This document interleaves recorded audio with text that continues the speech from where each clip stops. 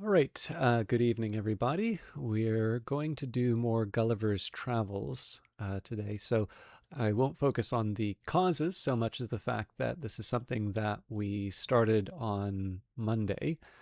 And it seems like, at least from the voyage to Lilliput, it seems like we can do one of these an evening. Now, books are under no obligation to have the same length for each part. But I mean, Gulliver's Travels isn't that long of a work. It's long, like it's book length. I did mention.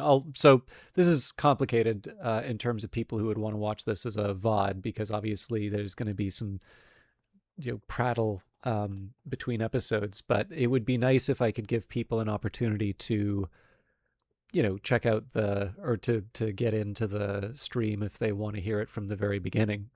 So I figure I can do a little bit of preamble. But yeah, so I mean, I would hope that we can do each of the voyages sort of one a night. I think it would be unlikely for me to do more than one voyage in the evening. And if there's a particularly long one, which I don't feel there is, uh, we can split it.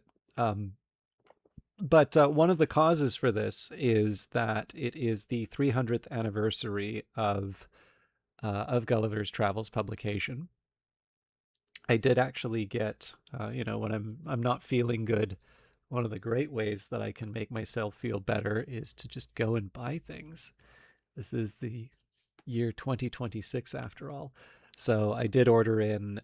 Cambridge has put out an anniversary edition. I think the notes and footnotes are actually from their previous sort of scholarly edition that they had for it. But to be honest, I've never read that one. I've got an old modern library collected works of Jonathan's, or I guess it would have to be selected works because it definitely, if I recall correctly, it only has fragments from the Drapier's letters, sorry. Um, so, but in any case, it's I quite like. So for a while, maybe I'll maybe one of the nice ways that I can start this off from the beginning without um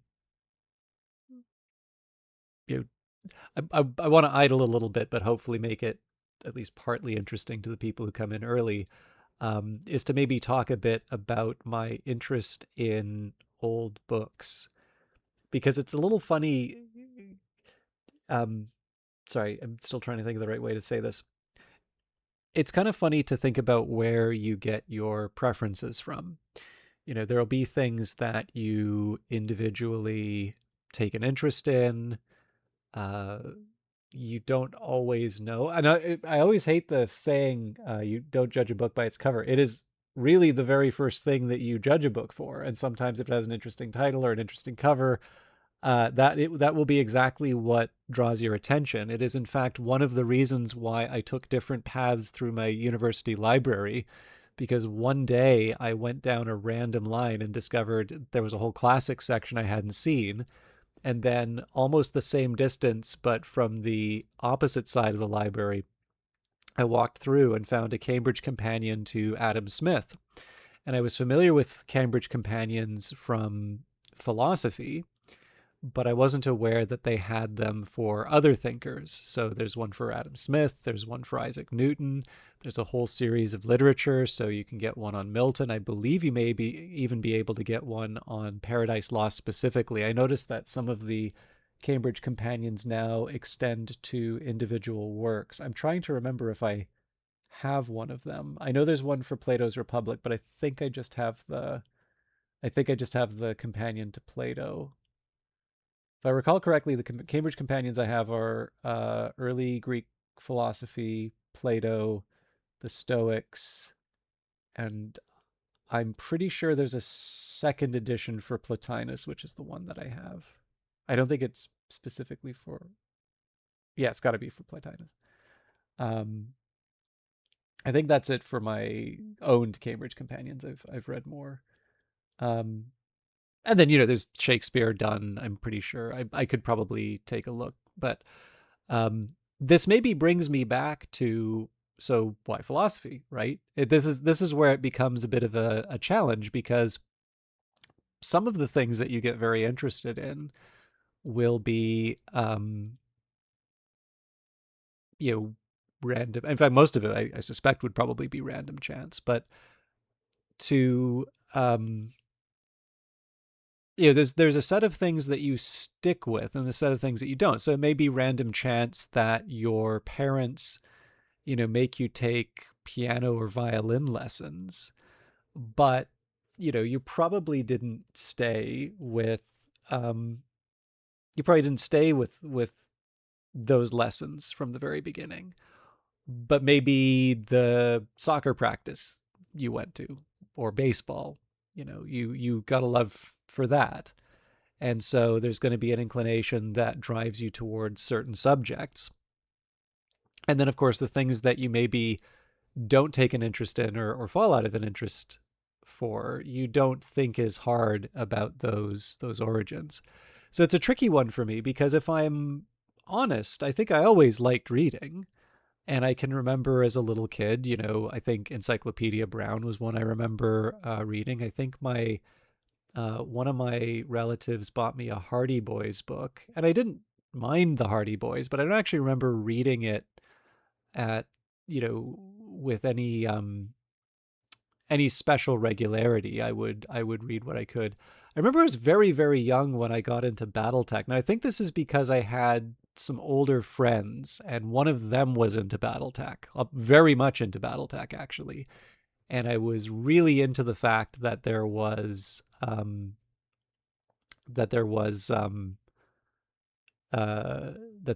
uh like um there were like books to read, right? Because like the idea of playing a tabletop game, like I thought the little miniatures that they had were very cool, but I didn't necessarily have my own. And I then there's the question of finding somebody to play with. So the idea that there were miniatures. And in fact, come to think of it, I think one of the cartoon channels that we had did like reruns of the BattleTech show. I didn't immediately realize it was BattleTech. Until I'm like, wow, this seems a lot like BattleTech. And then they start using some of the clan terms. I'm like, wait a minute, this probably is BattleTech, which I thought was really cool. Um, and then there's some other things. So, the Chronicles of Narnia. I think a lot of people are familiar with that. I do have better memories of some of the things that I sought out in school. So I remember reading The Dark Tower. And yeah, actually, this is the funny thing too. Like I remember thinking at the time with The Dark Tower, just seeing like the C word. Sorry, I actually still feel kind of uncomfortable saying it, even though I am half Australian, and I know that that is a much milder word um, than it is in North America. but um, but yeah, I remember seeing it. And I'm like, wow, this is definitely. I mean, like subject matter wise too. But I remember seeing that. I'm like, yeah, this is definitely not.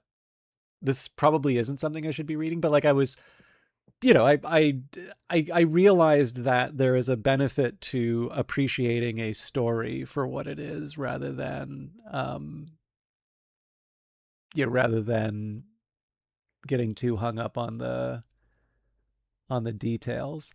One of the most influential, in my view at least, for my reading interest was definitely The Hitchhiker's Guide to the Galaxy. And I think that was because that was a book that I really loved reading. And there's a lot of books that I really loved reading. Um, but I think it was because it was not just, you know, it wasn't just a book that I loved reading, but it was specifically one that I went out and read for myself. Like nobody recommended it to me.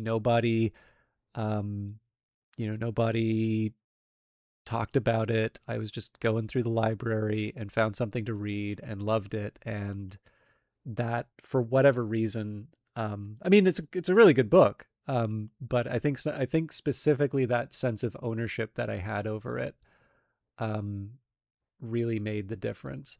And, it's funny because I think around the same time, that was the first time I read Dune as well. And I like Dune, but I don't quite feel the same feelings I do about Dune as I do The Hitchhiker's Guide to the Galaxy, and maybe that's because of a humor thing, but I don't think it's just that. I think it's a little bit like how the first Dark Souls game you play is the one that's your favorite, like, or the one you think's the best.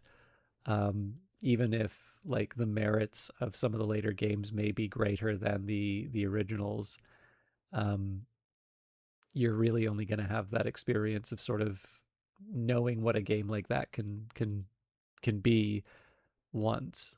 So, um, but yeah, I'm actually trying to remember my first exposure to Gulliver's Travels, and I wouldn't be surprised if I had a children's version of it told me. I remember my first encounter was with Sir Gawain and the Green Knight was was a like a retelling of it, not the original. And I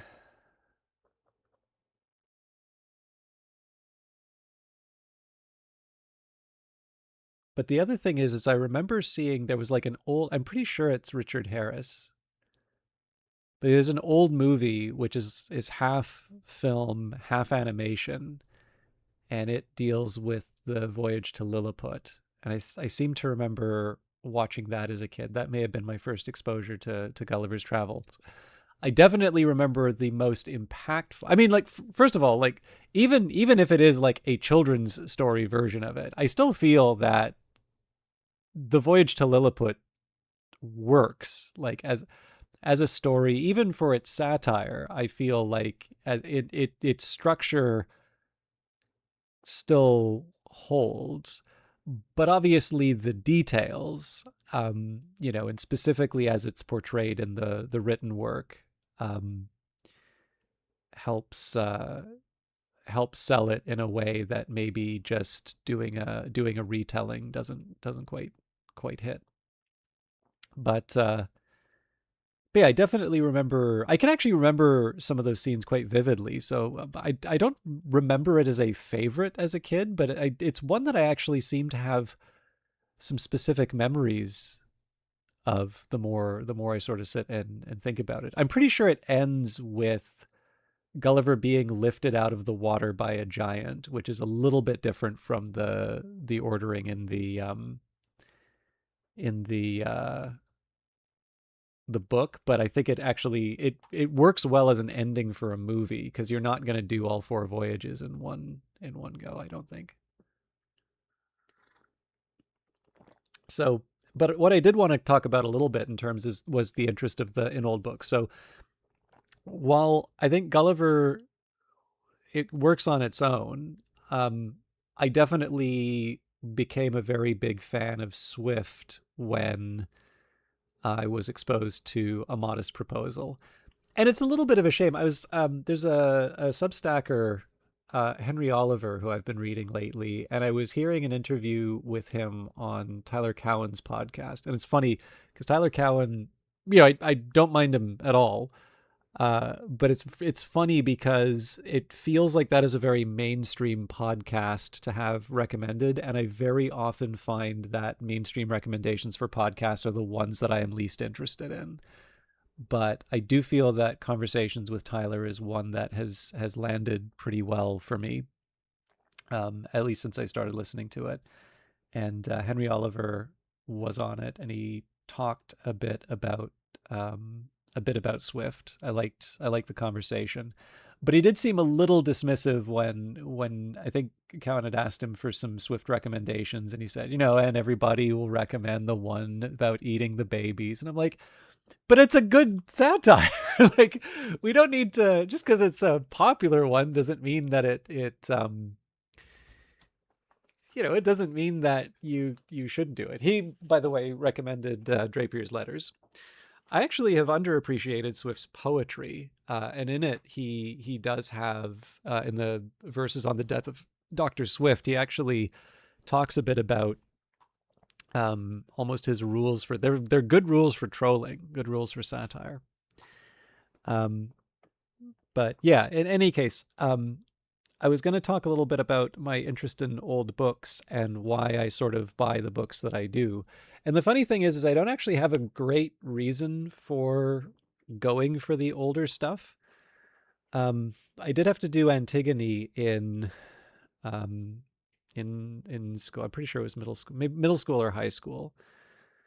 Um, but I can't think of having like a particular interest in myth beyond the sort of usual interest in myth that any sort of like young boy is going to have, and young girl. It turns out some of my best conversations with, these are actually friends that I still keep in touch with, but I know we talked a lot about mythology, and this is like this definitely signaled me out as a weirdo, but probably the right kind of weirdo with these friends. But I remember like lending The Hero with a Thousand Faces.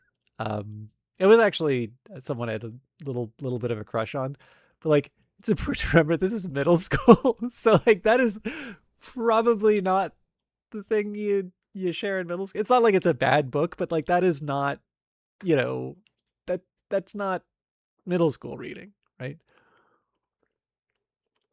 But I don't know. I shared a book I was interested in.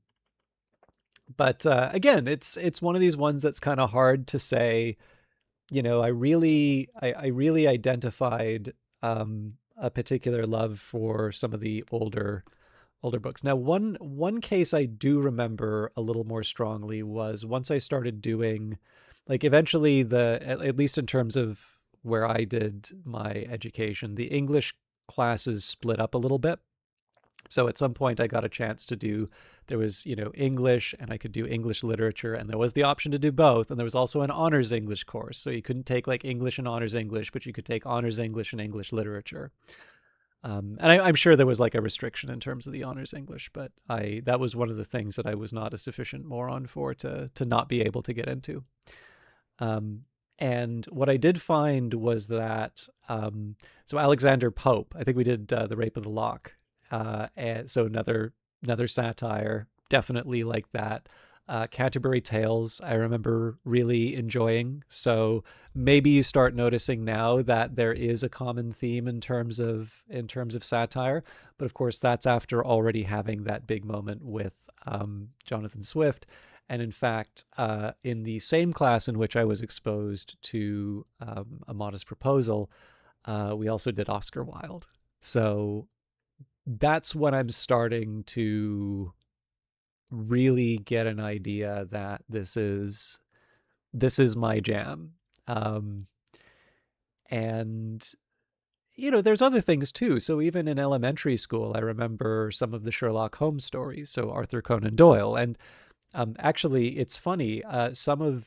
I believe some of Eisenhower's interests in military history came from Arthur Conan Doyle, not the Sherlock Holmes stories, but he has actually several other series that are well regarded, but somewhat eclipsed by his very famous detective.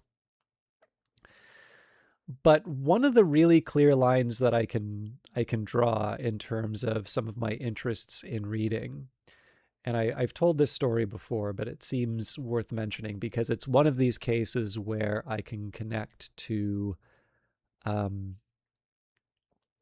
where I can connect to a specific train of thought that I followed for a while. When I had recently moved, well, not sorry, I've not recently, but shortly after I moved to Vancouver, I had lots of commuting on buses and monorail. So to me, in the town that I grew up in, something being a bus ride away was, you know, that was a good distance because I lived in a place with very poor bus service. And so I would either have to do a lot of walking, hope, a parent was able to take me down, or get a ride from a friend. Of course, a friend's not, they may be a friend, but it's a bit of an imposition to ask them to go so far out of the, out of the way. Um, so in Vancouver, it's like, oh, it's just a SkyTrain and bus away. Well, literally everything in Vancouver is a SkyTrain and bus away. Being a SkyTrain and bus away could mean that you are an extremely far distance from where you want to be, which was my case. Lesson learned. Um, but again, music player broke. wasn't in a position to get another one. I had like no money, and um I in sheer desperation went to the library to get something for the commute. I think there are two competing impulses here. One is laziness. So the philosophy section was on the first sort of main library part with like proper shelves. There were books on like the main floor, but definitely it was much more like you didn't necessarily want to touch those books because they were like display ones and they had like short periods because they were like really popular books. But it's like first take the escalator up, first section to my right, which is just going to be a natural place for me to go because the other escalator was on the left. It's a philosophy section. It was always something that I kind of wanted to learn in a. I wanted to like really put some effort into to properly learning it because I think I tried to read Republic and I didn't read it all the way through in high school, but I remember really liking The Prince, and so um, I thought I'd give it another go. And another driver behind that was I had played Sid Meier's Alpha Centauri, one of the early but not the first Firaxis games. And for those of you that have not played that wonderful game, one of the ways that they sort of overcame the problem of there being history that you can draw from for civilization, but a game about the future does not have, history to draw from. They took a lot of philosophy as sort of sources for quotes, and they chose very quotable ones. So lots of Nietzsche. There's Kierkegaard. I remember very specifically a very meaningful quote from The Sickness Unto Death, which genuinely inspired me to read that work. Nicomachean Ethics, definitely some Plato.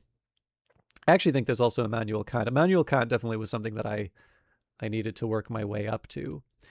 But I was lucky to pick some of the more readable philosophers, and I suspect that was very much driven by the Alpha Centauri quotes. And so it wasn't too long until I read Bertrand Russell's History of Western Philosophy, and then I'm sort of off to the races. And then I'm maybe not fully chronologically, but I am starting to take on maybe some of the the less this serves as very good entertainment reading, and I'm reading a Descartes or I mean eventually I did try something like Heidegger, but that's sort of after I already know that I'm captured in terms of the topic.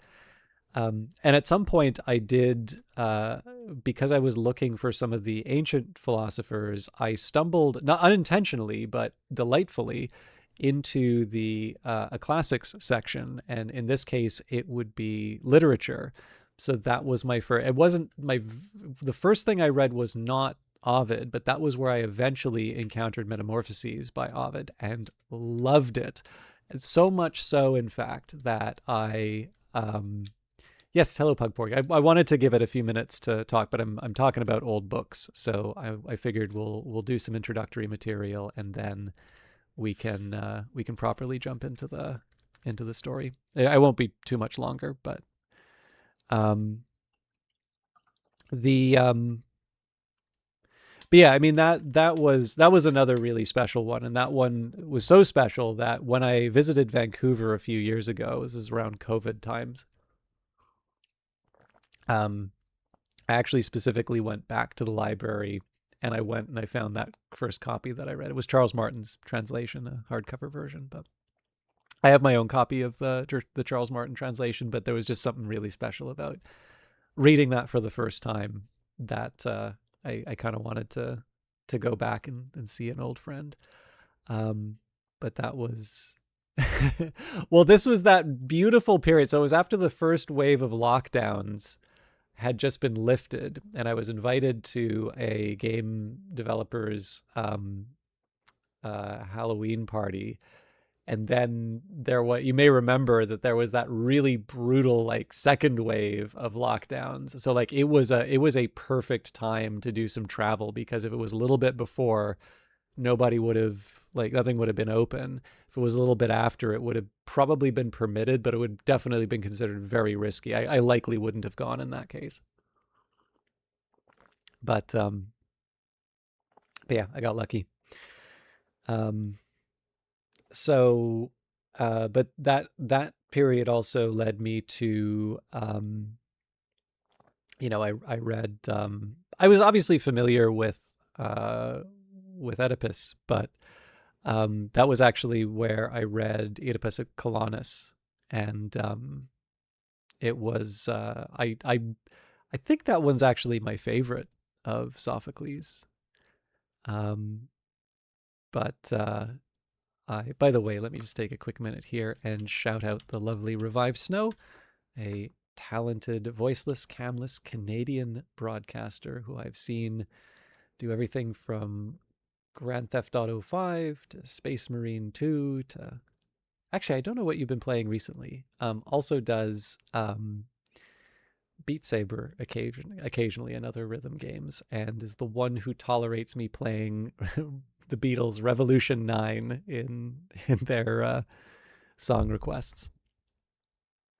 So, but in any case, so again, some of this is going to be random, right?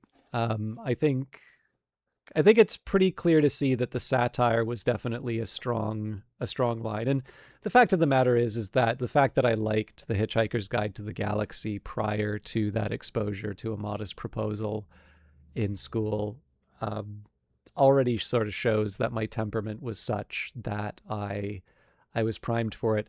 And if I'm honest too, I remember that like my dad would have like BBC radio versions of an old, it's probably like a late 70s or 80s. It definitely feels like a very Thatcher era kind of comedy called Yes Minister. And we had a lot of road trips to Vancouver, so he would very frequently be listening to things like that. And obviously that's satirical. So I'm maybe not going to appreciate fully the context of of British, old British political satire, but I got enough, right? So actually, you'd also listen to a lot of Rumpole of the Bailey, so I think that probably accounts for whatever vocabulary I have. Um, so like the fact that I already loved Hitchhiker's Guide was probably an indication that I was primed for satire, and even then, probably some of that Yes Minister had an influence on me that I should I should probably acknowledge. But I didn't need to play Sid Meier's Alpha Centauri. There were newer Civilization games available to play when I played it, but I played that one, and the quotes made an impression, and so much so that sure, the philosophy section was the convenient one, but I probably would have checked it out on my own anyway, right? Maybe I would be more knowledgeable about history if history was on the sixth, or the second floor instead of the sixth. But I will say that one of the other big secrets was that I did eventually have like a computer that could play games, and I actually didn't read as much as I should have shortly after getting that. But even in like an in between time, and also while I was gaming a little bit more, I'm still cost conscious, and finding used bookstores and being able to get Penguin Classics and modern library versions of books. And in fact, even some of there were like these oh God, what do they call them? Sorry, I've got one on the shelf here. Let me just grab it.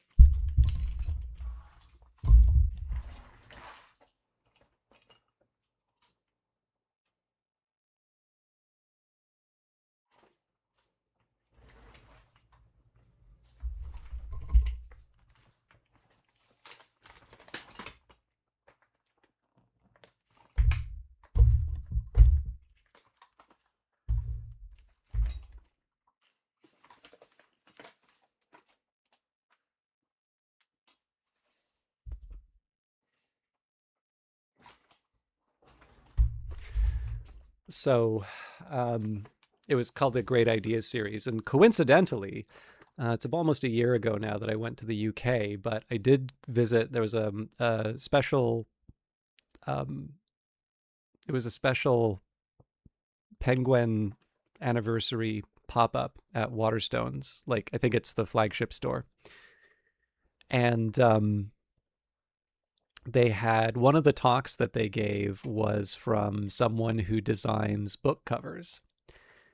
And by an utterly preposterous coincidence, it turns out that he was responsible for the cover design of the Great Ideas series, which definitely contributed to the type of reading that I was doing.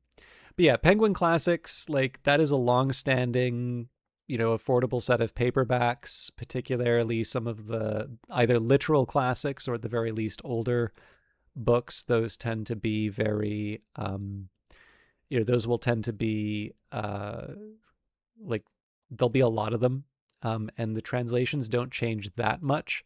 So like Richmond Lattimore is one translator of the Iliad, but they also have the Robert Fagles one, which is my personal preference.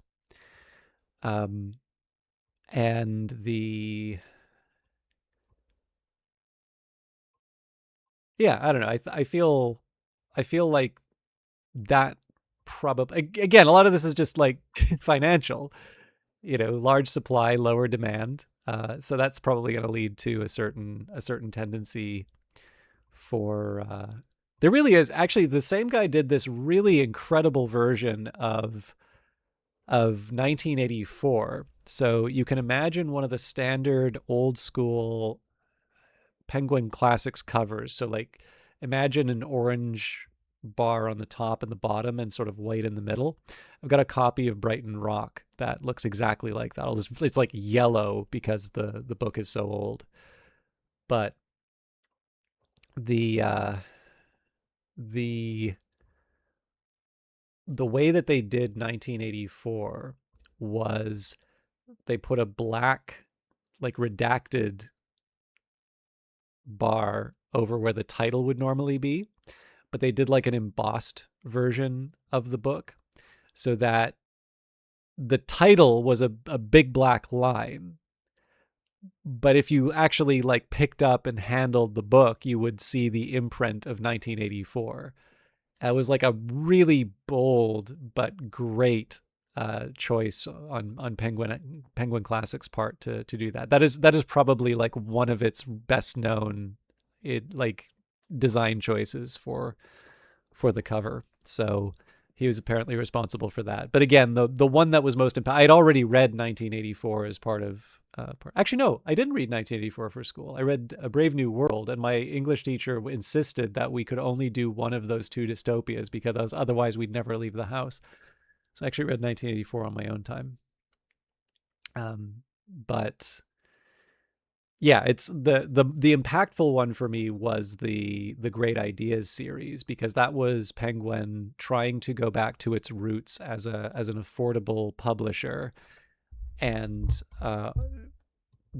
the effort there was to try and make these attractive books, small attractive books, but like deal with the fact that these are books that technically people have been able to read for their entire lifetime. So like what reason do they have to pick up this cheap old thing now? So there was I don't think I ever bought it, but there was one for the Myth of Sisyphus. I'm pretty sure I've got one of Hume's on suicide. I can't find I know there was one with Cicero, and I'm actually missing it. Actually, come to think of it, I think both my Cicero books are missing. So apparently Cicero is very hard for me to keep my hands on. I won't look for it now. Um, there was some like Nietzsche ones, but I already have like Nietzsche's collected work. Actually, I don't have the Will to Power, but I have like his collected works through other books. So I didn't feel the need to pick that one up. Um, where was I going with this? Yeah, so Myth of Sisyphus was one. There's it's definitely Hume Pretty sure it was Hume on Suicide. Um, my copy of Thomas Brown's Urn Burial was was one of them. Sorry, I'm just trying to like find them on the shelf right now. They're really small, so they get buried by the other ones. Um,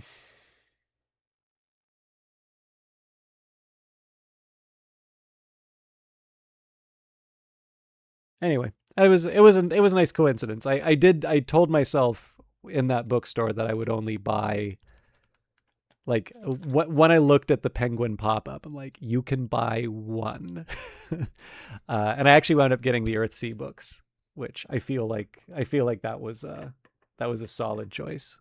Um, I don't know if I can answer my favorite book of all time, Pug Porg. Like even if it's something like movies, so like I could tell you my favorite director is Stanley Kubrick, but I couldn't tell you a favorite Stanley Kubrick film that would be would be one that I hold to for, more than a few months. And it's funny too because I could say like, I love Barry Lyndon, but my favorite movie, could be Network, it could be Winterlight, right? And like that one of those is Sidney Lumet, the other is Ingmar Bergman. Um, like the favorite of all time may not necessarily be the favorite author. Um, I mean, it could be cute and say, well, obviously the Bible. um, I mean, obviously, the Hitchhiker's Guide to the Galaxy is one that has sort of stayed with me, and it's one that I've, it's been kind of this constant companion. But I'm not sure that's it. Metamorphosis is definitely high up there. That is one that's getting close. But then once I start doing that, even if I just start thinking of epic poems, I'm like, yeah, but Paradise Lost, like really, I can't. I'm gonna rate, Metamorphoses over Paradise Lost. And I'm like, I don't know, Paradise Lost is really good. Maybe I should put that one. um, I mean, I am kind of looking at the library. The problem here is that I don't have like all the stuff on my shelves beside me are nonfiction.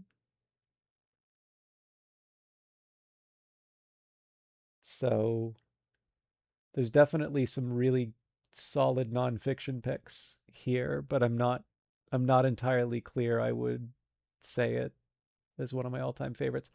Another one actually, so I am also I feel like the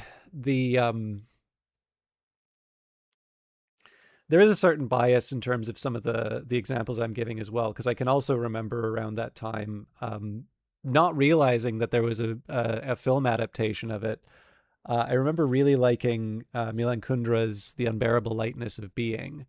And I actually did not pick it up appreciating that it had references to philosophy inside of it. I genuinely cannot remember why I picked it up other than I thought it had like an interesting title. But I remember really, really liking that book. And that's not necessarily one that you would draw from, from the topics I'm discussing here, other than of course knowing that I'm, into philosophy and would be familiar with, eternal recurrence and things like that. Um, I mean, some other books that I think are very memorable, like in terms of an author that I like and I've come back to a few times. Like I like Neil Stephenson stuff, so I remember really liking Snow Crash. I think probably I was much more impressed by Cryptonomicon, and then I really like the Baroque cycle as well. But I almost stopped reading during the confusion, and it was the fact that it ended in such a like with such a display of pyrotechnics and it had such an interesting setup for the system of the world that I definitely I pushed into it. I also feel really bad. My apologies to anybody watching on a VOD because I realize this has become a much longer conversation than I intended to be for a warm up. But yeah, I still quite like Cryptonomicon. But the thing is, I wouldn't necessarily like list that as like all time. Like I think he's very, very good. I like his stuff, but I'm not entirely sure I would like put it beside some of those ones that are are big and impactful for me. I definitely appreciate it as something that taught me more in terms of what I could do. And I mean, like Catch 22 would be another big one. Slaughterhouse 5. Um, there's a lot of, even like if I think of more contemporary works, there's some really solid stuff, and it's hard for me to think of, the one that I would hold up um, as the one. Um, it is also kind of fun too. I mean, the other thing is that I'm not even considering the ones that have sentimental value. So in addition to it being a good book, I have a particular fondness for The Noise of Time by Julian Barnes. And that's because that's a gift with a very nice inscription in it. And you know, that book means something to me from who gave it to me as much as, um, as its merits. So, there are those, there's those considerations as well. And, I don't know, like it's hard for me to say that isn't as important. I mean, for the same reason that I went to the philosophy shelf instead of history or fiction, or, like, we can try and pretend that these things, exist as Plato's forms, like perfect and, and detached from the material plane. But no, of course, the circumstances under which you experience things will have an influence on it. So I do think that there's some value. Also, just for those of you that haven't read it, Julian Barnes' The Noise of Time, go read it. It's worth it. It's not that long. Um,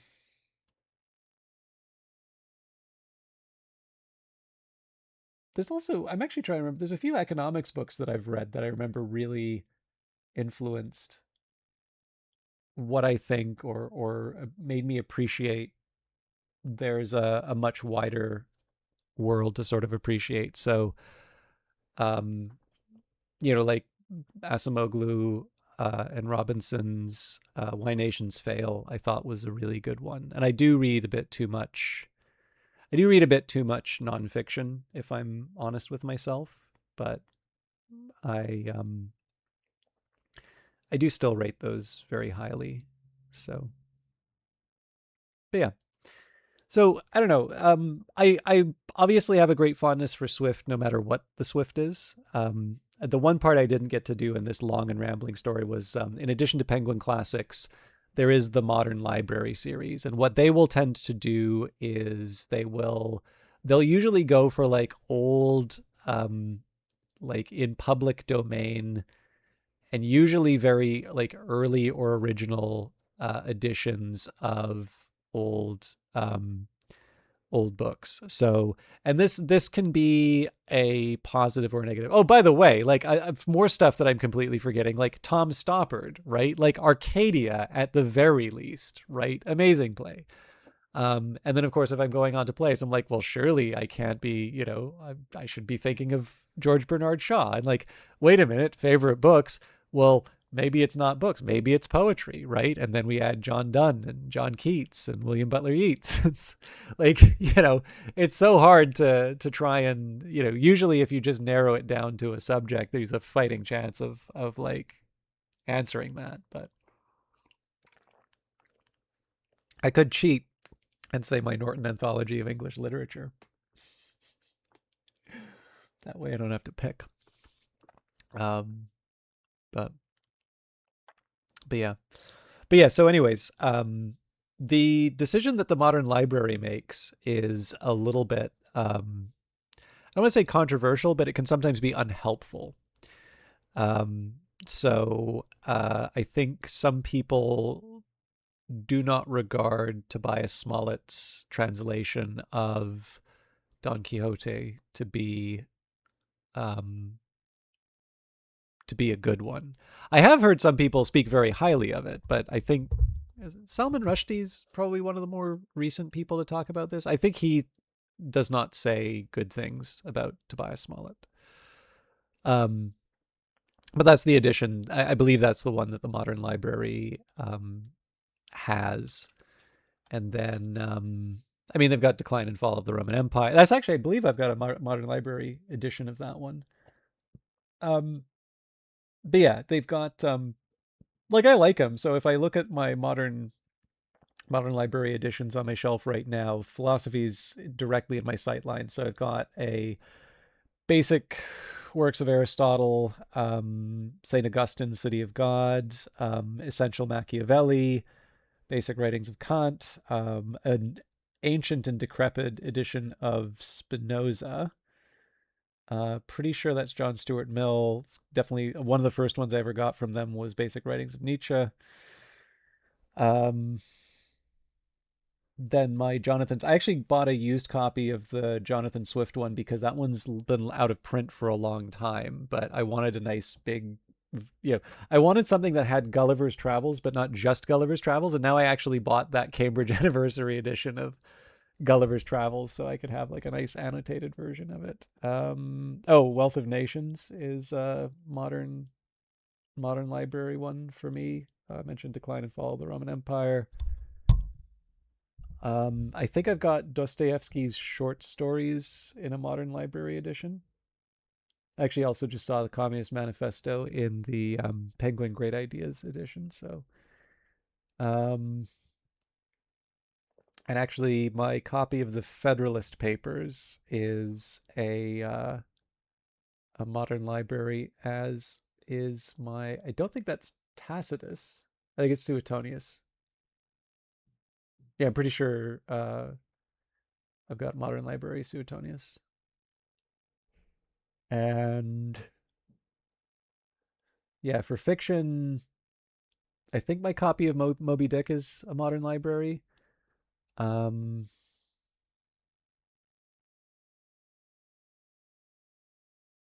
this is funny. I've definitely got more than.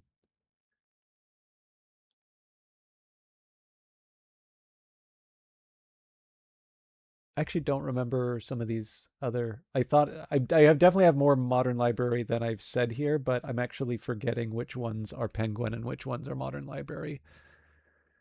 My John Donne is definitely modern library, although I'm sure I've got duplicates in my Norton as well. Anyways, just before I go, so I've got a complete wall of bookshelves. That is all my like nonfiction. My fiction are actually several person-sized stacks in my bedroom.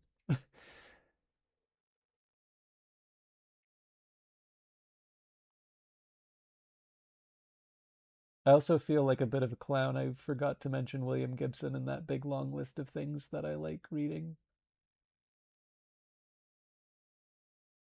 Anyway, I will take a minute and let me see if I can get Modern Library 100 Best Novels.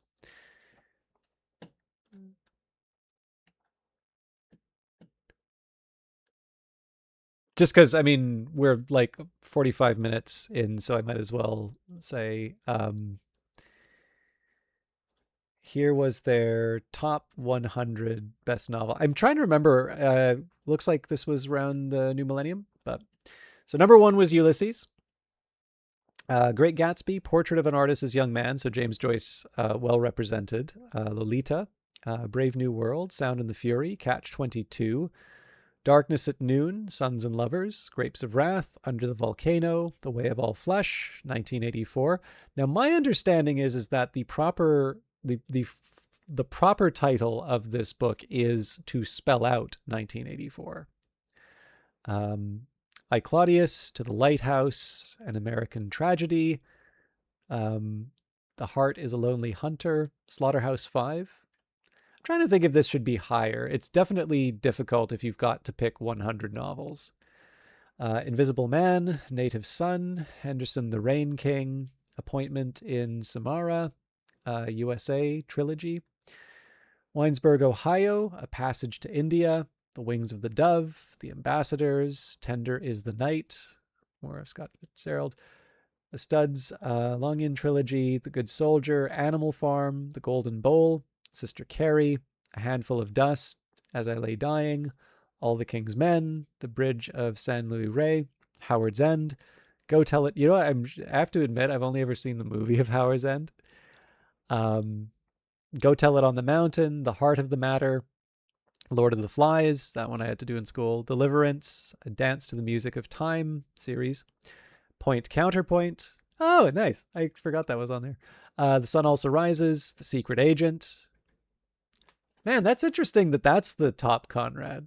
I had to do Heart of Darkness. I still really like Heart of Darkness. Nostromo, The Rainbow, Women in Love, Tropic of Cancer, The Naked and the Dead, Portnoy's Complaint, Pale Fire, Light in August, On the Road, The Maltese Falcon, Parade's End, The Age of Innocence, Zuleika Dobson, The Moviegoer, Death Comes for the Archbishop, From Here to Eternity, The Wapshot Chronicle, The Catcher in the Rye. I met someone who, like, their all-time favorite, they have an easy answer. I believe they actually did an English degree. But their easy answer is the greatest book of all time is The Catcher in the Rye. Clockwork Orange. I actually remember reading that. I was inspired by the movie, but I did read A Clockwork Orange as a result of the movie. Of Human Bondage, Heart of Darkness. There it is. Main Street, The House of Mirth, The Alexandria Quartet, A High Wind in Jamaica, A House for Mr. Biwa, is it? The Day of the Locust, A Farewell to Arms, Scoop, The Prime of Miss Jean Brodie, Finnegan's Wake, Kim, A Room with a View, Brideshead Revisited, The Adventures of Augie March, Angle of Repose, A Bend in the River, The Death of the Heart, Lord Jim, Ragtime, The Old Wives' Tale, The Call of the Wind, Loving, Midnight's Children, Tobacco Road, Ironweed, The Magus, I'm so bad at pronouncing this, Sargasso Sea, Under the Net, Sophie's Choice, The Sheltering Sky, The Postman Always Rings Twice, The Ginger Man, and The Magnificent Ambersons. They also recommend, while we're at it, 100 Best Nonfiction, Education of Henry Adams, The Varieties of Religious Experience, Up from Slavery, A Room of One's Own, Silent Spring, T.S. Eliot Selected Essays, The Double Helix, Speak Memory, The American Language, The General Theory of Employment, Interest, and Money. Yay, Economist made the top 10. The Lives of a Cell, The Frontier in American History, Black Boy, Aspects of the Novel, The Civil War, The Guns of August, The Proper Study of Mankind, The Nature and Destiny of Man, Notes of a Native Son, The Autobiography of Alice B. Toklas, The Elements of Style, An American Dilemma, Principia Mathematica. I really want to see who's going to try and go through the 100 Best Nonfiction. There's a wonderful bit of sarcasm in Principia Mathematica, by the way, but I will spare you the comment. The Mismeasure of Man, The Mirror and the Lamp, The Art of the Soluble, The Ants, A Theory of Justice, Art and Illusion, The Making of the English Working Class, The Souls of Black Folk, Principia Ethica, The Philosophy and Civilization, On Growth and Form, Ideas and Opinions, Albert Einstein, The Age of Jackson, The Making of the Atomic Bomb, Black Lamb and Grey Falcon, Autobiographies by Yeats, Science and Civilization in China, Goodbye to All That, Homage to Catalonia. I had a fun exchange with someone on a quote from this, but I'll save it for a future conversation. Autobiography of Mark Twain, obviously by George Orwell. Children of Christ, not by George Orwell, for those of you who aren't paying attention to the screen. Study of History. I have actually just got this recently at one of the used bookstores. Affluent Society, another economist. Present at Creation, Dean Acheson's book. The Great Bridge, Patriotic Gore, Samuel Johnson. Autobiography of Malcolm X. We actually had to do this in school. The Right Stuff, Eminent Victorians. Actually, I worked for a guy who worked on the film adaptation of this. Eminent Victorians, Working, Darkness Visible, The Liberal Imagination, The Second World War, Out of Africa, Jefferson and His Time, In the American Grain, Cadillac Desert, The House of Morgan, The Sweet Science, The Open Society and Its Enemies, The Art of Memory, Religion and the Rise of Capitalism, A Preface to Morals, The Gate of Heavenly Peace, The Structure of Scientific Revolutions, The Strange Career of Jim Crow, The Rise of the West, The Gnostic Gospels by Elaine Pagels, James Joyce, Florence Nightingale, The Great War and Modern Memory. The City in History, Battle Cry of Freedom, Why We Can't Wait, The Rise of Theodore Roosevelt, Studies in Iconography, The Face of Battle, The Strange Death of Liberal England, Vermeer, A Bright Shining Lie, West with the Night, This Boy's Life, Mathematician's Apology, Six Easy Pieces, Pilgrim at Tinker Creek, Golden Bough, Shadow and Act, The Power Broker, The American Political Tradition, The Contours of American History, The Promise of American Life, In Cold Blood, The Journalist and the Murderer, A Taming of Chance, Operating Instructions, Melbourne. Talking points. Oh, here we go. Let's maybe see what people have to say. Which books would you omit and which would you add to our list? What is your top 10 or top 100? Definitely couldn't give a top 10 or top 100, but I would say that I do think it is a shame that they couldn't find space for Swift in the top 100. I think Gulliver's Travels would be the one you would add to it. Like I quite like A Tale of a Tub, but I feel like Gulliver's Travels, it is hard for me not to see that. I mean, I'm doing it on the stream, so I'm biased, but I don't feel that would be a controversial choice. In fact, I will go so far as saying that you can knock off Finnegan's Wake and put Gulliver's Travels there if you need to make room, frankly. And apologies to Joyce. Happy belated Bloomsday, by the way. I hope you all know what that's celebrating, by the way. But I wonder about the omission of The Road to Wigan Pier from the 100 nonfiction, but I guess it's hard to it's definitely hard to omit the Homage to Catalonia. So that one, you don't have to put everything that George Orwell wrote on the list, let's say. But there were I feel like some of Roosevelt's stuff might merit it. I know people seem to like Rough Riders. I personally like the Naval War of 1812. I think would be a good one. And Francis Parkman's work on the 7 Years' War, I feel like would be a good candidate for that. And then maybe like the best nonfiction, like that one's a hard one, right? So like, do you include Thucydides in it, right? I don't know actually what the I don't know what and like I'm not trying to like hold up Thucydides as like the one. I think you can make an argument for Gibbon. But like I don't know if there's like a specific cutoff or limit to that. So I don't want to get too far down. I thought the Gombrich choice was interesting because I've read his Little History of the World, and I've also read The Story of Art. Phaidon has a nice edition of that. It taught me a lot, actually. Any list of best novels is open to debate. What do you think should be the criteria for judging the best novels of the century? What makes a book one of the best? Man, that is such a hard one to say. I know it when I see it, is the answer. You're all welcome to answer these, by the way. A majority of the writers on this list are Americans. In what way does this reflect a 20th century literary balance of power? How does the racial composition of this list reflect these issues? I mean, I don't have a lot to say on the racial composition other than that may be a reflection of how many Americans are on that list. It does make me wonder. I mean, the United States is a very strong cultural exporter. I think, the United Kingdom and former colonies certainly have a great strength with the English language. So I'm not entirely sure it's a story of capability, and I don't think it's.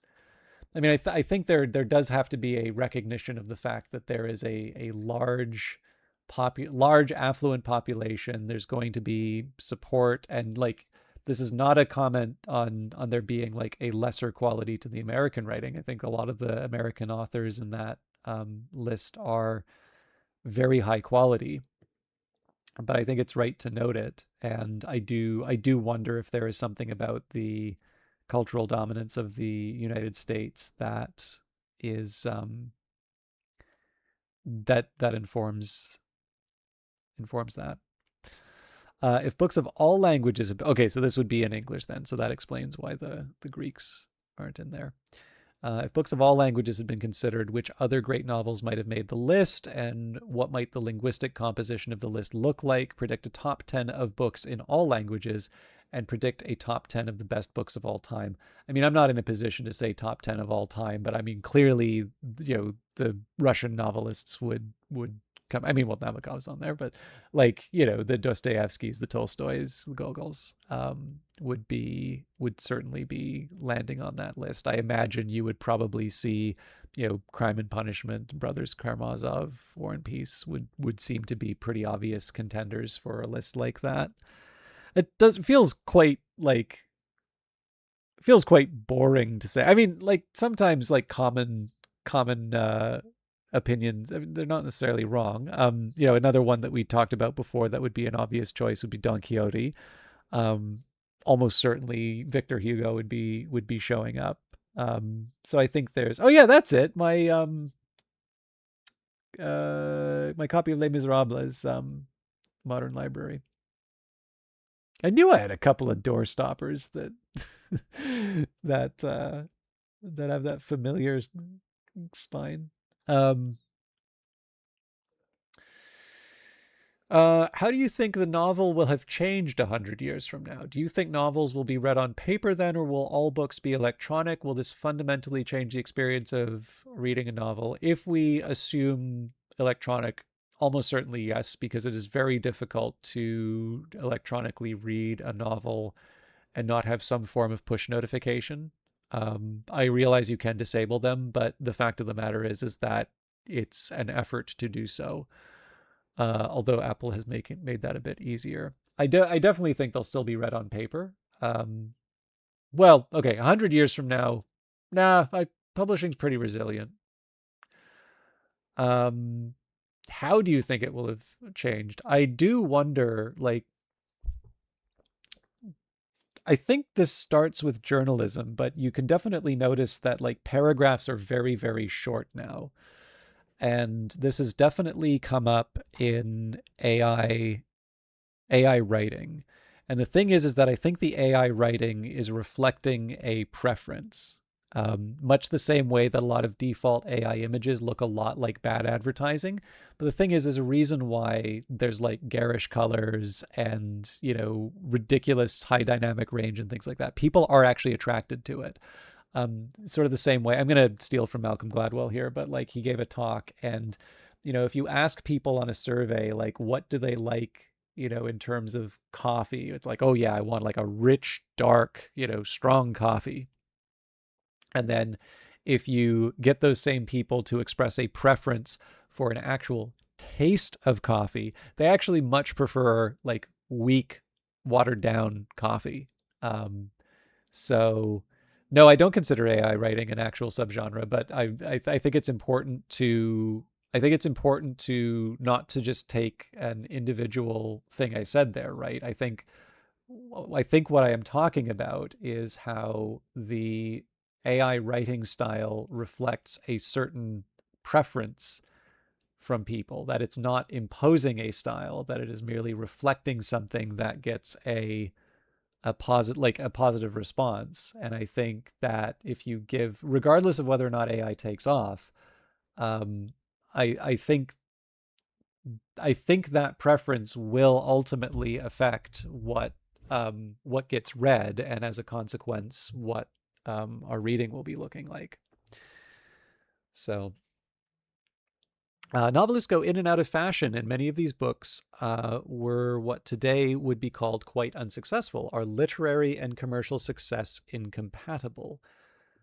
Uh, no, I think we have enough examples of people who find financial or commercial success and literary success.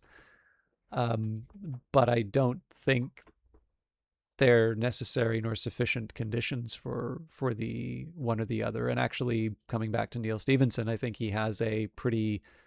Actually, you know what?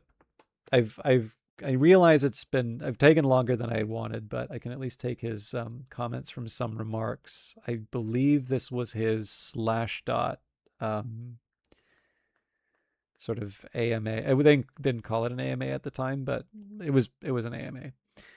Let me just see here.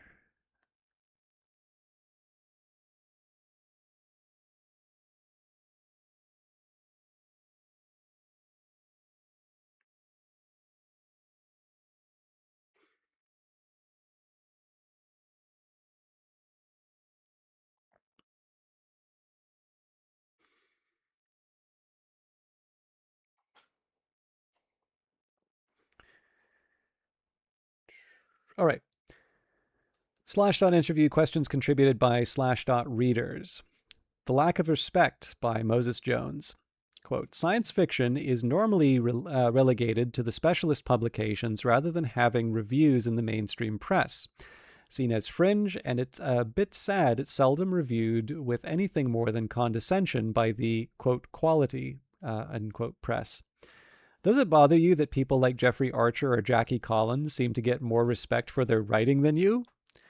Neil Stephenson's reply, ouch, removes mirror shades, wipes tears, blows nose, composes self. Let me just come at this one from sort of a big picture point of view, the sound of a million Slashdot readers hitting the back button. First of all, I don't think that the condescending quality press look too kindly on Jackie Collins and Jeffrey Archer, so I disagree with the premise of the last sentence of this question, and I'm not going to address it. Instead, I'm going to answer what I think Moses Jones is really getting at, which is why SF and other genre and popular writers don't seem to get a lot of respect from the literary world. To set up a brief anecdote, a while back I went to a writers' conference. I was making chit-chat with another writer, a critically acclaimed literary novelist who taught at a university. She had never heard of me. After we'd exchanged a bit of small talk, she asked me, "And where do you teach?" I was taken aback. "I don't teach anywhere," I said. Her turn to be taken aback. "Then what do you do?" "I'm a writer," I said, which admittedly was a stupid thing to say since she already knew that. "Yes, but what do you do?" I couldn't think of how to answer the question. I'd already answered it. "You can't make a living out of being a writer, so what do you do for money?" she tried. "From being a writer," I stammered. At this point, she finally got it, and her whole affect changed. She wasn't snobbish about it, but it was obvious that, in her mind, the sort of writer that actually made a living from it was an entirely different creature from the sort she generally associated with. And once I got over the excruciating awkwardness of this conversation, I began to think that she was right in thinking so. One way to classify artists is to whom they are accountable. The great artists of the Italian Renaissance were accountable to wealthy entities who became their patrons or gave them commissions. In many cases, there was no other way to arrange it. There was only one Sistine Chapel. Not just anyone could walk in and start daubing paint on the ceiling. Although certain churches in Spain might be a bit different. Someone had to be the gatekeeper, to hire an artist and give him a set of more or less restrictive limits within which he was allowed to be creative. So the artist was, in the end, accountable to the church. The church's goal was to build a magnificent structure that would stand there forever and provide inspiration to the Christians who walked into it, and they had to make sure that Michelangelo would carry out his work accordingly. Similar arrangements were made by writers. After Dante was banished from Florence, he found a patron in the Prince of Verona, for example. And if you look at many old books of the Baroque period, you will find opening pages filled with florid expressions of gratitude from the authors to the patrons. It's the same as in the modern book when it says, "This work is supported by a grant from the XYZ Foundation." Nowadays, we have different ways of supporting artists. Some painters, for example, make a living off of selling their work to wealthy collectors.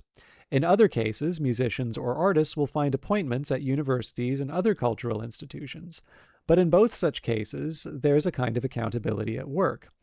A wealthy art collector who pays a lot of money for a painting does not like to see his money evaporate. He wants to feel some confidence that if he or an heir decides to sell the painting later, they'll be able to get an amount of money that is at least in the same ballpark. But that price is going to be set by the market. It depends on the perceived value of the painting in the art world. And that in turn is a function of how the artist is esteemed by critics and other collectors. So art criticism does two things at once. It's culture, but it's also economics. There is also a kind of accountability in the case of, say, a composer who has a faculty job at a university. The trustees of the university have got a fiduciary responsibility not to throw away money. It's not the same thing as hiring a laborer in a factory whose output can be easily reduced to dollars and cents. Rather, the trustees have to justify the composer's salary by pointing to intangibles.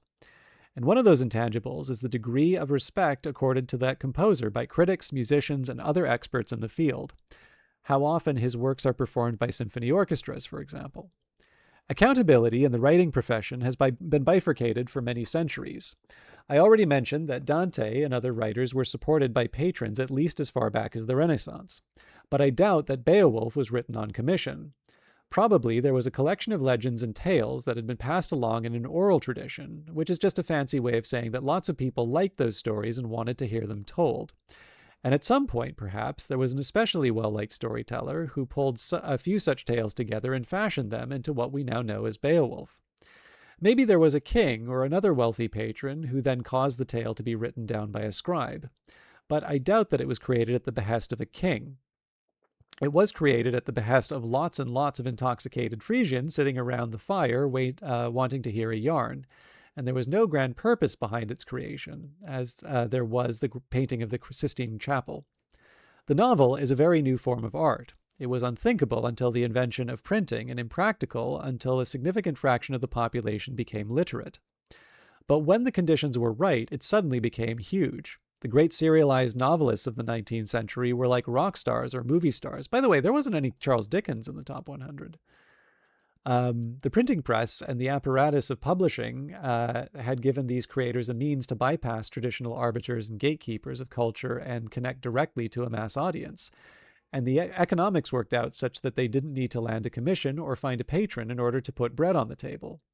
The creators of those novels were therefore able to have a connection with the mass audience and a livelihood fundamentally different from other types of artists. Nowadays, rock stars and movie stars are making all the money, but the publishing industry still works for some lucky novelists who find a way to establish a connection with a readership sufficiently large to put bread on their tables. It's conventional to refer to these as commercial novelists, but I hate that term, so I'm going to call them Beowulf writers. But this is not true for a great many other writers who are every bit as talented and worthy of finding readers. And so, in addition, we have got an alternate system that makes it possible for those writers to pursue their careers and make their voices heard. Just as Renaissance princes supported writers like Dante because they felt it was the right thing to do, there are many affluent persons in modern society who, by making donations to cultural institutions like universities, support all sorts of artists, including writers. Usually they are called literary as opposed to commercial, but I hate that term too, so I'm going to call them Dante writers. And this is what I mean when I speak of a bifurcated system. Like all tricks for dividing people into two groups, this is simplistic and needs to be taken with a grain of salt. But there is a cultural difference between these two types of writers, rooted in to whom they are accountable, and it explains what Moses Jones is complaining about.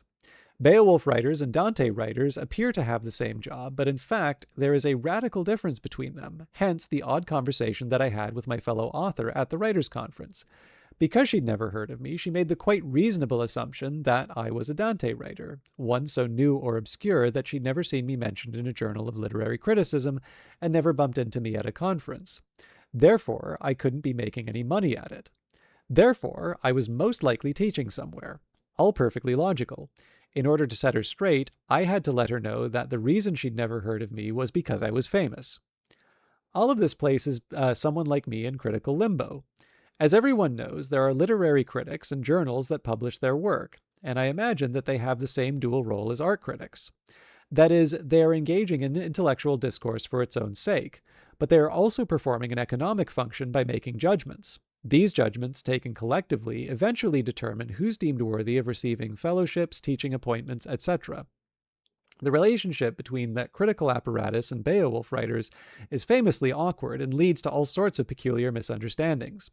Occasionally, I'll take a hit from a critic for being somehow arrogant or egomaniacal, which is difficult to understand from my point of view sitting here and just trying to write about whatever I find interesting.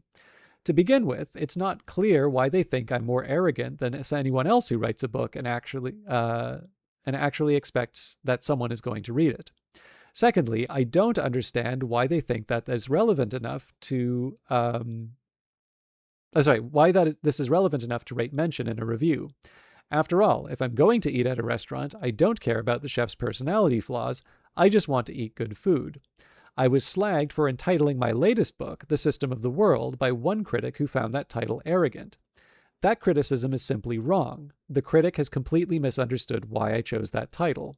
Why on earth would anyone think it was arrogant? Well, on the Dante side of that bifurcation, it's implicit that authority comes from the top down, and you need to get in the habit of deferring to people who are older and grander than you. In that world, apparently one must never select a grand-sounding title for one's book until one has reached Nobel Prize status. But on my side, if I'm trying to write a book about a bunch of historical figures who are consciously trying to understand and invent the system of the world, then this is an obvious choice for the title of the book. The same argument, I believe, explains why the accusation of having a big ego is considered relevant for inclusion in a book review. Considering the economic function of these reviews, explained above, it is worth pointing out which writers are not suited for participating in the somewhat hierarchical and political community of Dante writers. Egomaniacs would only cause trouble. Mind you, much of the authority and seniority in that world is benevolent, or at least well-intentioned. If you are trying to become a writer by taking expensive classes in that subject, you want your teacher to know more about it than you and behave like a teacher. And so you might hear advice along the lines of, and I don't think you're ready to tackle Y yet, you need to spend a few more years honing your skills with X and the like. All perfectly reasonable. But people on the Beowulf side may have never taken a rating class in their life. They just tend to lunge at whatever looks interesting to them, write whatever they please, and let the chips fall where they may. So we may seem not merely arrogant, but completely unhinged. It reminds me somewhat of the split between Christians and fairies depicted in Susanna Clarke's wonderful book Jonathan Strange and Mr. Norrell. The fairies do whatever they want and strike the Christians, humans, as ludicrously irresponsible and barely sane. They don't seem to deserve or appreciate their freedom. Later at the writers' conference, I introduced myself to someone who was responsible for organizing it, and she looked at me very keenly and said, "Ah, yes, you're the one who's going to bring out our males 18 to 32. And sure enough, when we got to the venue, there were males 18 to 32 looking quite out of place compared to the baseline lit festival crowd. They stood at long lines at microphones and asked me one question after another while ignoring the Dante writers sitting at the table with me. Some of the males, 18 to 32, were so out of place that they seemed to have warped in from the land of fairy and had the organizers wondering whether they should summon the police. But in the end, they were more or less responsible people who just wanted to talk about books and were as mystified by the literary people as the literary people were by them. In the same vein, I just got back from the National Book Festival on the Capitol Mall in D.C., where I crossed paths for a few minutes with Neil Gaiman. This was another event in which Beowulf writers and Dante writers were all mixed together. The organizers had queues set up in front of signing tables. Neil had mentioned on his blog that he was going to be there, and so hundreds, maybe thousands of his readers had showed up there as early as 5:30 a.m. to get stuff signed. The organizers had simply not anticipated this, and so, very much to their credit, they had to make all sorts of last-minute arrangements to accommodate the crowd. Neil spent many hours signing. As he said on his blog, the Washington Post later said he did this because he was a savvy businessman. Of course, Neil was actually doing it to be polite, but even simple politeness to one's fan can seem grasping and cynical when it's viewed from the other side. Because of such reactions, I know that certain people are going to read this screed as further evidence that I have a big head. But let me make at least a token effort to deflect this by stipulating that the system I am describing here is not fair, and it makes no sense, and that I don't deserve to have the freedom that is accorded a Beowulf writer when many talented and excellent writers, some of them good friends of mine, end up selling small numbers of books and having to cultivate grants, fellowships, faculty appointments, etc. Anyway, most Beowulf writing is ignored by the critical apparatus or lightly made fun of when it's noticed at all. Literary critics know perfectly well that nothing they say is likely to have much effect on sales. Let's face it, when Neil Gaiman publishes a new book, all of his readers are going to know about it through his site, and most of them are going to buy it, and none of them is likely to see a review in the New York Review of Books or care what that review says. So, what of Moses Jones' original question, which is entitled The Lack of Respect? My answer is that I don't pay that much notice to these things because I am aware at some level that I am on one side of the bifurcation and most literary critics are on the other, and we simply are not relevant to each other's lives and careers. What is most interesting to me is when people make efforts to root around the apparatus of literary criticism and publish their thoughts about books in a place where you wouldn't normally look for book reviews. For example, a year ago, there was a piece by Edward Rothstein in the New York Times about Quicksilver that appears to have been a sort of wildcat review. He just got interested in the book and decided to write about it, independent of the New York Times normal book reviewing apparatus. It is not the first time such a thing has happened with one of my books. It has happened many times in history that new systems will come along and, instead of obliterating the old, will surround and encapsulate them and work in symbiosis with them, but otherwise pretty much leave them alone. Think mitochondria. And sometimes I get the feeling that something similar is happening with these two literary worlds. The fact is, we are having a discussion like this one on a forum such as Slashdot is Exhibit A. And of course, I suspect nowadays the conversation would be more about Substack, but I think that view holds up. It's definitely one that sort of informed my tastes and recommendations. I sometimes know if I'm having a Beowulf or a Dante conversation. Okay, I'm going to finish these last questions. I'm going to take a quick minute to go to the bathroom and put my watch on charge, and then we will jump into Gulliver's Travels Part 2. I realize I'm starting very, very late here, but hopefully the digression wasn't too unwelcome. All right. Is it possible to compare books as different as Ulysses, The Great Gatsby, and A Brave New World?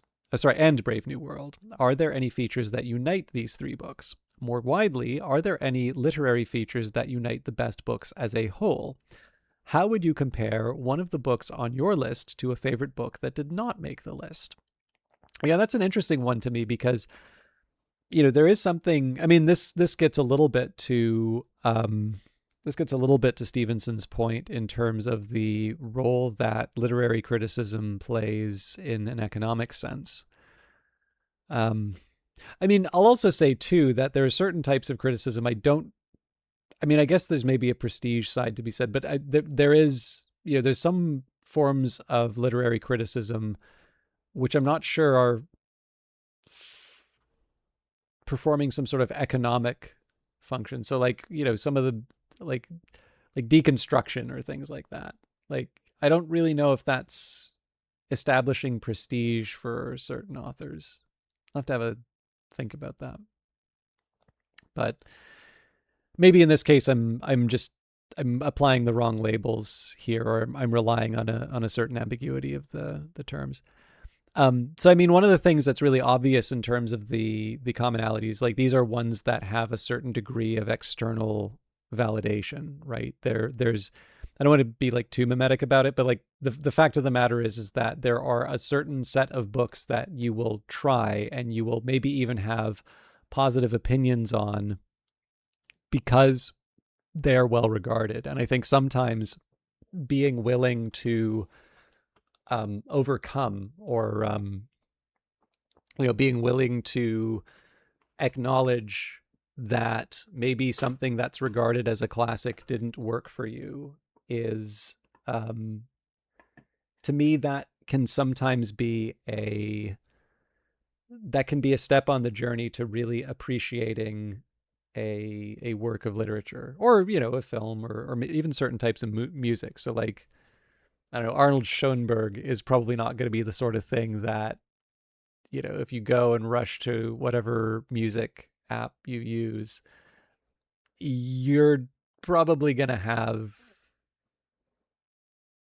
opinions about it, depending on what you hear. So it's hard to think. I don't know. It's hard to see that it's irrelevant, but I don't really think we want to define them just through widely established opinion. I'm just trying to think. I mean, there's definitely something to be said for craftsmanship, right? There's a certain style to these. There's a certain voice, but I'm not entirely sure that it's just, facility with language. Like, I think there are some top 100 which have remarkably elegant and efficient sentences, and there are some that just have these really like, I don't want to say bloated, but maybe one notch down. um, I mean, I kind of like that style of writing personally, but you know, some of them are definitely like pyrotechnics displays of style, and others are a little more workmanlike, let's say. Um, but yeah, I don't know if there's something to be said. I do wonder if we're trying. Abstraction is really, really helpful. Um, and the fact that it's a 100 list, like other than a presence on the list, it feels like there should be something that's a unifying thread. Um, but I do wonder if we're introducing a layer of simplicity that isn't like that's counterproductive if we try to find that one common element, between Ulysses, The Great Gatsby, and Brave. They all have male protagonists. That is what makes the 100 top novels. There are 8 women novelists represented on the list, which other women novelists might have been included.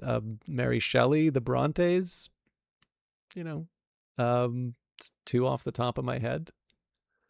I think some people would argue like Barbara Kingsolver might be someone you'd want to include. I don't have really strong feelings on that, but Virginia Woolf's already on it, so I don't mention her.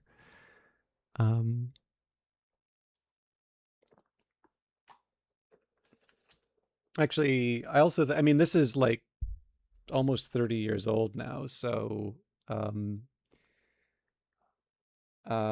I would say probably the biggest change would be George Eliot.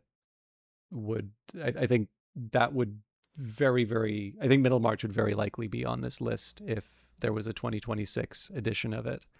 And for those of you who are feeling a bit confused, George Eliot's a pen name, so I think it's Marianne. Actually, let me just look it up. Yeah, Marianne Evans.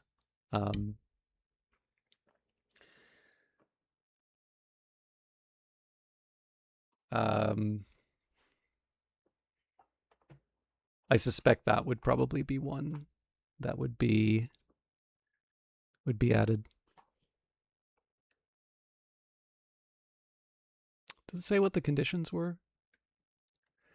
Editors of the Modern Library were privileged to have the assistance of a distinguished board made up of celebrated authors, historians, critics, and publishing luminaries. In 1998, 1999, members of the Modern Library Board participated in the Best 100 project, voting on the 100 best novels and best 100 nonfiction works, respectively. Yeah, it would have been nice if they explained the... here we go. Modern Library's Best 100 Novels is a 1998 list of the best English language novels published during the Oh, okay, that explains Swift.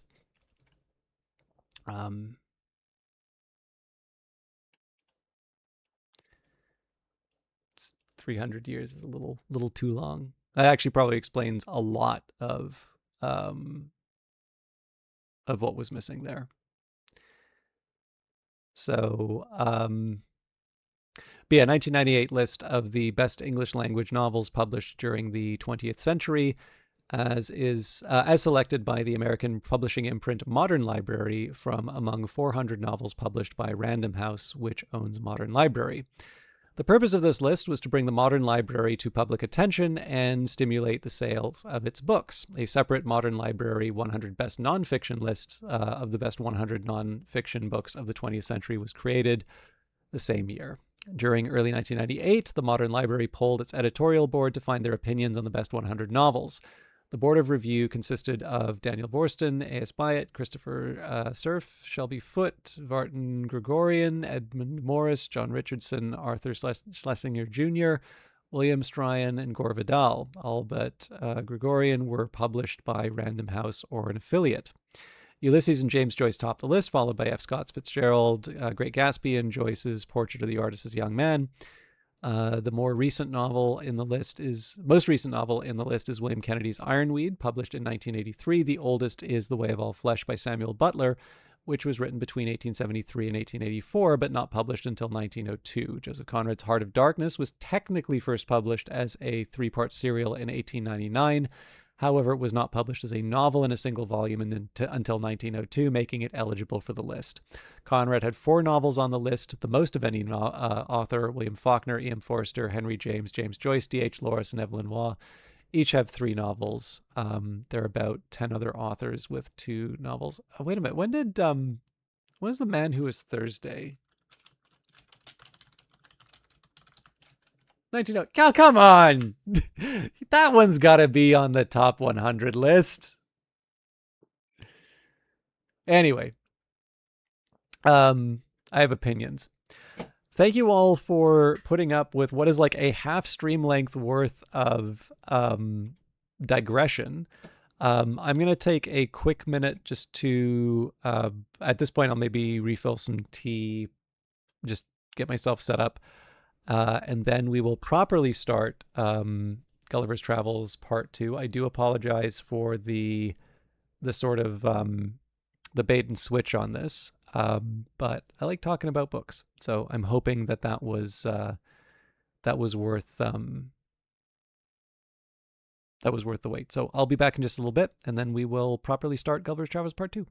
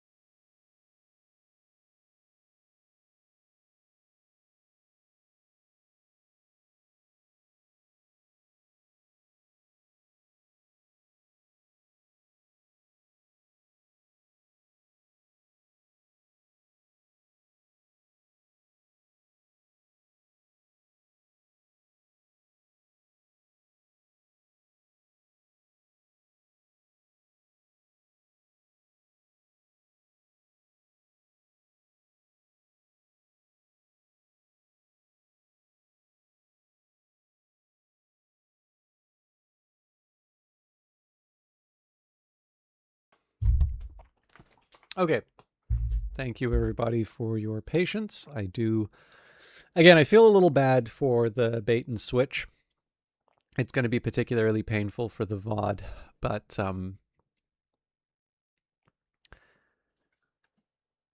we are ready to go. And I feel, by way of introductory remarks for this, because I did cover this before, I am reading the standard ebooks edition of Gulliver's Travels. So standard ebooks is a volunteer. It's like a non, or I don't think it's a non-profit. I think it's like there's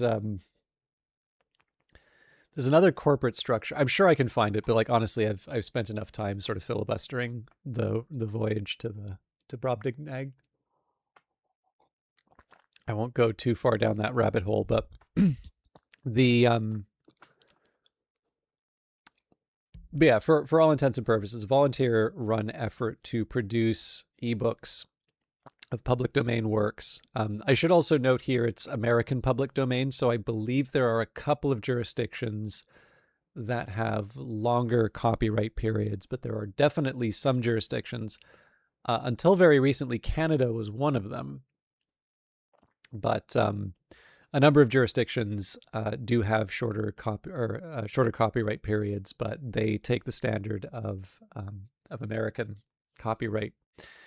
And so once a book is demonstrably in the public domain and you can demonstrate this, the purpose of this project is to create a set of tools to allow people to create these high quality ebooks that, you can use a screen reader, you can get it, you can get like an EPUB version, and the formatting looks nice, it's free of typographical errors. If you do text to speech, it will pronounce things correctly. It has all those annotations for strange moves. It's one of I really like this as an idea for a project, because I don't necessarily think that people who put the time and effort into creating nice editions of public domain works. So there's lots of different places you could get. You could get something like Sherlock Holmes, and I'll leave aside the classics that I like, right? Because translations are something that can be subject to copyright.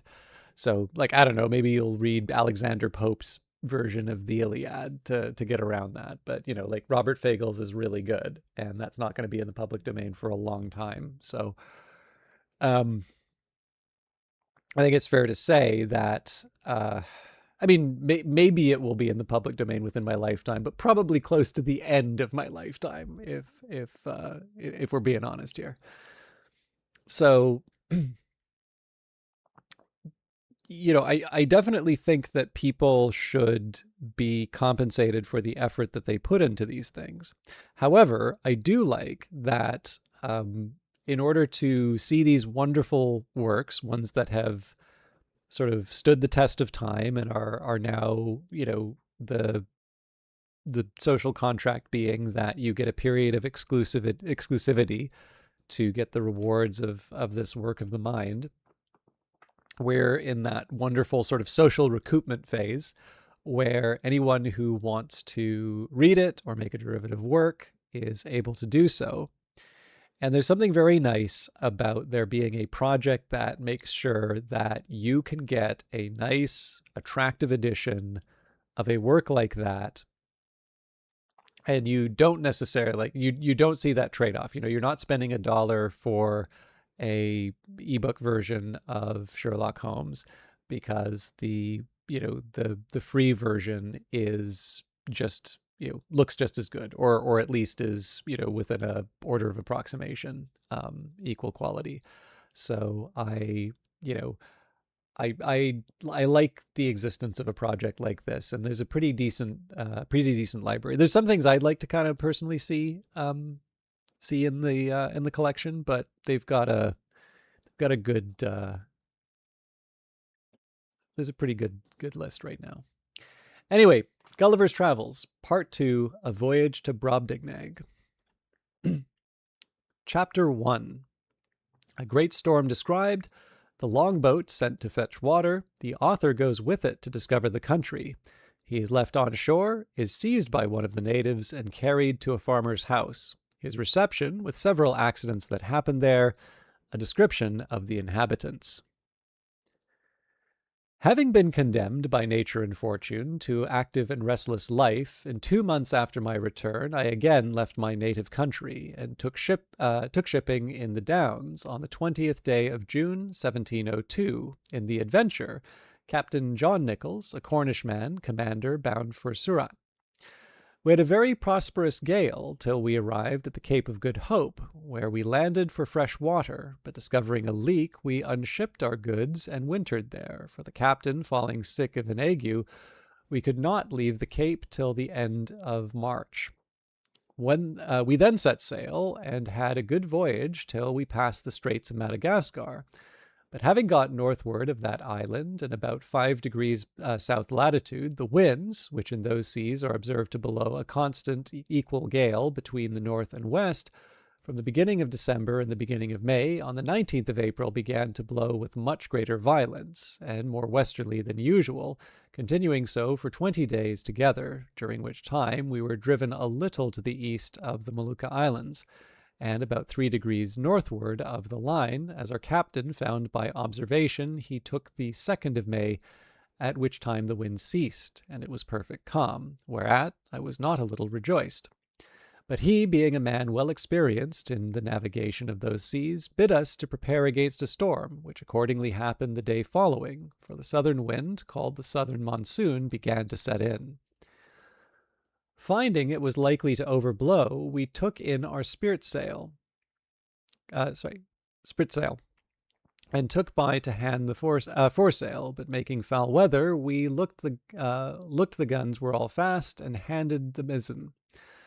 The ship lay very broad off, so we thought it better spooning before the sea than trying or hulling. We reefed the foresail and set him, and hauled aft the foresheet. The helm was hard a weather. The ship wore bravely. We belayed the fore downhaul, but the sail was split, and we hauled down the yard, and got the sail to the ship, and unbound all the things clear of it.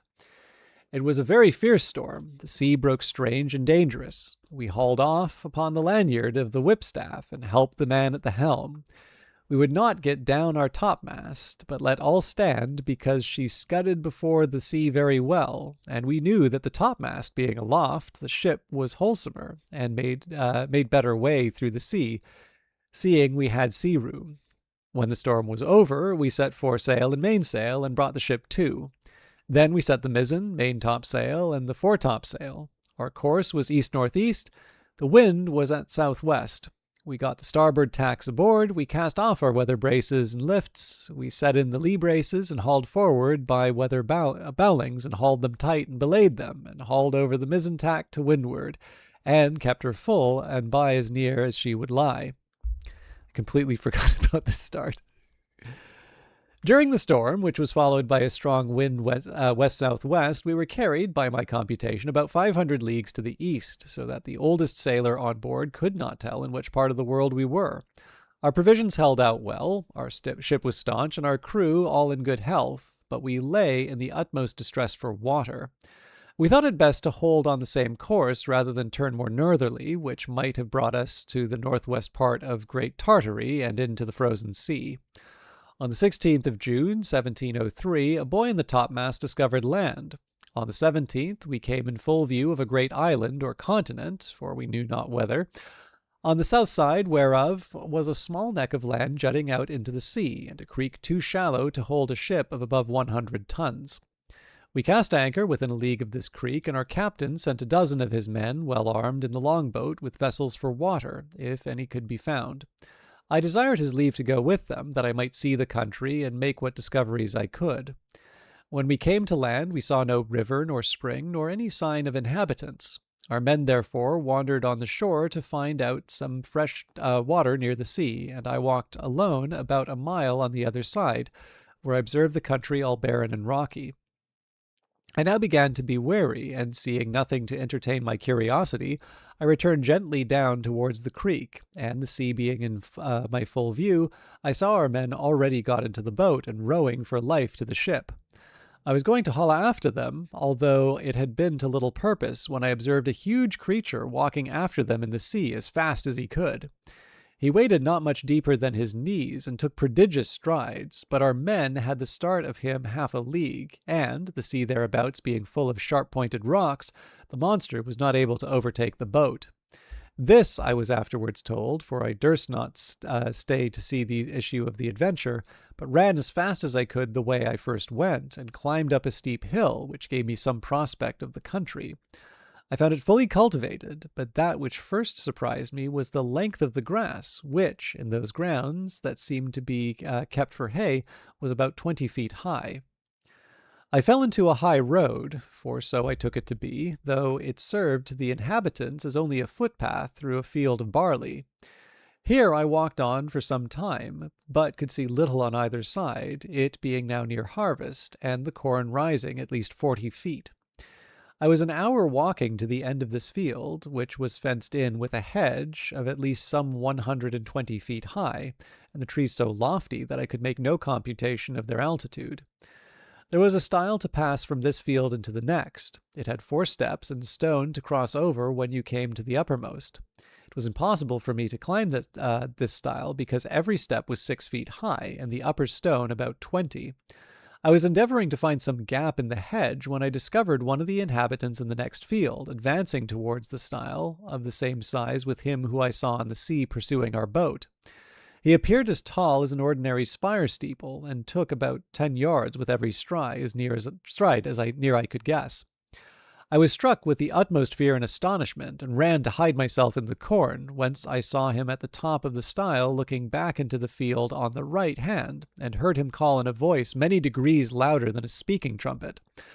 But the noise was so high in the air that at first I certainly thought it was thunder, whereupon 7 monsters like himself came towards him with reaping hooks in their hands, each hook about the largeness of 6 scythes. These people were not so well clad as the first, whose servants or laborers they seemed to be, for, upon some words he spoke, they went in to reap the corn in the field where I lay. I kept from them at as great a distance as I could, but was forced to move with extreme difficulty, for the stalks of the corn were sometimes not above a foot distant, so that I could hardly squeeze my body betwixt them. However, I made a shift to go forward, till I came to a part of the field where the corn had been laid by the rain and wind. Here it was impossible for me to advance a step, for the stalks were so interwoven that I could not creep through, and the beards of the fallen ears so strong and pointed that they pierced through my clothes into my flesh. At the same time I heard the reapers not 100 yards behind me, being quite dispirited with toil, and wholly overcome by grief and despair. I lay down between 2 ridges, and heartily wished that I might end my days. I bemoaned my desolate widow and fatherless children. I lamented my own folly and wilfulness in attempting a second voyage, against the advice of all my friends and relations. In this terrible agitation of mind, I could not forbear thinking of Lilliput, whose inhabitants looked upon me as the greatest prodigy that ever appeared in the world, where I was able to draw an imperial fleet in by my hand and perform those other actions which will be recorded forever in the chronicles of that empire, while posterity still hardly believe them, though attested by millions. I reflected what a mortification it must be to prove to me to appear as inconsiderable in this nation as one single Lilliputian would be among us. But this I conceived was to be the last of my misfortunes, for, as human creatures are observed to be more savage and cruel in proportion to their bulk, what could I expect but to be a morsel in the mouth of the first among these enormous barbarians that should happen to seize me? Undoubtedly, philosophers are in the right when they tell us that nothing is great or little otherwise than by comparison. It might have pleased fortune to have let the Lilliputians find some nation where the people were as diminutive with respect to them as they were to me, and who knows but that even this prodigious race of mortals might be equally overmatched in some distant part of the world whereof we have yet no discovery. Scared and confounded as I was, I could not forbear going on with these reflections, when one of the reapers, approaching within 10 yards of the ridge where I lay, made me apprehend that with the next step I should be squashed to death under his foot, or cut in 2 with his reaping hook, and therefore, when he was again about to move, I screamed as loud as fear could make me, whereupon the huge creatures trod short, and looking round for under him for some time, he at last espied me as I lay on the ground. He considered a while, with the caution of one who endeavors to lay hold on a small dangerous animal in such a manner that it shall not be able to either scratch or bite him, as I have sometimes done with a weasel in England. At length he ventured to take me behind, by the middle, between his forefinger and thumb, and brought me within 3 yards of his eyes, that he might behold my shape more perfectly. I guessed his meaning, and my good fortune gave me so much presence of mind that I resolved not to struggle in the least as he held me in the air above 60 feet from the ground, although he grievously pinched my sides for fear that I should slip through his fingers. All I ventured was to raise mine eyes towards the sun and place my hands together in a supplicating posture, and to speak some words in a humble melancholy tone, suitable to the condition that I was in, for I apprehended every moment that he would dash me against the ground, as we usually do any little hateful animal which we have a mind to destroy. But my good star would have it that he appeared pleased with my voice and gestures, and began to look upon me as a curiosity, much wondering to hear me pronounce articulate words, although he could not understand them. In the meantime, I was not able to forbear groaning and shedding tears, and turning my head towards my sides, letting him know, as well as I could, how cruelly I was hurt by the pressure of his thumb and finger. He seemed to apprehend my meaning, for, lifting up the lappet of his coat, he put me gently into it, and immediately ran along with me to his master, who was a substantial farmer, and the same person I had first seen in the field. The farmer having, as I suppose by their talk, received such an account of me as his servant could give him, I took a piece of a small straw, about the size of a walking staff, and therewith lined up the lappets of my coat, which it seems he thought to be some kind of covering that nature had given me. He blew my hairs aside to take a better view of my face. He called his hinds about him, and asked them, as I afterwards learned, whether they had ever seen in the fields any little creature that resembled me. He then placed me softly on the ground upon all fours, but I immediately got up and walked slowly backward and forward to let these people see that I had no intent to run away. They all sat down in a circle around me, the better to observe my motions. I pulled off my hat and made a low bow towards the farmer. I fell on my knees and lifted up my hands and eyes, and spoke several words as loud as I could. I took a purse of gold out of my pocket, and humbly presented it to him. He received it on the palm of his hand, and applied it close to his eye to see what it was, and afterwards turned it several times with the point of a pin, which he took out of his sleeve, but could make nothing of it. Whereupon I made a sign that he should place his hand on the ground. I then took the purse, and opening it, poured all the gold into his palm. There were 6 Spanish pieces of 4 pistoles each, beside 20 or 30 smaller coins. I saw him wet the tip of his little finger upon his tongue, and take up one of my largest pieces, and then another, but he seemed to be wholly ignorant of what they were. He made a sign to put them again into my purse, and the purse again into my pocket, which, after offering it to him several times, I thought it best to do. The farmer by this time was convinced I must be a rational creature. He spoke often to me, but the sound of his voice pierced my ears like that of a water-mill, yet his words were articulate enough. I answered as loud as I could in several languages, and he often laid his ear within 2 yards of me, but all in vain, for we were wholly unintelligible to each other. He then sent his servants to their work, and taking his handkerchief out of his pocket, he doubled and spread it on his left hand, which he placed flat on the ground with the palm upward, making me a sign to step into it, as I could easily do, for it was not above a foot in thickness. I thought it my part to obey, and for fear of falling laid myself at full length upon the handkerchief, with the remainder of which he lapped me up into the head for further security, and in this manner carried me home to his house. There he called his wife and showed me to her, but she screamed and ran back, as women in England do at the sight of a toad or a spider. However, when she had seen my behavior, and how well I observed the signs her husband made, she was soon reconciled, and by degrees grew extremely tender of me. It was about 12 at noon, and a servant brought in dinner. It was only one substantial dish of meat, fit for the plain condition of a husbandman, in a dish of about 24 feet in diameter. The company were the farmer and his wife, 3 children, and an old grandmother. When they were sat down, the farmer placed me some distance from him on the table, which was 30 feet high from the floor. I was in a terrible fright, and kept as far as I could from the edge for fear of falling. The wife minced a bit of meat, and then crumbled some bread on a trencher and placed it before me. I made her a low bow, and took out my knife and fork, and fell to eat, which gave them exceeding delight. The mistress sent her maid for a small dram-cup, which held about 2 gallons, and filled it with drink. I took up the vessel with much difficulty in both hands, and in a most respectful manner drank to her ladyship's health, expressing the words as loud as I could in English, which made the company laugh so heartily that I was almost deafened with the noise. This liquor tasted like a small cider, and was not unpleasant. Then the master made a sign to come to his trencher side. But as I walked on the table, being in great surprise all the time, as the indulgent reader will easily conceive and excuse, I happened to stumble against a crust and fell flat on my face, but received no hurt. I got up immediately, and observing the good people to be in much concern, I took my hat, which I held under my arm out of good manners, and waving it over my head, made 3 huzzas to show that I had got no mischief by my fall. But advancing towards my master, as I shall henceforth call him, his youngest son, who sat next to him, an arch boy about 10 years old, took me up by the legs and held me so high in the air that I trembled every limb.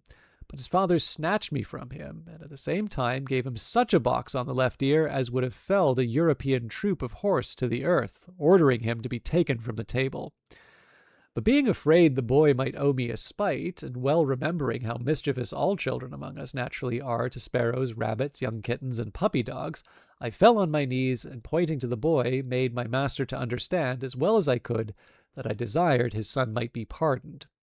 The father complied, and the lad took his seat again, whereupon I went to him and kissed his hand, which my master took, and made him stroke me gently with it. In the midst of dinner, my mistress's favorite cat leaped into her lap. I heard a noise behind me like that of a dozen stocking weavers at work, and turning my head, I found it proceeded from the purring of that animal, who seemed to be 3 times larger than an ox, as I computed by the view of her head, and one of her paws, while her mistress was feeding and stroking her. The fierceness of this creature's countenance altogether discomposed me, though I stood at the further end of the table, about 50 feet off, and although my mistress held her fast, for fear she might give a spring and seize me in her talons. But it happened there was no danger, for the cat took not the least notice of me when my master placed me within 3 yards of her. And as I have always been told, and found true by experience in my travels, that flying or discovering fear before a fierce animal is a certain way to make it pursue or attack you, so I resolved, in this dangerous juncture, to show no manner of concern. I walked with intrepidity 5 or 6 times before the very head of the cat, and came within half a yard of her, whereupon she drew herself back, as if she was more afraid of me, and I had less apprehension concerning the dogs, whereof 3 or 4 came into the room, as it is usual in farmers' houses, one of which was a mastiff, equal in bulk to 4 elephants, and another a greyhound, somewhat taller than the mastiff, but not so large. When dinner was almost done, the nurse came in with a child of a year old in her arms, who immediately spied me and began a squall that you might have heard from London Bridge to Chelsea, after the usual oratory of infants to get me for a plaything. The mother, out of pure indulgence, took me up and put me towards the child, who presently seized me by the middle and got my head into its mouth, where I roared so loud that the urchin was frighted and let me drop, and I should infallibly have broken my neck if the mother had not held her apron under me. The nurse, to quiet her babe, made use of a rattle, which was a kind of hollow vessel filled with great stones, and fastened by a cable to the child's waist, but all in vain, so that she was forced to apply the last remedy by giving it a suck. I must confess no object ever disgusted me so much as the sight of her monstrous breast, which I cannot tell what to compare with, so as to give the curious reader an idea of its bulk, shape, and color. It stood prominent 6 feet, and could not be less than 16 in circumference. The nipple was about half the bigness of my head, and hue both that and the dug, so varied with spots, pimples, and freckles that nothing could appear more nauseous, for I had a near sight of her, she sitting down, the more conveniently to give suck, and I standing on the table. This made me reflect upon the fair skins of our English ladies, who appear so beautiful to us only because they are of our own size, and their defects not to be seen but through a magnifying glass, where we find by experiment that the smoothest and whitest skins look rough and coarse and ill-colored. I remember when I was in Lilliput, the complexion of those diminutive people appeared to me the fairest in the world, and talking upon this subject with a person of learning there, who was an intimate friend of mine, he said that my face appeared much fairer and smoother when he looked on me from the ground than it did upon a nearer view. When I took him up in my hand and brought him close, which he confessed was at first a very shocking sight, he said he could discover great holes in my skin, that the stumps of my beard were 10 times stronger than the bristles of a boar, and that my complexion made up of several colors altogether disagreeable. although I must beg leave to say for myself that I am as fair as most of my sex and country, and very little sunburned at all by my travels.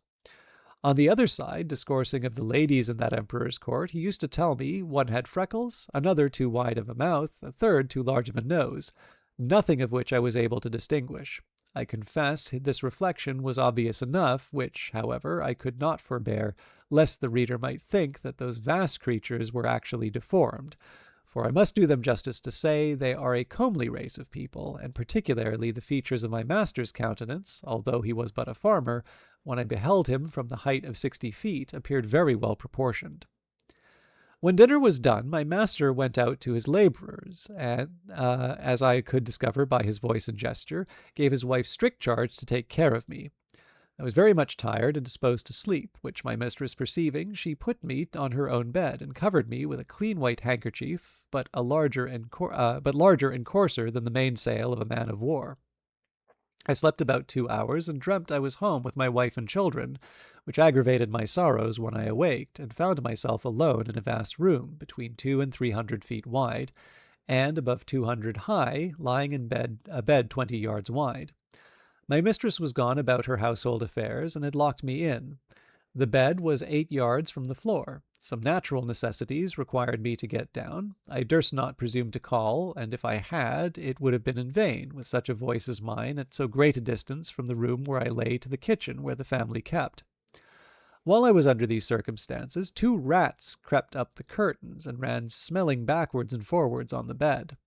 One of them came up almost to my face, whereupon I rose in a fright, and drew out my hanger to defend myself. These horrible animals had the boldness to attack me on both sides, and one of them held his forefeet at my collar, but I had the good fortune to rip up his belly before he could do me any mischief. He fell down at my feet, and the other, seeing the fate of his comrade, made his escape, but not without one good wound on the back, which I gave him as he fled, and made the blood run trickling from him.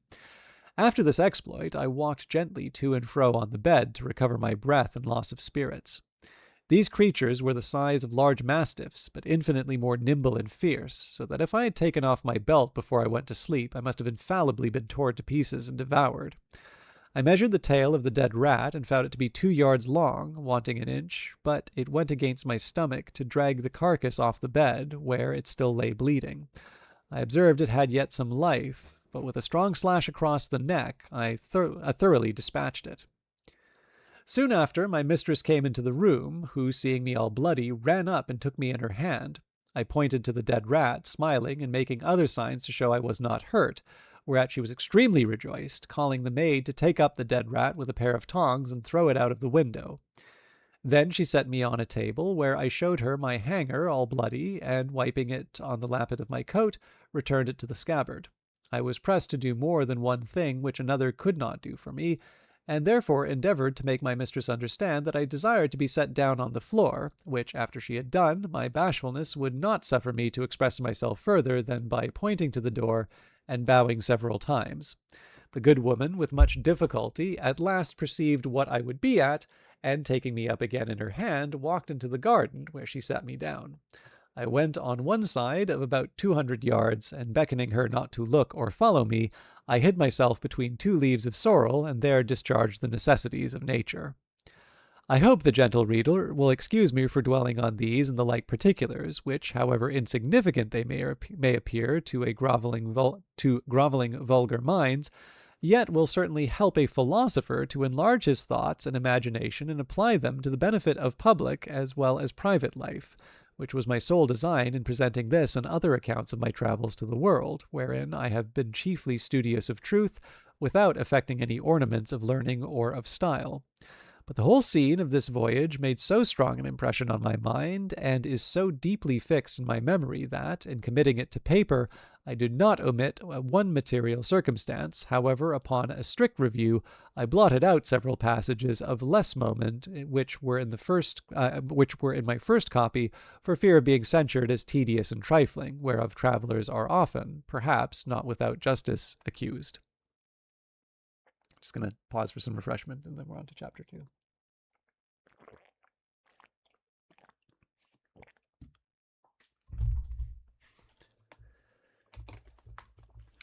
Chapter 2. A description of the farmer's daughter, the author carried to a market town, and then to the metropolis, the particulars of his journey. My mistress had a daughter of 9 years old, a child of towardly parts for her age, very dexterous at her needle, and skilful in dressing her baby. Her mother and she contrived to fit up the baby's cradle for me against night. The cradle was put into a small drawer of a cabinet, and the drawer placed upon a hanging shelf for fear of the rats. This was my bed at the time, and I stayed with those people, though made more convenient by degrees as I began to learn their language and make my wants known. This young girl was so handy that after I had once or twice pulled off my clothes before her, she was able to dress and undress me, though I never gave her that trouble when she would let me do either myself. She made me 7 shirts and some other linen of as fine cloth as could be got, which indeed was coarser than sackcloth, and these she constantly washed for me with her own hands. She was likewise my schoolmistress, to teach me the language. When I pointed to anything, she told me the name of it in her own tongue, so that in a few days I was able to call for whatever I had a mind to. She was very good-natured, and not above 40 feet high, being little for her age. She gave me the name of Gildrig, which the family took up, and afterwards the whole kingdom.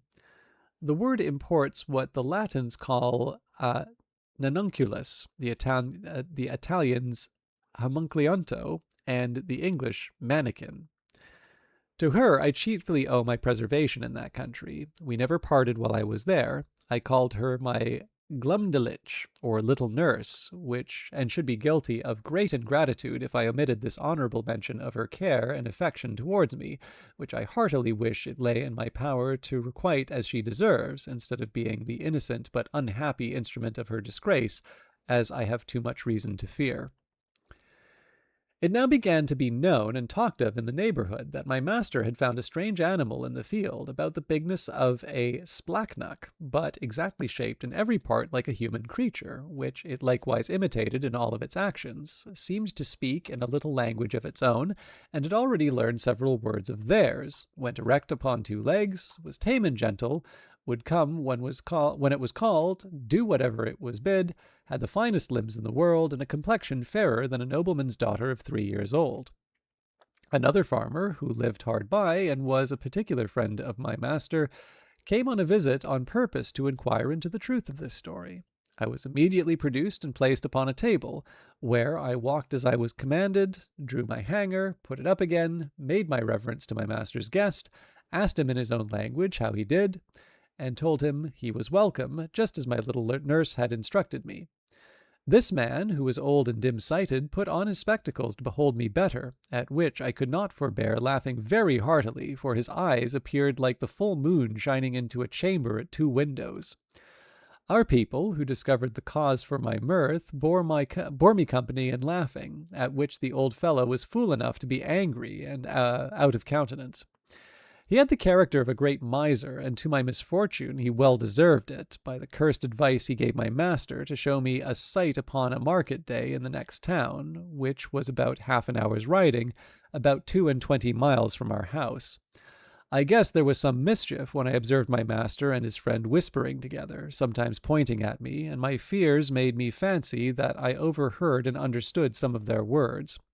But the next morning Glumdelich, my little nurse, told me the whole matter, which she had cunningly picked out from her mother. The poor girl laid me on her bosom, and fell weeping with shame and grief. She apprehended some mischief would happen to me from rude vulgar folks, who might squeeze me to death, or break one of my limbs by taking me in their hands. She had also observed how modest I was in my nature, how nicely I regarded my honor, and what an indignity I should conceive to be exposed for money as a public spectacle to the meanest of the people. She said her papa and mamma had promised that Gildrig should be hers, but now that she found they meant to serve her as they did last year, when they pretended to give her a lamb, and yet, as soon as it was fat, sold it to a butcher. For my own part, I may truly affirm that I was less concerned than my nurse. I had strong hope, which never left me, that I should one day recover my liberty, and as to the ignominy of being carried about for a monster, I considered myself to be a perfect stranger in the country, and that such a misfortune should never be charged upon me as a reproach if I ever should return to England, since the last king of Great Britain himself in my condition must have undergone the same distress. My master, pursuant to the advice of his friend, carried me in a box the next market day to the neighboring town, and took along with him his little daughter, my nurse, upon a pillion behind him. The box was close on every side, with a little door for me to go in and out, and a few gimlet holes to let in air.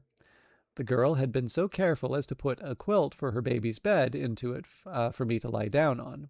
However, I was terribly shaken and discomposed in this journey, though it was for but a half an hour, for the horse went about 40 feet at every step, and trotted so high that the agitation was equal to the rising and falling of a ship in a great storm, but much more frequent. Our journey was somewhat further than from London to St. Albans. My master alighted me at an inn which he used to frequent, and after consulting a while with the innkeeper and making some necessary preparations, he hired the Grultrude, or crier, to give notice through the town of a strange creature to be seen at the sign of the Green Eagle, not so big as a splachnock, an animal in that country very finely shaped, about 6 feet long, and in every part of a body resembling a human creature, could speak several words and perform 100 diverting tricks. I was placed upon a table in the largest room of the inn, which might be near 300 feet square. My little nurse stood on a low stool close to the table to take care of me and direct what I should do. My master, to avoid a crowd, would suffer only 30 people at a time to see me. I walked about on the table as the girl commanded. She asked me questions, as far as she knew my understanding of the language reached, and I answered them as loud as I could. I turned about several times to the company, paid my humble respects, said they were welcome, and used some other speeches I had been taught. I took up a thimble filled with liquor, which Glumdalclitch had given me for a cup, and drank to their health. I drew out my hanger, and flourished it after the manner of fencers in England. My nurse gave me a part of straw, which I exercised as a pike, having learnt the art in my youth. I was that day shown to 12 sets of company, and was as often forced to act over again these same fopperies, till I was half dead with weariness and vexation. For those who had seen me made such wonderful reports that the people were ready to break down the doors to come in. My master, for his own interest, would not suffer anyone to touch me except my nurse, and to prevent danger, benches were set around the table at such a distance as to put me out of everybody's reach. However, an unlucky schoolboy aimed a hazelnut directly at my head, which very narrowly missed me. Otherwise, it came with such violence that it would have infallibly knocked out my brains, for it was almost as large as a small pumpkin. But I had the satisfaction to see the young rogue well beaten and turned out of the room.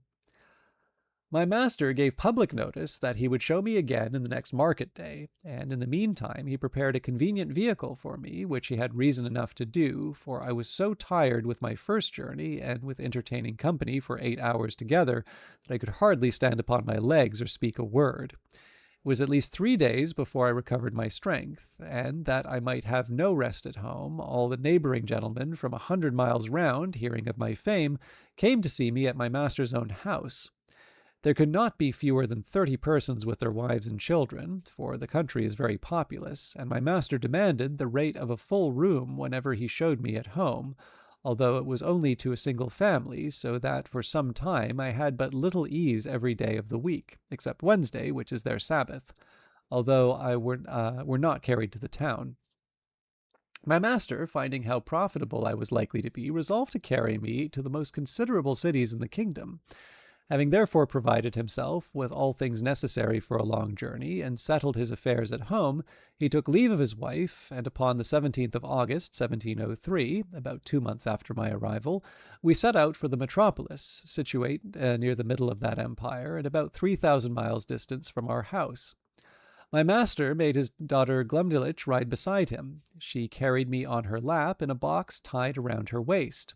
The girl had it lined on all sides with the softest cloth she could get, well quilted underneath, furnished it with her baby's bed, provided me with linen and other necessities, and made everything as convenient as she could. We had no other company but a boy of the house who rode after us with the luggage. My master's design was to show me in all the towns by the way, and to step out on the road for 50 or 100 miles, to any village or person of quality's house where he might expect custom.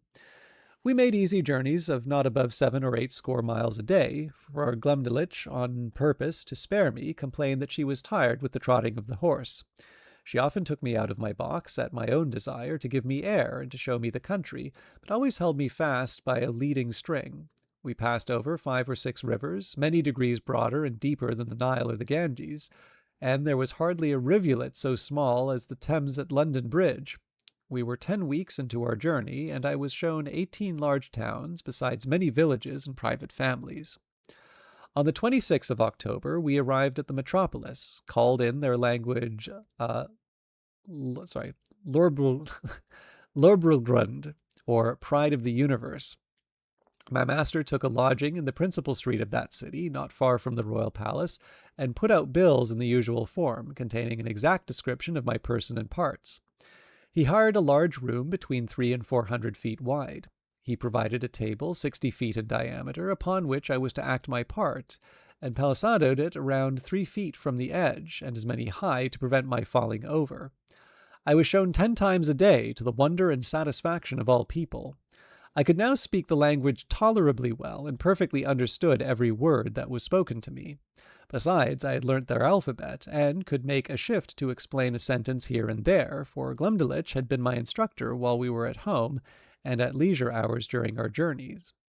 She carried a little book in her pocket, not much larger than Sanson's Atlas. It was a common treatise for the use of young girls, giving a short account of their religion. Out of this she taught me my letters and interpreted the words. Chapter 3. The author sent for to court, the queen buys him off his master the farmer, and presents him to the king. He disputes with his majesty's great scholars, an apartment at court provided for the author. He is in high favour with the queen. He stands up for the honour of his own country. He quarrels with the queen's dwarf. The frequent labours I underwent every day made, in a few weeks, a very considerable change in my health. The more my master got by me, the more insatiable he grew. I had quite lost my stomach, and was almost reduced to a skeleton. The farmer observed it, and concluding I must soon die, resolved to make as good a hand of me as he could. While he was thus reasoning and resolving with himself, a sardal, or gentleman usher, came from the court, commanding my master to carry me immediately thither for the diversion of the queen and her ladies. Some of the latter had already been to see me, and reported strange things of my beauty, behaviour, and good sense. Her Majesty, and those who attended her, were beyond measure delighted with my demeanour. I fell on my knees and begged the honour of kissing her imperial foot, but this gracious princess held out her little finger towards me, after which I was set on the table, which I embraced in both arms, and put the tip of it with the utmost respect to my lip. She made some general questions about the country and my travels, which I answered as distinctly in as few words as I could. She asked whether I could be content to live at court. I bowed down to the board of the table, and humbly answered that I was my master's slave, but, if I were at my own disposal, I should be proud to devote my life to Her Majesty's service. She then asked my master whether he was willing to sell me at a good price. He, who apprehended I could not live a month, was ready enough to part with me, and demanded 1,000 pieces of gold, which were ordered to him on the spot, each piece being about the bigness of 800 moidores, but allowing for the proportion of all things between that country and Europe, and the high price of gold among them, that was hardly so great a sum as 1,000 guineas would be in England. I then said to the queen, since I was now Her Majesty's most humble creature and vassal, I must beg the favour that Glumdalclitch, who had always tended me with so much care and kindness, and understood to do it so well, might be admitted into her service, and continue to be my nurse and instructor. Her Majesty agreed to my petition, and easily got the farmer's consent, who was glad enough to have his daughter preferred at court, and the poor girl herself was not able to hide her joy. My late master withdrew, bidding me farewell, and saying that he had left me in good service, to which I replied not a word, only making him a slight bow. The queen observed my coldness, and when the farmer was gone out of the apartment, asked me the reason.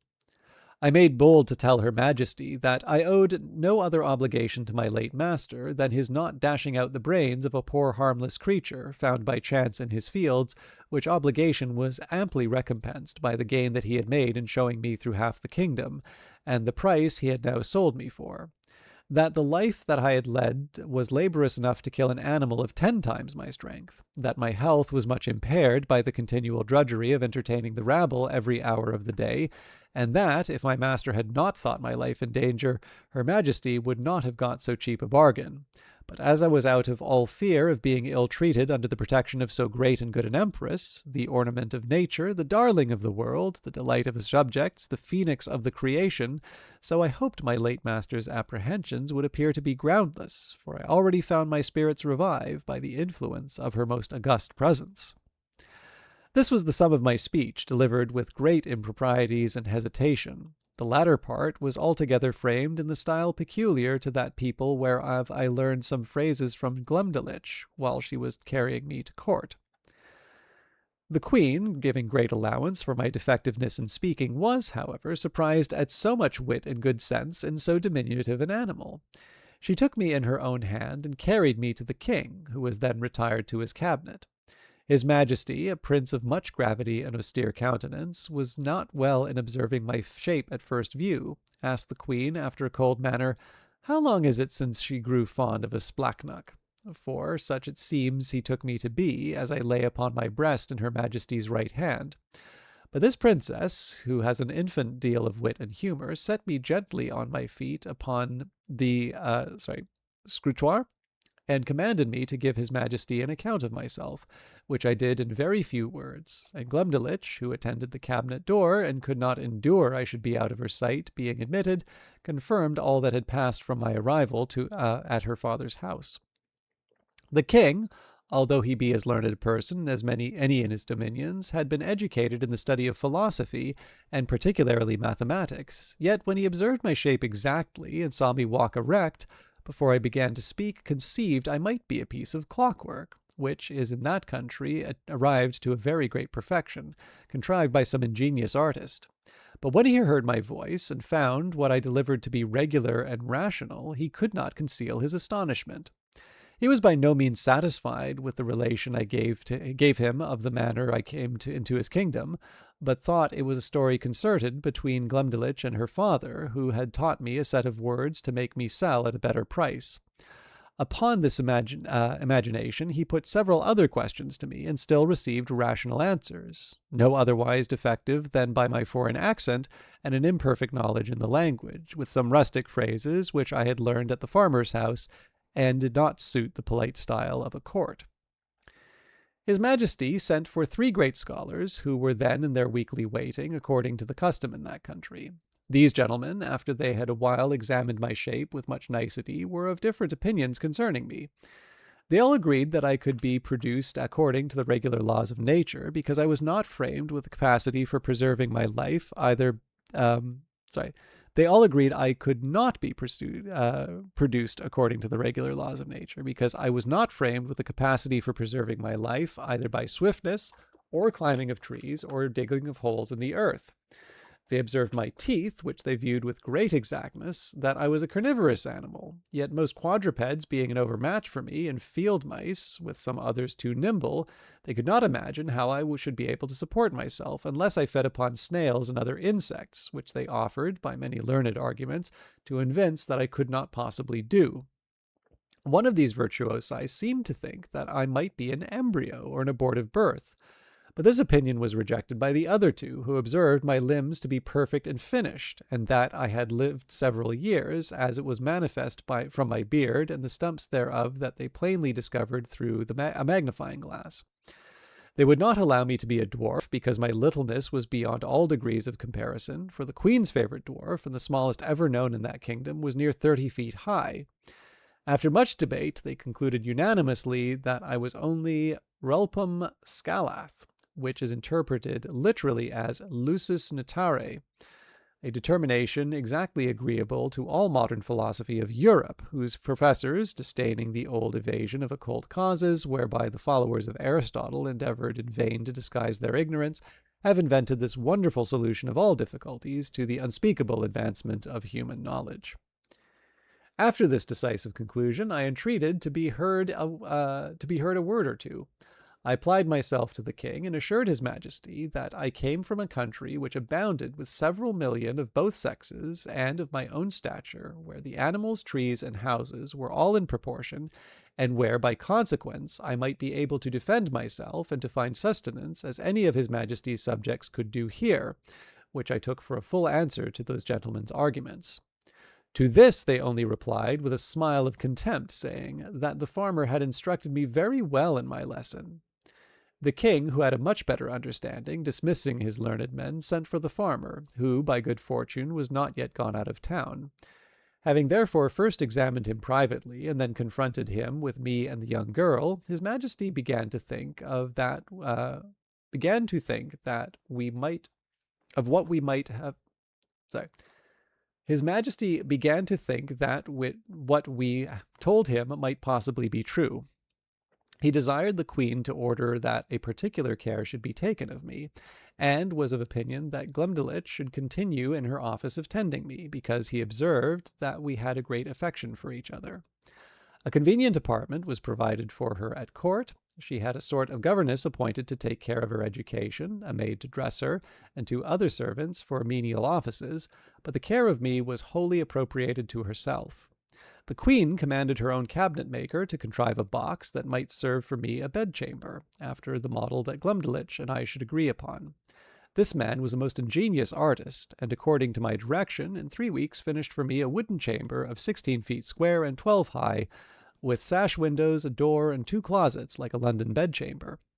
The board that made the ceiling was to be lifted up and down by 2 hinges, to put in a bed ready furnished by Her Majesty's upholsterer, which Glumdalclitch took out every day to air, made it with her own hands, and letting it down at night, locked up the roof over me. A nice workman, who was famous for little curiosities, undertook to make me 2 chairs, with backs and frames of a substance not unlike ivory, and 2 tables with a cabinet to put my things in. The room was quilted on all sides, as well as the floor and the ceiling, to prevent any accident from the carelessness of those who carried me, and to break the force of a jolt when I went in a coach. I desired a lock for my door to prevent rats and mice from coming in. The smith, after several attempts, made the smallest that was ever seen among them, for I have known a larger at the gate of a gentleman's house in England. I made a shift to keep the key in a pocket of my own, fearing Glumdalclitch might lose it. The queen likewise ordered the thinnest silks that could be gotten to make me clothes, not much thicker than an English blanket, very cumbersome till I was accustomed to them. They were after the fashion of the kingdom, partly resembling the Persian and partly the Chinese, and are very grave and decent habit. The queen became so fond of my company that she could not dine without me. I had a table placed upon the same at which Her Majesty ate, just at her left elbow, and a chair to sit on. Glumdalclitch stood on a stool, on the floor near my table, to assist and take care of me. I had an entire set of silver dishes and plates, and other necessities, which, in proportion to those of the queen, were not much bigger than what I have seen in a London toy shop for the furniture of a baby house. These my little nurse kept in her pocket in a silver box, and gave me at meals as I wanted them, always cleaning them herself. No person dined with the queen but the 2 princesses royal, the eldest 16 years old, and the younger at that time 13 and a month. Her Majesty used to put a bit of meat upon one of my dishes, out of which I carved for myself, and her diversion was to see me eat in miniature, for the queen, who had indeed but a weak stomach, took up at one mouthful as much as a dozen English farmers could eat at a meal, which to me was for some time a very nauseous sight. She would crunch the wing of a lark, bones and all, between her teeth, although it were 9 times as large as that of a full-grown turkey, and she put a bit of bread into her mouth as big as 2 12-penny loaves. She drank out of a golden cup, above a hogshead at a draught. Her knives were twice as long as a scythe, set straight upon the handle. The spoons, forks, and other instruments were all the same proportion. I remember when Glumdalclitch carried me out of curiosity to see some of the tables at court, where 10 or a dozen of these enormous knives and forks were lifted up together, I thought I had never till then beheld so terrible a sight. It is the custom that every Wednesday, which, as I observed, is their Sabbath, the king and queen, with the royal issue of both sexes, dine together in the apartment of his Majesty, to whom I was now become a great favourite. And at these times my little chair and table were placed at his left hand before one of the salt cellars. The prince took pleasure in conversing with me, inquiring into the manners, religion, laws, government, and learning of Europe, wherein I gave him the best account I was able. His apprehension was so clear and his judgment so exact that he made very wise reflections and observations upon all I said. But I confess that after I had been a little too copious in talking of my own beloved country, of our trade and wars by sea and land, of our schisms in religion and parties in the state, the prejudices of his education prevailed so far that he could not forbear taking me up in his right hand and stroking me gently with the other, after a hearty fit of laughing, asked me whether I was a Whig or a Tory, and then turning to his first minister, who waited behind him with a white staff near as tall as the mainmast of the royal sovereign, he observed how contemptible a thing was human grandeur, which I could be mimicked by such diminutive insects as I, and yet, says he, I dare engage these creatures have their titles and distinctions of honor, that they contrive little nests and burrows, that they call houses and cities, that they make a figure in dress and equipage, they love, they fight, they dispute, they cheat, they betray. And thus he continued on, while my color came and went several times with indignation to hear our noble country, the mistress of art and arms, the scourge of France, the arbitress of Europe, the seat of virtue, piety, honor, and truth, the pride and envy of the world, so contemptuously treated. But I was not in a condition to resent injuries, so upon mature thoughts I began to doubt whether I was injured or no. For having been accustomed to several months to the sight and converse of this people, and observed every object which I cast mine eyes to be of proportionable magnitude, the horror I had first conceived from their bulk and aspect was so far worn off that I had beheld a company of English lords and ladies in their finery and birthday clothes, acting their several parts in the most courtly manner of strutting and bowing and prating, to say the truth. I should have been strongly tempted to laugh as much at them as the king and his grandees did at me. Neither indeed could I forbear smiling at myself when the queen used to place me upon her hand towards a looking-glass, by which both our persons appeared before me in full view together, and there could be nothing more ridiculous than the comparison, so that I really began to imagine myself dwindled by many degrees below my usual size. Nothing angered and mortified me so much as the queen's dwarf, who, being of the lowest stature that was ever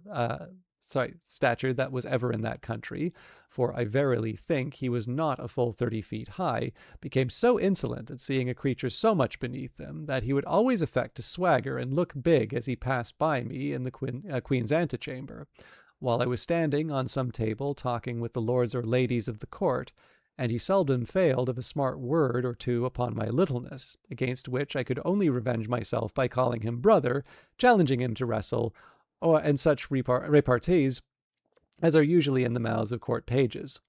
One day at dinner, this malicious little cub was so nettled with something that I said to him that, raising himself upon the frame of Her Majesty's chair, he took me by the middle as I was sitting down, not thinking any harm, and let me drop into a large silver bowl of cream, and then ran away as fast as he could. I fell over head and ears, and if I had not been a good swimmer, it might have gone very hard with me, for Glumdalclitch in that instant happened to be at the other end of the room, and the queen was in such a fright that she wanted presence of mind to assist me. But my little nurse ran to my relief, and took me out after I'd swallowed about a quart of cream. I was put to bed, however. I received no other damage other than the loss of a suit of clothes, which was utterly spoiled. The dwarf was soundly whipped, and as further punishment, forced to drink up the bowl of cream into which he had thrown me. Neither was he ever resorted to favor, for soon after the queen bestowed him on a lady of high quality, so that I saw him no more, to my very great satisfaction. For I could not tell to what extremities such a malicious urchin might have carried his resentment. He had before served me a scurvy trick, which set the queen a-laughing, although at the same time she was heartily vexed, and would have immediately cashiered him, if I had not been so generous as to intercede. Her Majesty had taken a marrow bone upon her plate, and, after knocking out the marrow, placed the bone again in the dish erect, as it stood before. The dwarf, watching his opportunity while Glumdalclitch was gone into the sideboard, mounted the stool that she stood on to take care of me at meals, took me up in both hands, and squeezing my legs together, wedged them into the marrow bone above my waist. There I was stuck for some time, and made a very ridiculous figure. I believe it was near a minute before anyone knew what was to become of me, for I thought it below me to cry out. But as princes seldom get their meat hot, my legs were not scalded, only my stockings and breeches in sad condition. The dwarf, at my entreaty, had no other punishment than a sound whipping. I was frequently rallied by the queen upon account of my fearfulness, and she used to ask me whether people of my country were as great a cowards as myself. The occasion was this. The kingdom is much pestered with flies in the summer, and these odious insects, each of them as big as a Dunstable lark, hardly gave me any rest while I sat at dinner, with their continual humming and buzzing about mine ears. They would sometimes alight upon my victuals and leave their loathsome excrement, or spawn behind, which to me was very visible, though not to the natives of that country, whose large optics were not so acute as mine in viewing smaller objects. Sometimes they would fix upon my nose or forehead, where they stung me to the quick, smelling very offensively, and I could easily trace that viscous matter which our naturalists tell us enables those creatures to walk with their feet upwards upon a ceiling. I had much ado to defend myself against these detestable animals, and could not forbear starting when they came upon my face. It was that common practice of the dwarf to catch a number of these insects in his hand, and, as schoolboys do among us, let them out suddenly under my nose, on purpose to frighten me and divert the queen. My remedy was to cut them in pieces with my knife as they flew in the air, wherein my dexterity was much admired. I remember one morning when Glumdalclitch had set me in a box upon a window, as she usually did in fair days to give me air, for I durst not venture to let the box be hung out on a nail of the window, as we do with cages in England. After I had lifted up one of my sashes and sat down at my table to eat a piece of sweet cake for my breakfast, above 20 wasps, allured by that smell, came flying into the room, humming louder than the drones as of many bagpipes. Some of them seized my cake and carried it piecemeal away. Others flew about my head and face, confounding me with the noise, and putting me in the utmost terror of their stings. However, I had the courage to rise and draw my hanger and attack them in the air. I dispatched 4 of them, but the rest got away, and I presently shut my window. These insects were as large as partridges. I took out their stings, found them an inch and a half long, and as sharp as needles. I carefully preserved them all, and having since shown them, with many other curiosities, in several parts of Europe, upon my return to England I gave 3 of them to Gresham College, and kept the 4th for myself. I'm going to take a quick pause here, one for some refreshment, but I also will show you the cover of my modern library edition of Gulliver's Travels. So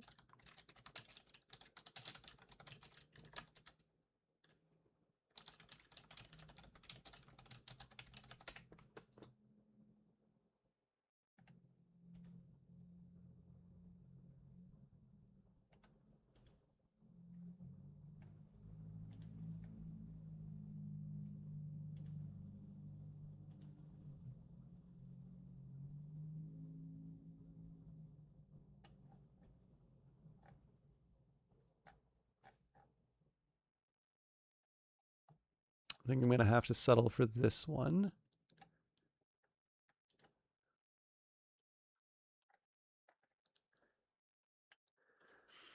It's an image on eBay, but what I'll do here.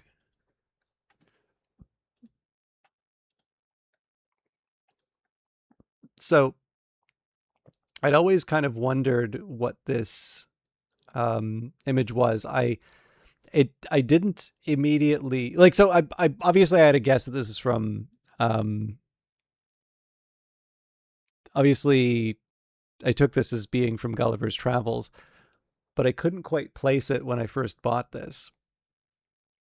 Because I was like, I don't really remember. Like, I thought this was a candle originally, and I'm like, this doesn't really feel like This doesn't really feel like a scene from Lilliput. And I think the problem for me is I didn't recognize this as the dwarf, so I'm pretty sure that's what's being depicted. However, the edition that I have, there's like a hard to remove sticker over the credit for the artist, so I actually don't know where this image comes from. Um, but yeah, it took me a while to decode that until I'd read that scene. Okay, we are going to get to part 4 and keep going, but I'm going to take a minute just to boil some hot water for tea. And I don't want this to be too long of a break, but I do just want to get some things ready before moving on. So I will be back in a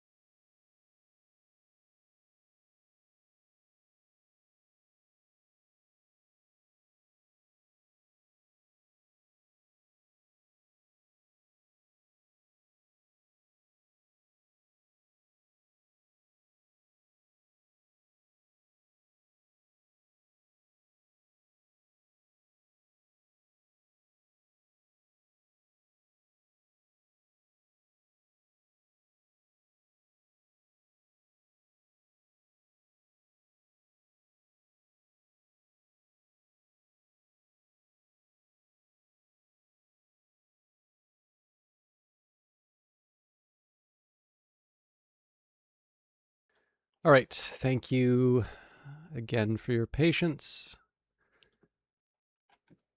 I think most are probably done. I know there hasn't been much of a hasn't been much of a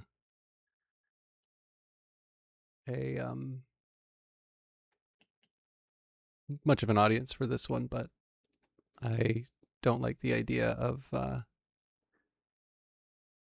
I don't like the idea of leaving the book half done. Not even half done, quarter done. We'll be half done when we finish here.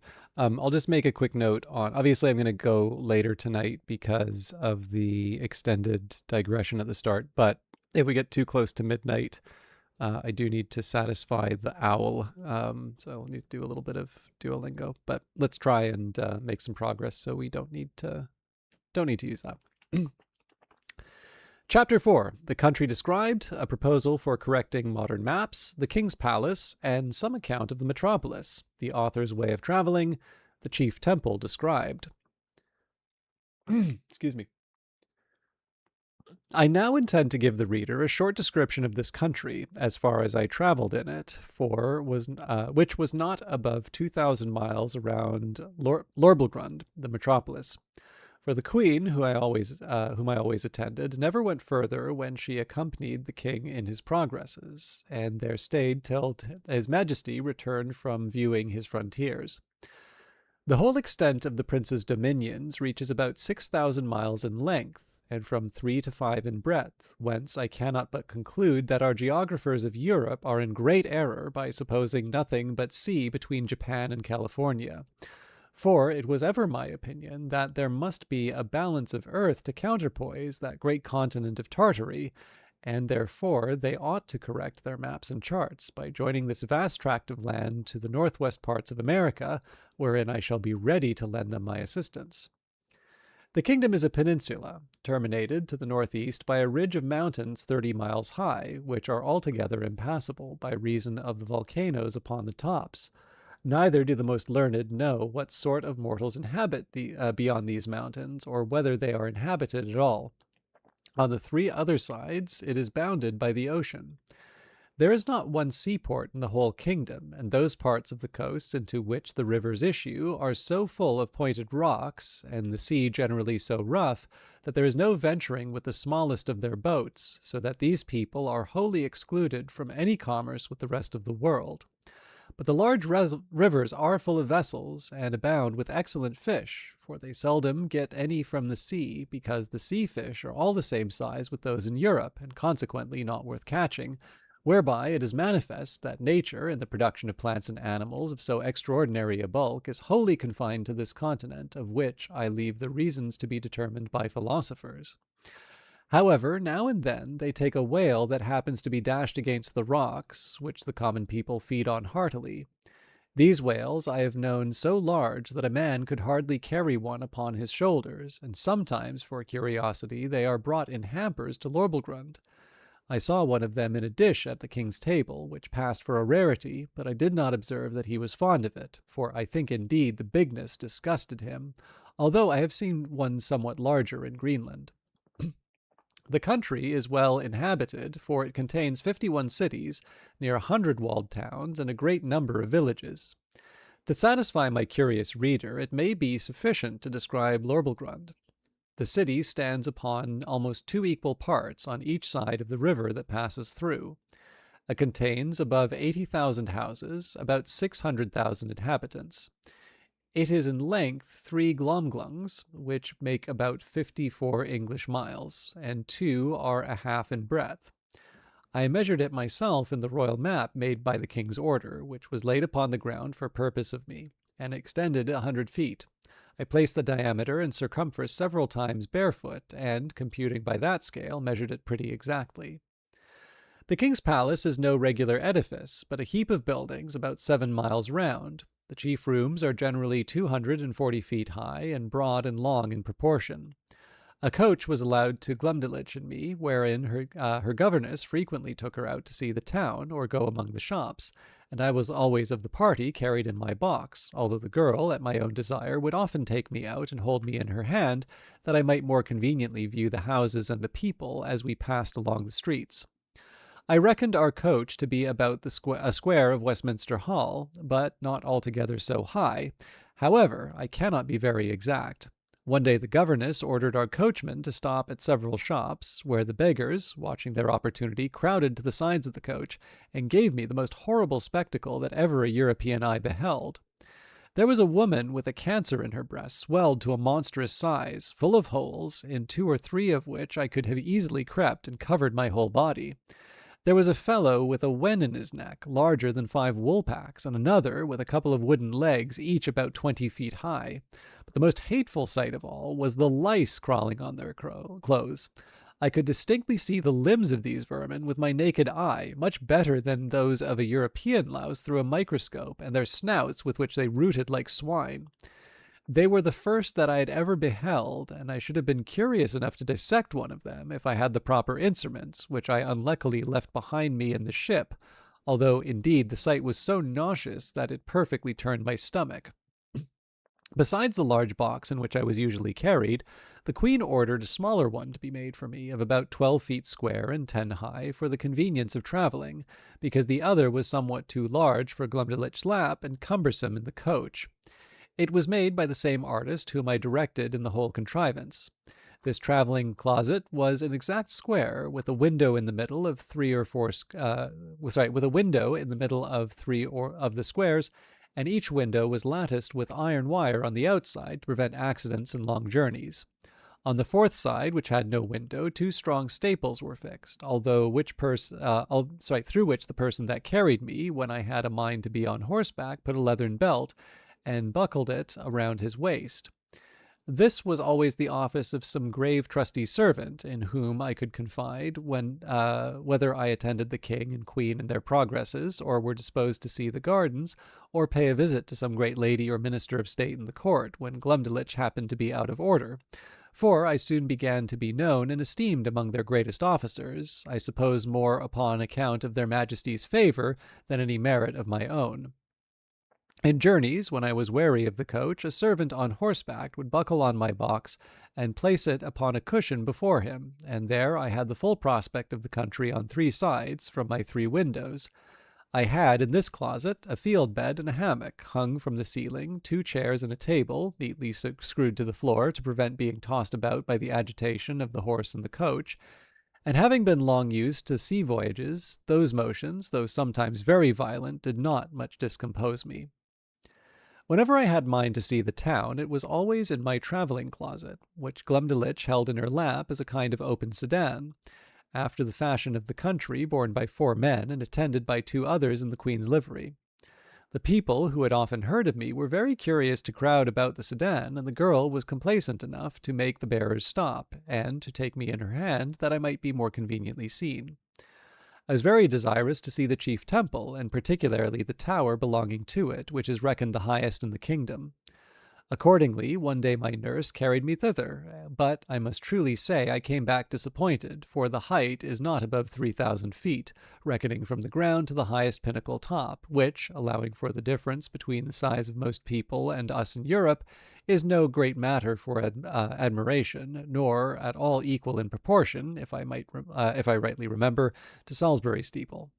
But, not to detract from a nation, which, during my life, I shall acknowledge myself extremely obliged, it must be allowed that whatever this famous tower wants in height, it amply made up in beauty and strength, for the walls are near 100 feet thick, built of hewn stone, whereof each is about 40 feet square, and adorned on all sides with statues of gods and emperors cut in marble, larger than the life, placed in their several niches. I measured a little finger which had fallen down from one of these statues, and lay unperceived among some rubbish, and found it exactly 4 feet and an inch in length. Glumdalclitch wrapped it up in her handkerchief and carried it home in her pocket to keep among other trinkets, of which the girl was very fond, as children her age usually are. The king's kitchen is indeed a noble building, vaulted at top and about 600 feet high. The great oven is not so wide by 10 paces at the cupola at St. Paul's, for I measured the latter on purpose after my return. But if I should describe the kitchen grate, the prodigious pots and kettles, the joints of meat turning on the spits, with many other particulars, perhaps I should be hardly believed. At least a severe critic would be apt to think I enlarged a little, as travellers are often suspected to do. To avoid which censure, I fear I have run too much in the other extreme, and that if this treatise should happen to be translated into the language of Brobdingnag, which is the general name of that kingdom, and transmitted thither, the king and his people would have reason to complain that I had done them an injury by a false and diminutive representation. His Majesty seldom keeps above 600 horses in the stables. They are generally from 54 to 60 feet high, but when he goes abroad on solemn days, he attended for state by a military guard of 500 horse, which, indeed, I thought was the most splendid sight that I could be ever beheld, till I saw part of his army in Battalia, whereof I shall find another occasion to speak. Chapter 5. Several adventures that happened to the author. The execution of a criminal. The author shows his skill in navigation. I should have lived happily enough in that country if littleness had not exposed me to several ridiculous and troublesome accidents, some of which I shall venture to relate. Glumdalclitch often carried me into the gardens of the court in my smaller box, and would sometimes take me out of it, and hold me in her hand or set me down to walk. I remember, before the dwarf left the queen, he followed us one day into those gardens, and my nurse having set me down, he and I being close together, near some dwarf apple trees, I must needs show my wit, by silly allusion between him and the trees, which happens to hold in their language as it does in ours. Whereupon the malicious rogue, watching his opportunity when I was walking under one of them, shook it directly over my head, by which a dozen apples, each of them near as large as a Bristol barrel, came tumbling about my ears. One of them hit me on the back as I chanced to stoop, and knocked me down flat on my face, but I received no other hurt, and the dwarf was pardoned at my desire, because I had given the provocation. Another day Glumdalclitch left me on a smooth grass plot to divert myself, while she walked at some distance with her governess. In the meantime, there suddenly fell such a violent shower of hail that I was immediately, by the force of it, struck to the ground, and when I was down, the hailstones gave me such cruel bangs all over the body, as if I had been pelted with tennis balls. However, I made a shift to creep on all fours and shelter myself by lying flat on my face on the lee side of a border of lemon thyme, but so bruised from head to foot that I could not go abroad in 10 days. Neither is this at all to be wondered at, because nature, in that country, observing the same proportion throughout all her operations, a hailstone is near 1800 times as large as one in Europe, which I can assert upon experience, having been so curious as to weigh and measure them. But a more dangerous accident happened to me in the same garden, when my little nurse, believing she had put me in a secure place, which I often entreated her to do so that I might enjoy my own thoughts, and having left my box at home to avoid the trouble of carrying it, went to another part of the garden with her governess and some ladies of her acquaintance. While she was absent and out of hearing, a small white spaniel that belonged to one of the chief gardeners, having got by accident into the garden, happened to range near the place where I lay. The dog, following the scent, came directly up, and taking me in his mouth, ran straight to his master, wagging his tail, and set me gently on the ground. By good fortune he had been so well taught that I was carried between his teeth without the least hurt, or even tearing my clothes. But the poor gardener, who knew me well and had a great kindness for me, was in a terrible fright. He gently took me up in both his hands and asked me how I did. But I was so amazed and out of breath that I could not speak a word. In a few minutes I came to myself, and he carried me safe to my little nurse, who, by this time, had returned to the place where she left me, and was in cruel agonies when I did not appear, nor answer when she called. She severely reprimanded the gardener on account of his dog, but the thing was hushed up and never known at court, for the girl was afraid of the queen's anger, and truly, as to myself, I thought it would not be for my reputation that such a story should go about. The accident absolutely determined Glumdalclitch never to trust me abroad for the future out of her sight. I had been long afraid of this resolution, and therefore concealed from her some little unlucky adventures that happened in those times when I was left by myself. Once a kite, hovering over the garden, made a stoop at me, and if I had not resolutely drawn my hanger and run it under a thick espalier, would have certainly carried me away in his talons. Another time, walking to the top of a fresh molehill, I fell to my neck in the hole through which that animal had cast up the earth, and coined some lie, not worth remembering, to excuse myself for spoiling my clothes. I likewise broke my right shin against the shell of a snail, which I happened to stumble over as I was walking alone and thinking on poor England. I cannot tell whether I was more pleased or mortified to observe in those solitary works that the smaller birds did not appear to be at all afraid of me, but would hop about within a yard's distance, looking for worms and other food, with as much indifference and security as if no creature at all were near them.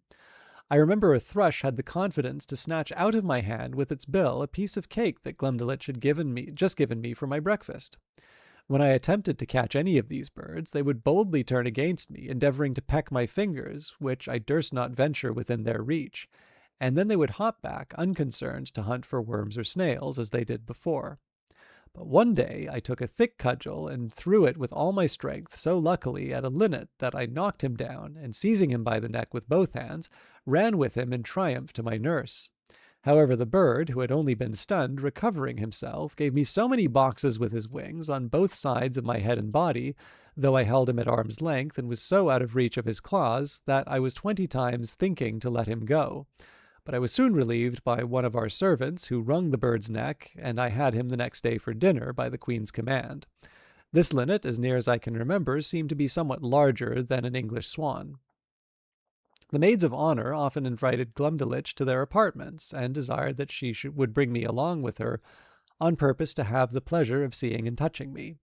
They would often strip me naked from top to toe, and lay me at full length in their bosoms, wherewith I was much disgusted, because, to say the truth, a very offensive smell came from their skins, which I do not mention or intend to the disadvantage of those excellent ladies, for whom I have all manner of respect, but I conceive that my sense was more acute in proportion to my littleness, and that those illustrious persons were no more disagreeable to their lovers or to each other than people of the same quality are with us in England.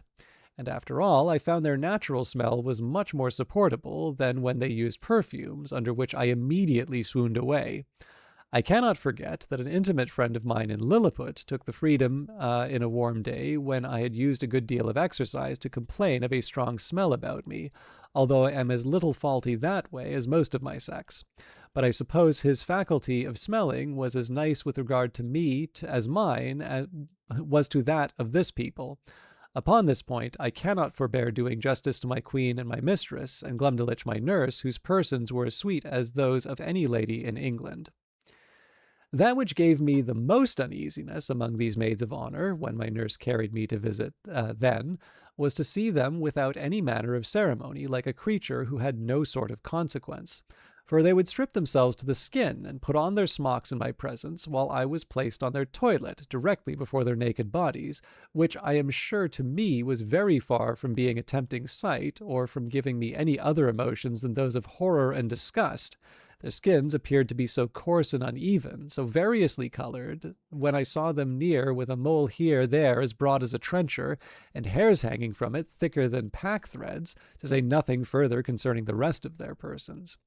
Neither did they at all scruple, while I was away, to discharge what they had drank to the quantity of at least 2 hogsheads in a vessel that they held above 3 tons. The handsomest among these maids of honor, a pleasant, frolicsome girl of 16, would sometimes set me astride upon one of her nipples, with many other tricks wherein the reader will excuse me for not being overly particular.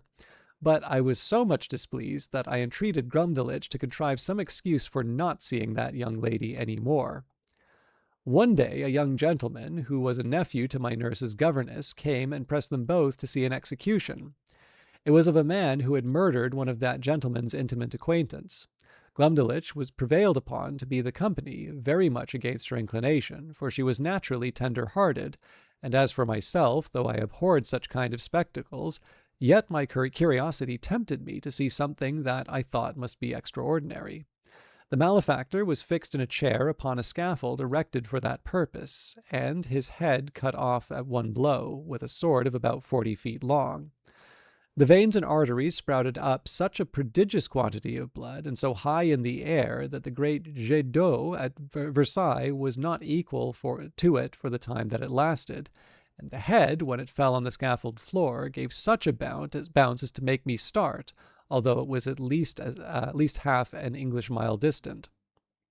The Queen, who often used to hear me talk of my sea voyages, and took all occasions to divert me when I was melancholy, asked whether I understood how to handle a sail or an oar, and whether a little exercise of rowing might not be convenient for my health. I answered that I understood both very well, for although my proper employment had been to be surgeon or doctor on the ship, yet often upon a pinch I was forced to work like a common mariner. But I could not see how this could be done in their country, where the smallest wherry was equal to a first-rate man of war among us, and such a boat as I could manage would never live in any of their rivers.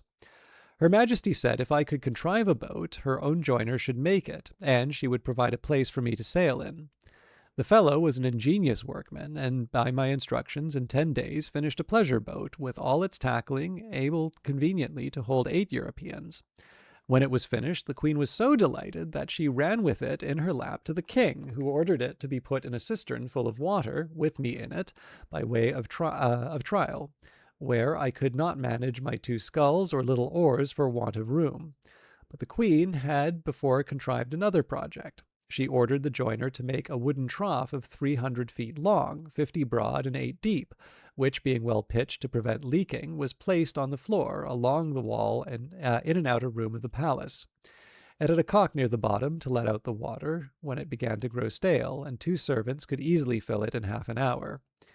Here I often used to row for my own diversion, as well as that of the Queen and her ladies, who thought themselves well entertained with my skill and agility.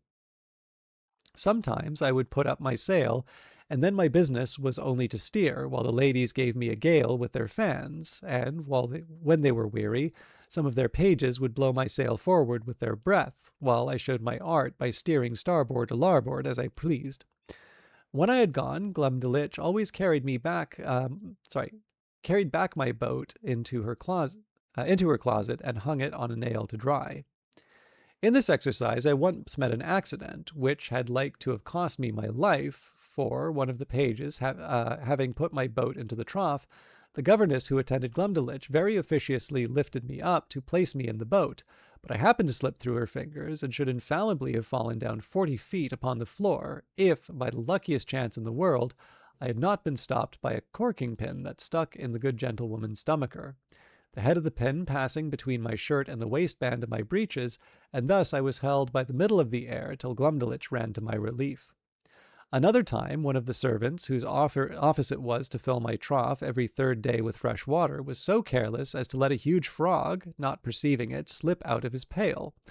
The frog lay concealed till I was put into my boat, but then, seeing a resting place, climbed up and made it lean so much to one side that I was forced to balance it with all my weight on the other to prevent overturning.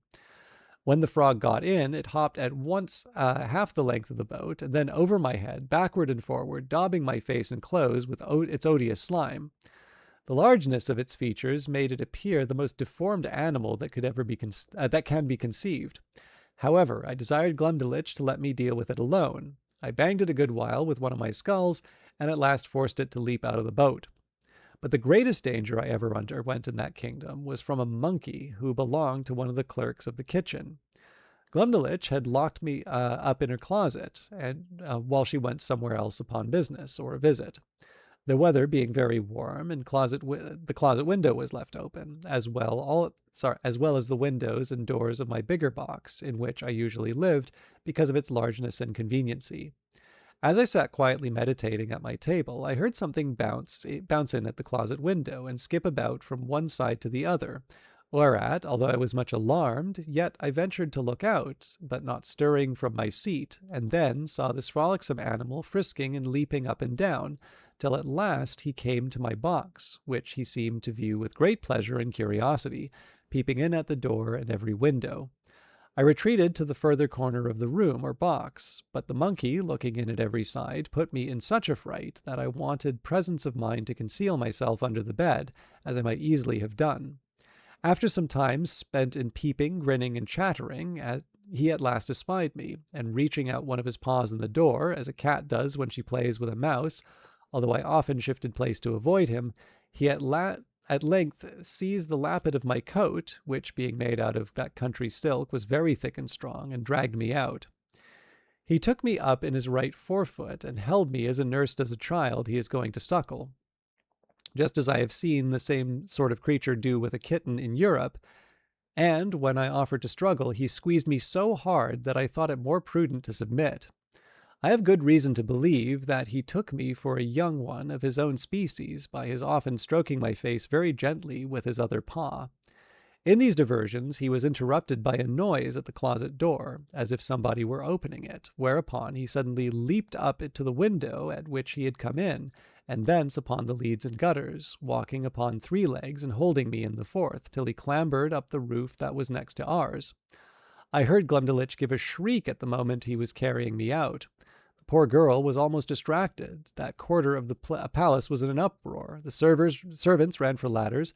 The monkey was seen by hundreds in the court, sitting upon the ridge of a building, holding me like a baby in one of its forepaws, and feeding me with the other, by cramming into my mouth some victuals he had squeezed out of a bag on the side of his chaps, and patting me when I would not eat, whereat many of the rabble below could not forbear laughing. Neither do I think they justly ought to be blamed, for, without question, the sight was ridiculous enough for everybody but myself.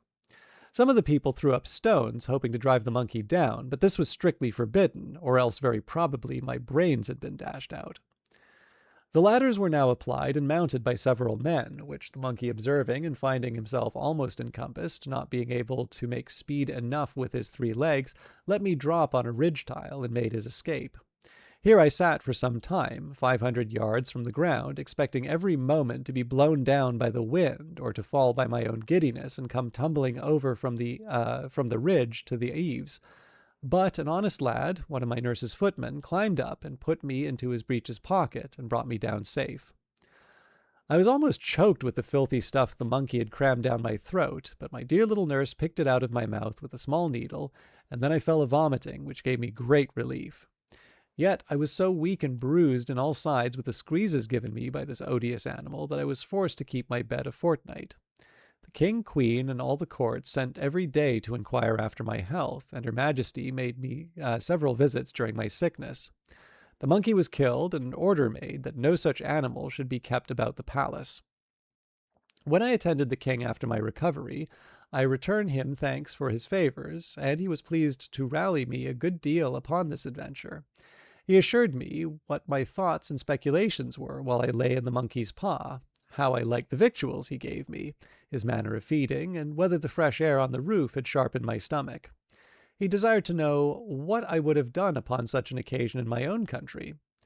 I told his majesty that in Europe we had no monkeys except such as were brought for curiosity from other places, and so small that I could deal with a dozen of them together, if they presumed to attack me. And as for that monstrous animal with whom I was so lately engaged, it was indeed as large as an elephant. If my fears had suffered me to think so far as to make use of my hanger, looking fiercely and clapping my hand on the hilt as I spoke, when he poked his paw into my chamber, perhaps I should have given him such a wound as would have made him glad to withdraw it with more haste than he had put it in. This I delivered in a firm tone, like a person who was jealous lest his courage should be called into question. However, my speech produced nothing else beside loud laughter, which, with all respect to his majesty and those about him, could not make him contain. This made me reflect how vain an attempt it is for a man to endeavor to do himself honor among those who are out of all degree of equality and comparison with him. And yet I have seen the moral of my own behavior very frequently in England since my return, where a little contemptible varlet, without the least title to birth, person, wit, or common sense, shall presume to look with importance, and put himself upon a foot with the greatest persons of the kingdom. I was every day furnishing the court with some ridiculous story, and Glumdalclitch, though she loved me to excess, was arch enough to inform the queen whenever I committed any folly that she thought would be diverting to her majesty. The girl, who had been out of order, was carried by her governess to take the air at about an hour's distance, or 30 miles from the town. They alighted out of the coach near a small footpath in the field, and Glumdalclitch, setting down my travel box, I went out of it to walk. There was a cow dung in the path, and I must need try my activity by attempting to leap over it. I took a run, but unfortunately jumped short and found myself in the middle up to my knees. I waded through it with some difficulty, and one of the footmen wiped me as clean as he could with his handkerchief, for I was filthily bemired, and my nurse confined me to my box till we returned home, where the queen was soon informed of what had passed, and the footman spread it about the court, so that all the mirth for some days was at my expense. Okay, so I am sorry to do one more break, but I think I'm going to take a minute just to get the Duolingo and such out of the way. This shouldn't take too long, but from there, I think we're probably like 2/3 of the way through. There shouldn't be that much more, but I am just going to take the opportunity to focus on that for the rest by taking one more break for the evening. So I will be back reasonably soon.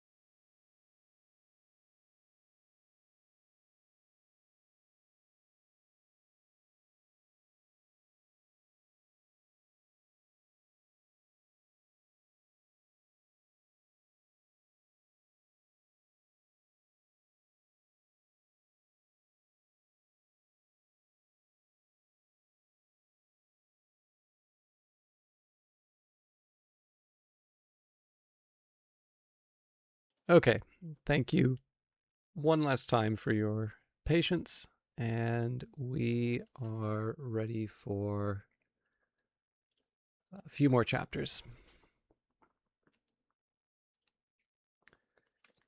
Chapter 6. Several contrivances of the author to please the king and queen. He shows his skill in music. The king inquires into the state of England, which the author relates to him. The king's observations thereon.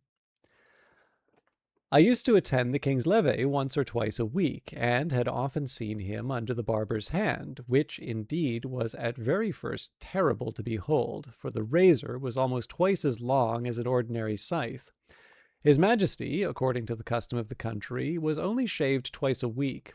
I once prevailed on the barber to give me some some of the scuds or lather, out of which I picked 40 or 50 of the strongest stumps of hair. I then took a piece of fine wood and cut it like the back of a comb, making several holes in it at equal distances, with as small a needle as I could get from Glundlich. I fixed in the stumps so artificially, scraping and sloping them with my knife towards the points, that I made a very tolerable comb, which was a seasonable supply, my own being much broken in the teeth, that it was almost useless. Neither did I know any artist in that country so nice and exact as would undertake to make me another. And this puts me in mind of an amusement, wherein I spent many of my leisure hours. I desired the queen's woman to save for me the combings of her majesty's hair, whereof in time I got a good quantity, and consulting with my friend the cabinet maker, who received general orders to do little jobs for me, I directed him to make 2 chair frames, no larger than those I had in my box, and to bore little holes with a fine awl round those parts where I designed the backs and seats. Through these holes I wove the strongest hairs I could pick out, just after the manner of cane chairs in England. When they were finished, I made a present of them to Her Majesty, who kept them in her cabinet, and used to show them for curiosities, as indeed they were the wonder of everyone that beheld them. The queen would have me sit upon one of these chairs, but I absolutely refused to obey her, protesting that I would rather die than place a dishonorable part of my body on those precious hairs that once adorned Her Majesty's head. Of these hairs, as I always had a mechanical genius, I likewise made a neat little purse about 5 feet long, with Her Majesty's name deciphered in gold letters, which I gave to Glumdalclitch by the queen's consent. To say the truth, it was more for show than for use, being not of strength to bear the weight of the larger coins, and therefore she kept nothing in it but some little toys that girls are fond of. The king, who delighted in music, and had frequent concerts at court, to which I was sometimes carried, and set in my box on a table to hear them, but the noise was so great that I could hardly distinguish the tunes.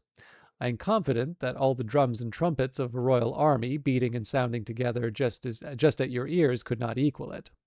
My practice was to have my box removed from the place where the performers sat, as far as I could, and then to shut the doors and windows of it, and draw the window curtains, after which I found their music not disagreeable.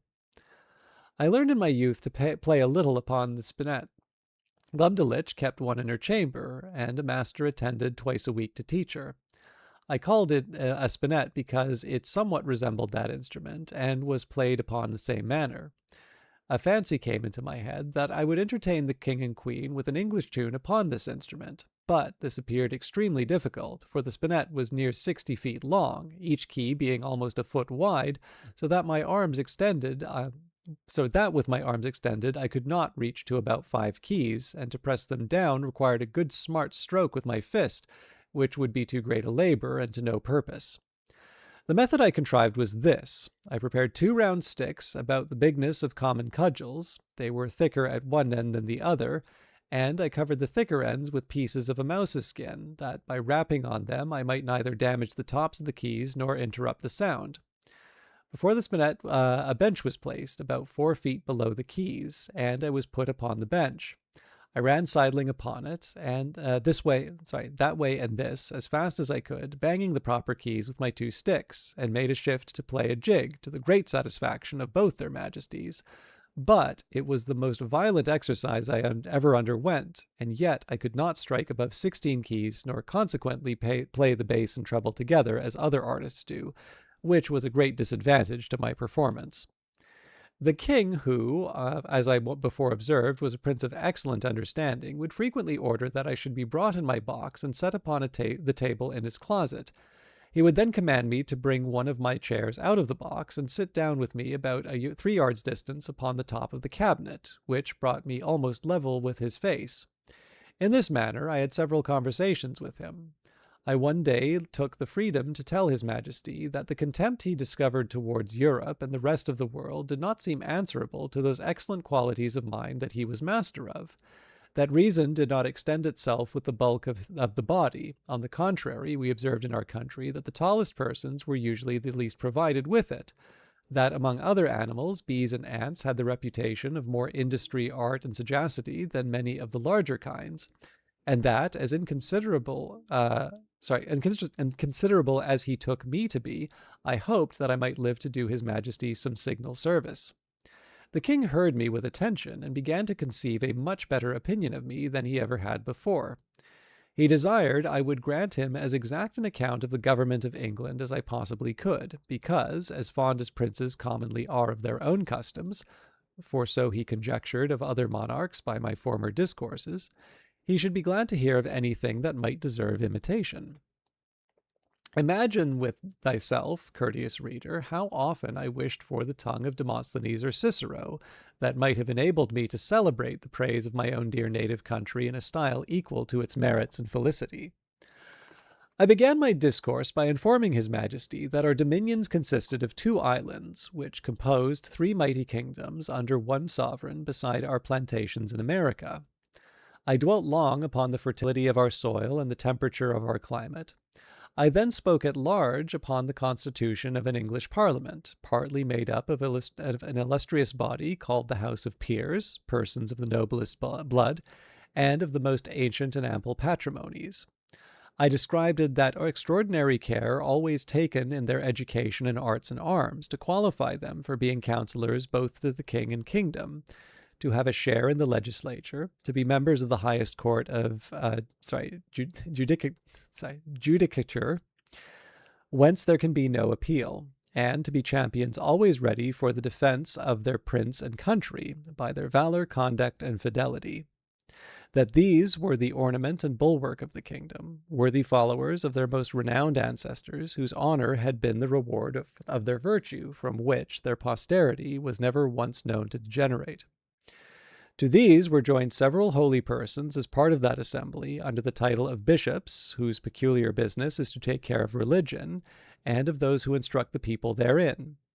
These were searched and sought out through the whole nation by the prince and his wisest counselors, among such of the priesthood as were most deservedly distinguished by the sanctity of their lives, and the depth of their erudition, who were indeed the spiritual fathers of the clergy and the people.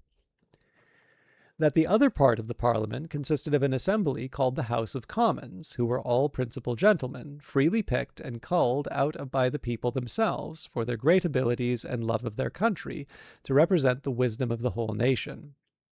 And that these 2 bodies made up the most august assembly in Europe, to whom, in conjunction with the prince, the whole legislature is committed. I then descended to the courts of justice, over which the judges, whose venerable sages and interpreters of the law presided, for determining the disputed rights and properties of men, as well as for the punishment of vice and protection of innocence. I mentioned the prudent management of our treasury, the valor and achievements of our forces by sea and land. I computed the number of our people by reckoning how many millions there might be of each religious sect or political party among us. I did not omit even our sports and pastimes, or any other particular which I thought might redound to the honor of my country. And I finished all with a brief historical account of affairs and events in England for about 100 years past. This conversation was not ended under 5 audiences, each of several hours, and the king heard the whole with great attention, frequently taking notes of what I spoke, as well as memorandums of what questions he intended to ask me. When I had put an end to these long discourses, His Majesty, in a 6th audience, consulting his notes, proposed many doubts, queries, and objections upon every article. He asked what methods were used to cultivate the minds and bodies of our young nobility, and in what kind of business they commonly spent the first and teachable parts of their lives. What course was taken to supply that assembly when any noble family became extinct? What qualifications were necessary in those who are to be created new lords, whether the humour of the prince, a sum of money to a court lady, or design of strengthening a party opposite to the public interest ever happened to be the motive in those advancements? What share of knowledge these lords had in the laws of their country, and how they came by it, so as to enable them to decide the priorities of their fellow subjects in the last resort? Whether they were always so free from avarice, partialities, or want that a bribe or some other sinister view could have no place among them.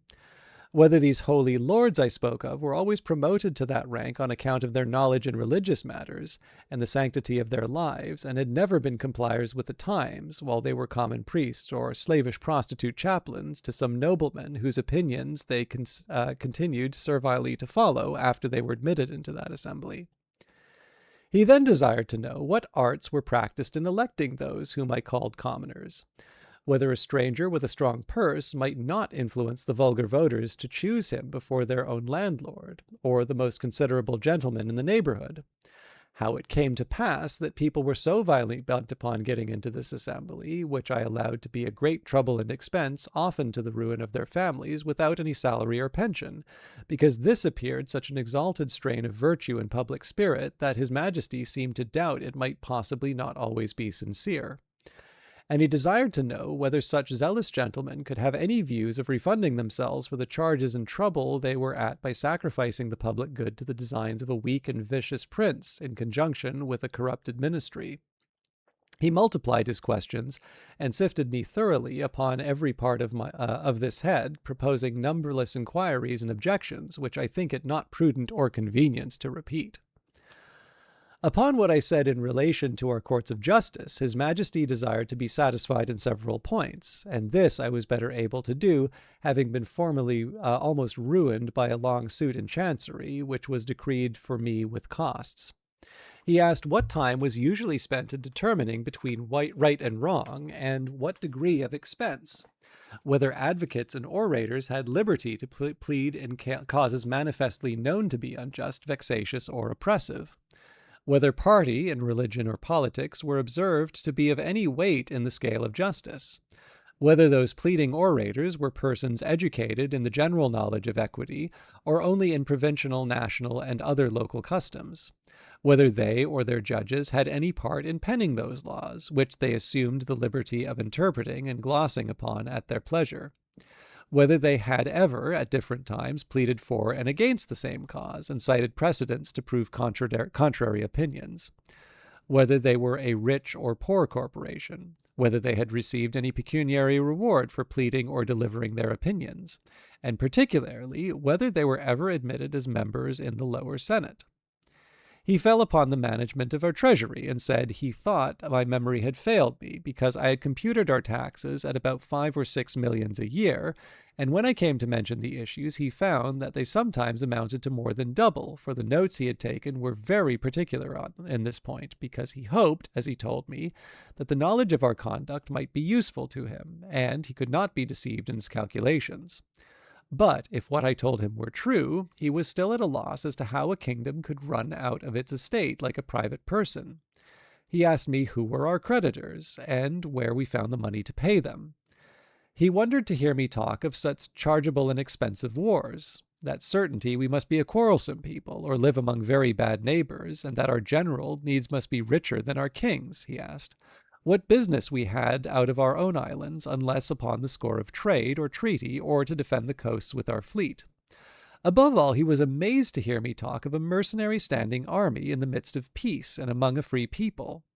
He said if we were governed by our own consent in the persons of our representatives, he could not imagine of whom we were afraid or against whom we were to fight, and would hear my opinion whether a private man's house might not be better defended by himself, his children, and family than by a half-dozen rascals picked up at a venture in the street for small wages, who might get 100 times more by cutting their throats.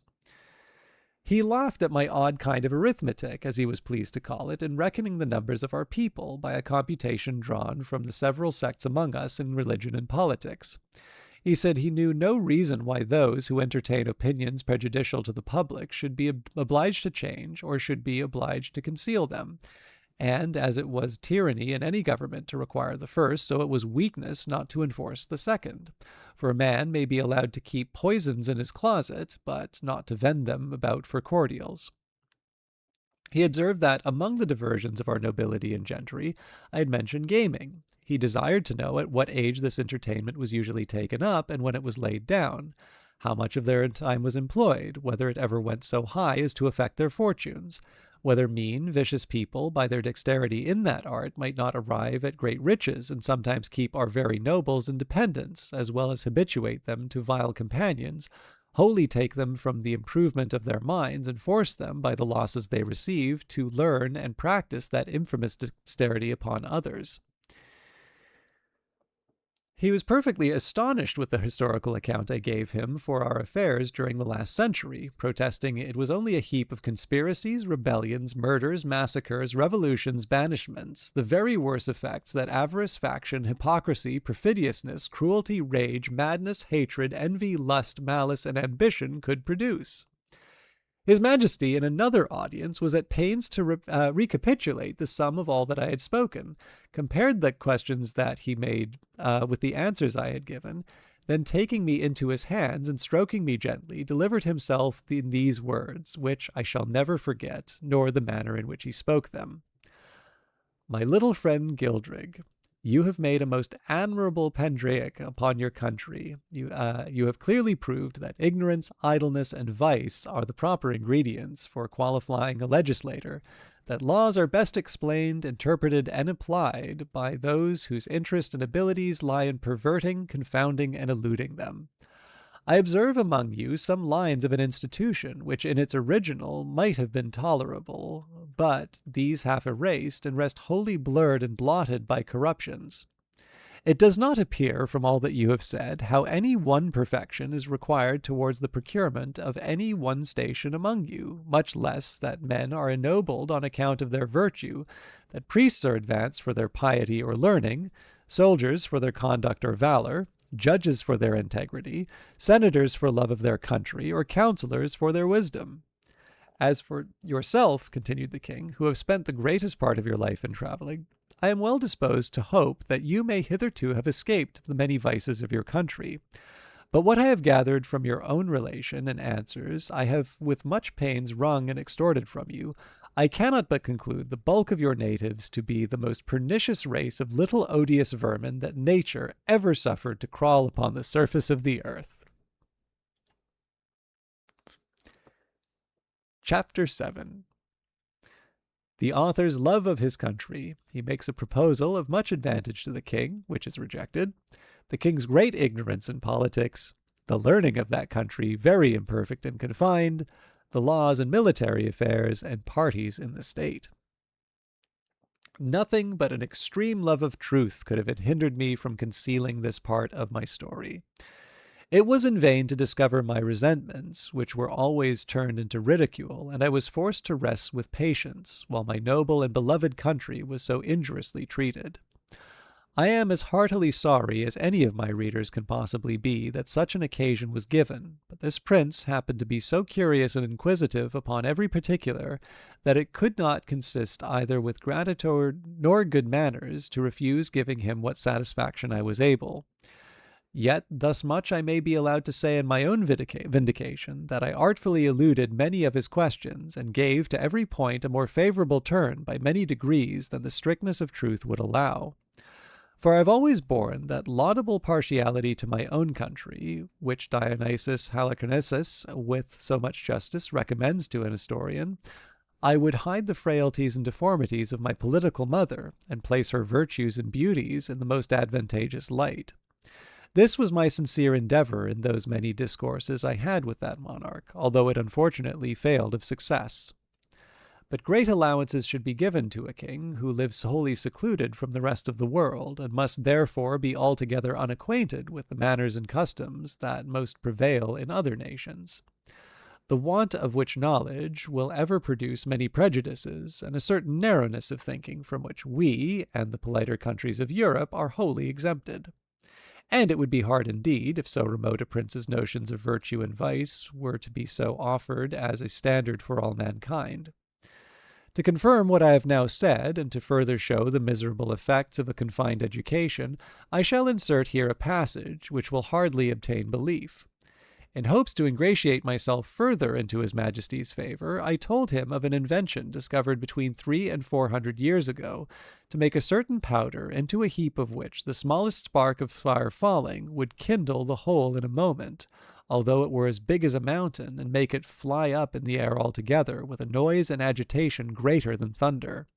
That a proper quantity of this powder, rammed into a hollow tube of brass or iron, according to its bigness, would drive a ball of iron or lead with such violence and speed as nothing was able to sustain its force. That the largest balls thus discharged would not only destroy whole ranks of an army at once, but batter the strongest walls to the ground, sink down ships with 1,000 men in each to the bottom of the sea, and when linked together by chain, would cut through masts and rigging, divide hundreds of bodies in the middle, and lay waste before them. That we often put this powder into large hollow balls of iron, and discharged them by an engine into some city we were besieging, which would rip up the pavements, tear the houses to pieces, burst and throw splinters on every side, dashing out the brains of all who came near.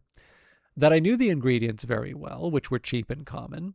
I understood the manner of compounding them, and could direct his workmen how to make those tubes of a sizable proportion to all other things in His Majesty's kingdom, and the largest need not be above 100 feet long, 20 or 30 of which tubes, charged with the proper quantity of powder and balls, would batter down walls of the strongest town in his dominions in a few hours, or destroy the whole metropolis if he should ever pretend to dispute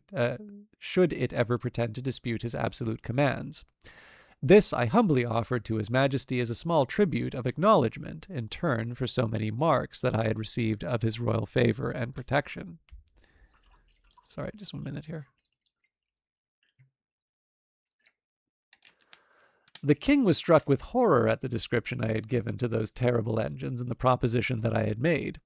He was amazed how so impotent and grovelling an insect as I, these were his expressions, could entertain such inhuman ideas, and in so familiar a manner as to appear wholly unmoved at all the scenes of blood and desolation which I had painted as the common effects of those destructive machines, whereof, he said, some evil genius, enemy to mankind, must have been the first contriver. As for himself, he protested that although few things delighted him so much as new discoveries in art or in nature, he would rather lose half his kingdom than to be privy to such a secret, which he commanded me, as I valued any life, never to mention any more.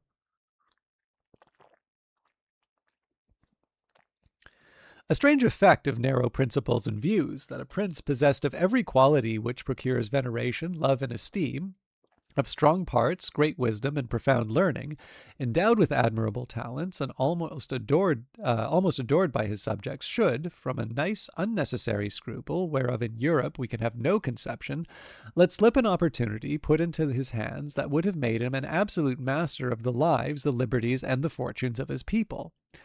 Neither do I say this with the least intention to detract from the many virtues of that excellent king, whose character, I am sensible, will, on this account, be very much lessened in the opinion of an English reader. But I take this defect among them to have risen from their ignorance, by not having hitherto reduced politics into a science, as the more acute wits of Europe have done. For I remember very well in a discourse one day with the king, when I happened to say, there were several thousand books among us written upon the art of government. It gave him, directly contrary to my intention, a very mean opinion of our understandings. He professed both to abominate and despise all mystery, refinement, and intrigue, either in a prince or a minister. He could not tell what I meant by secrets of state, where an enemy or some rival nation were not in the case. He confined the knowledge of governing within very narrow bounds, to a common sense and reason, to justice and lenity, to the speedy determination of civil and criminal causes, with some other obvious topics which are not worth considering. And he gave it for his opinion that whoever could make 2 ears of corn or 2 blades of grass grow upon a spot of ground where only one grew before would deserve better of mankind and do more essential service to his country than the whole race of politicians put together. The learning of this people is very defective, consisting only in morality, history, poetry, and mathematics, wherein they must be allowed to excel. But the last of these is wholly applied to what may be useful in life, to the improvement of agriculture and all mechanical arts, so that among us it would be little esteemed. As to ideas, entities, abstractions, and transcendentals, I could neither derive the least conception into their heads. No law in that country must exceed in words the number of letters in their alphabet, which consists of only 22. But indeed few of them extend even to that length. They are expressed in the most plain and simple terms, wherein those people are not mercurial enough to discover above one interpretation, and to write a comment upon any law is a capital crime. As to the decision of civil causes or proceedings against criminals, their precedents are so few that they have little reason to boast of any extraordinary skill in either. They have had the art of printing, as well as the Chinese, time out of mind, but their libraries are not very large, for that of the king, which is reckoned the largest, does not amount above 1,000 volumes, placed in a gallery 1,200 feet long, whence I had liberty to borrow what books I pleased. The Queen's joiner had contrived in one of Glumdamil. I haven't seen her in a while, so I'm stumbling over the name. Glumdalich's rooms, a kind of wooden machine 25 feet high, formed like a standing ladder. The steps were each 50 feet long. It was indeed a movable pair on the stairs, the lowest end placed 10 feet distance from the wall of the chamber. The book I had a mind to read was put up leaning against the wall. I first mounted to the upper step of the ladder, and turning my face towards the book, began at the top of the page, and so walking right to left about 8 or 10 paces, according to the length of the lines, till I had gotten a little below the level of mine eyes, and then descending gradually till I came to the bottom, after which I mounted again and began the other page in the same manner, and so turned over the leaf, which I could easily do with both my hands, for it was as thick and stiff as pasteboard, and in the largest folios not above 18 or 20 feet long. Their style is clear, masculine, and smooth, but not florid, for they avoid nothing more than multiplying unnecessary words or using various expressions.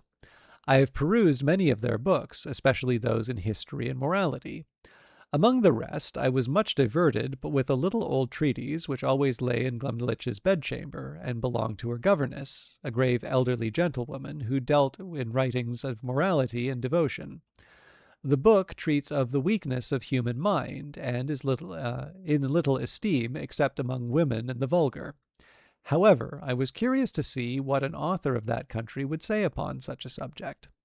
This writer went through all the usual topics of European moralists, showing how diminutive, contemptible, and helpless an animal was man in his own nature, how unable to defend himself from the inclemencies of the air or the fury of wild beast, how much he was excelled by one creature in strength, by another in speed, by a third in foresight, by a fourth in industry.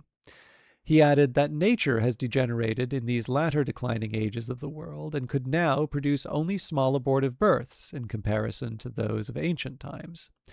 He said it was very reasonable to think, not only that the species of men were originally much larger, but also that there must have been giants in former ages, which, as it is asserted by history and tradition, so it has been confirmed by huge bones and skulls, casually dug up in several parts of the kingdom, far exceeding the common dwindled race of men in our days.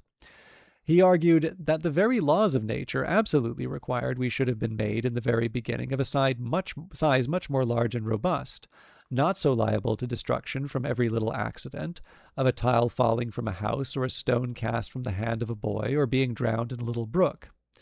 From this way of reasoning, the author drew several moral applications useful in the conduct of life, but needless here to repeat. For my own part, I could not avoid reflecting how universally this talent was spread, of drawing lectures in morality, or indeed rather matter of discontent and repining from the quarrels we raise with nature.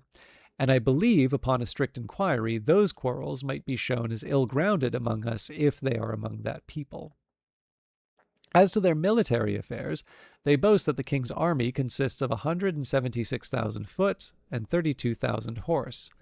If that may be called an army, which is made up of tradesmen in several cities and farmers in the country, whose commanders are the only nobility and gentry without pay or reward. They are indeed perfect enough in their exercises, and under very good discipline, wherein I saw no great merit. For how should it be otherwise, where every farmer is under the command of his own landlord, and every citizen under that of the principal men in his own city, chosen after the manner of Venice by ballot? I have often seen the militia of Lorbegrund drawn out to exercise in a great field near the city of 12 miles square. They were in all not above 25,000 foot and 6,000 horse, but it was impossible for me to compute their number, considering the space of ground they took up. A cavalier mounted on a large steed might be about 90 feet high. I have seen this whole body of a horse, upon a word of command, draw their swords at once and brandish them in the air. Imagination can figure nothing so grand, so surprising, and so astonishing. It looked as if 10,000 flashes of lightning were darting at the same time from every quarter of the sky. I was curious to know how this prince, to whose dominions there is no access from any other country, came to think of armies, or to teach his people the practice of military discipline. But I was soon informed, by both conversation and reading their histories, for in the course of many ages they have been troubled by the same disease to which the whole race of mankind is subject. The nobility often contending for power, the people for liberty, and the king for absolute dominion. All which, however, happily tempered by the laws of that kingdom, have been sometimes violated by each of the three parties, and have more than once occasioned civil wars, the last whereof was happily put an end by this prince's grandfather in a great general composition, and the militia, then settled with common consent, has been ever since kept in the strictest duty. Chapter 8. The king and queen make a progress to the frontiers. The author attends them. The manner in which he leaves the country very particularly related. He returns to England. I had always a strong impulse that I should some time recover my liberty, though it was impossible to conjecture by what means, or to form any project with the least hope of succeeding. The ship in which I sailed was the first ever known to be driven within sight of that coast, and the king had given strict orders that if at any time another appeared, it should be taken ashore with all its crew and its passengers brought into a tumbril to Lorbegrund. He was strongly bent to get me a woman of my own size, by whom I might propagate the breed, but I think I should rather have died than undergone the disgrace of leaving a posterity to be kept in cages like tame canary birds, and perhaps in time sold about the kingdom to persons of quality for curiosities. I was indeed treated with much kindness. I was the favourite of a great king and queen, and the delight of the whole court, but it was upon such a foot as ill became the dignity of humankind. I could never forget those domestic pledges I had left behind me. I wanted to be among people with whom I could converse upon even terms, and walk about the streets and fields without being afraid of being trod to death like a frog or a young puppy. But my deliverance came sooner than I expected, and in a manner not very common, the whole story and circumstances of which I shall faithfully relate. I had now been 2 years in this country, and about the beginning of the third, Glumdalclitch and I attended the king and queen in a progress to the south coast of the kingdom. I was carried, as usual, in my travelling box, which, as I have already described, was a very convenient closet of 12 feet wide, and I had ordered a hammock to be fixed by silken ropes from the 4 corners at the top to break the jolts when a servant carried me before him on horseback, as I sometimes desired, and would often sleep in my hammock while we were upon the road. On the roof of my closet, not directly over the middle of the hammock, I ordered the joiner to cut a hole of a foot square to give me air in hot weather as I slept, which hole I shut at pleasure with a board that drew backward and forward through a groove. When we came to our journey's end, the king thought proper to pass a few days at a palace he has near Flanflasnick, a city within 18 English miles of the seaside. Glumdalclitch and I were much fatigued. I had gotten a small cold, but the poor girl was so ill as to be confined to her chamber. I longed to see the ocean, which must be the only scene of my escape, if ever it should happen. I pretended to be worse than I really was, and desired leave to take the fresh air of the sea with a page, whom I was very fond of, and who had sometimes been trusted with me. I shall never forget with that unwillingness Glumdalclitch consented, nor the strict charge that she gave the page to be careful of me, bursting at the same time into a flood of tears, as if she had some forbidding of what was to happen. The boy took me out in my box about half an hour's walk from the palace towards the rocks on the seashore. I ordered him to set me down, and lifting up one of my sashes, cast many wistful, melancholy looks towards the sea. I found myself not very well, and told the page that I had a mind to take a nap in my hammock, which I hoped would do me good.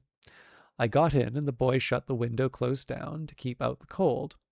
I soon fell asleep, and all I can conjecture is, while I slept, the page, thinking no danger could happen, went among the rocks to look for birds' eggs, having before observed him from my window searching about, and picking up one or two in the clefts. Be that as it will, I found myself suddenly awakened with a violent pull upon the ring, which was fastened at the top of my box for the conveniency of carriage.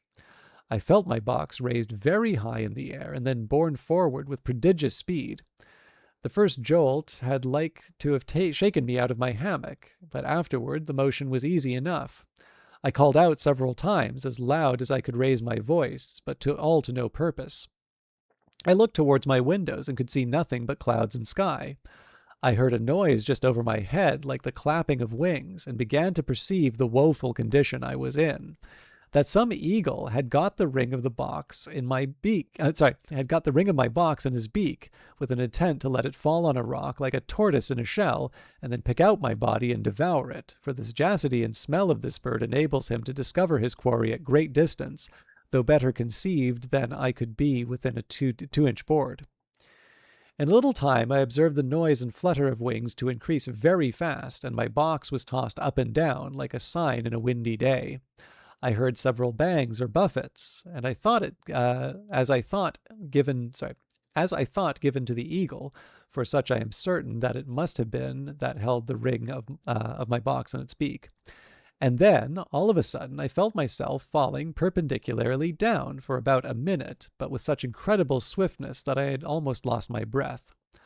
My fall was stopped by a terrible squash. It sounded louder to my ears than the cataract of Niagara, after which I was quite in the dark for another minute, and then my box began to rise so high that I could see light from the tops of the windows. I now perceived I was fallen into the sea. My box, by the weight of my body, the goods that were in, and the broad plates of iron fixed for strength at the four corners of the top and bottom, floated about 5 feet deep in water. I did then, and do now suppose, that the eagle which flew away with my box was pursued by 2 or 3 others, and forced to let me drop while he defended himself against the rest, who hoped to share in the prey. The plates of iron fastened at the bottom of the box, for those were the strongest, preserved the balance while it fell, and hindered it from being broken on the surface of the water. Every joint of it was well grooved, and the door did not move on its hinges, but up and down like a sash, which kept my closet so tight that very little water came in. I got with much difficulty out of my hammock, having first ventured to draw back the slipboard on the roof already mentioned, contrived on the purpose to let in air, for want of which I found myself almost stifled. How often did I then wish myself with my dear Glumdalclitch, from whom one single hour had so far divided me. And I may say with truth that in the midst of my own misfortunes I could not forbear lamenting my poor nurse, the grief that she would suffer for my loss, the displeasure of the queen, and the ruin of her fortune. Perhaps many travelers have not been under greater difficulties and distress than I was at this juncture, expecting every moment to see my box dashed to pieces, or at least overset by the first violent blast or rising wave. A breach in one single pane of glass would have been immediate death, nor could anything have preserved the windows but the strong lattice wires placed on the outside against accidents in traveling. I saw water ooze in several crannies, although the leaks were not considerable, and I endeavored to stop them as well as I could. I was not able to lift up the roof of my closet, which otherwise I would have certainly have done, and sat on top of it, where I might at least preserve myself some hours longer than by being shut up, as I may call it, in the hold. Or, if I escaped these dangers for a day or two, what could I expect but a miserable death of cold and hunger? I was 4 hours under these circumstances, expecting, indeed wishing, every moment to be my last. I've already told the reader that there were 2 strong staples fixed upon that side of my box which had no window, and into which the servant, who used to carry me on horseback, would put a leathern belt and buckle it about his waist, being in this disconsolate state, I heard, or at least I thought I heard, some kind of grating noise on that side of my box where the staples were fixed, and soon after I began to fancy that the box was pulled or towed along the sea, for I now and then felt a sort of tugging, which made the waves rise nearer to the tops of the windows, leaving me almost in the dark. This gave me some faint hopes of relief, though I was not able to imagine how it could be brought about.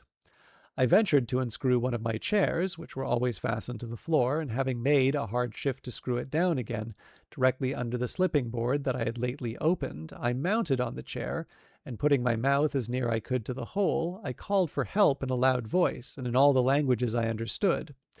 I then fastened my handkerchief to a stick that I usually carried, and thrusting it up the hole, waved it several times in the air, that if any boat or ship were near, the seamen might conjecture some unhappy mortal to be shut up in the box.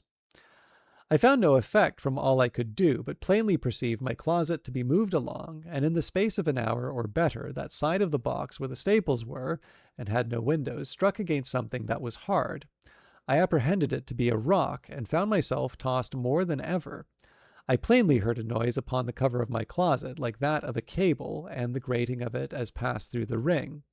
I then found myself hoisted up by degrees, at least 3 feet higher than I was before, whereupon I again thrust up my stick and handkerchief, calling for help till I was almost hoarse. In return to which I heard a great shout repeated 3 times, giving me such transports of joy as are not to be conceived by those, joy as are not to be conceived but by those who feel them. I now heard a trampling over my head, and somebody calling through the hole with a loud voice in an English tongue, "If there be anybody below, let them speak." I answered, I was an Englishman, drawn by ill fortune into the greatest calamity that any creature underwent, and begged by all that was moving to be delivered out of the dungeon I was in. The voice replied, I was safe, for my box was fastened to their ship, and the carpenter should immediately come and saw a hole in the cover, large enough to pull me out. I answered, that was needless, and would take too much time, for there was no more to be done, but let one of the crew put his finger into the ring, and take the box out of the sea into the ship, and so into the captain's cabin. Some of them, upon hearing me talk so wildly, thought I was mad. Others laughed, for indeed it never came into my head that I was now got among people of my own stature and strength. The carpenter came, and in a few minutes sawed a passage about 4 feet square, and let down a small ladder upon which I mounted, and thence was taken into the ship in a very weak condition.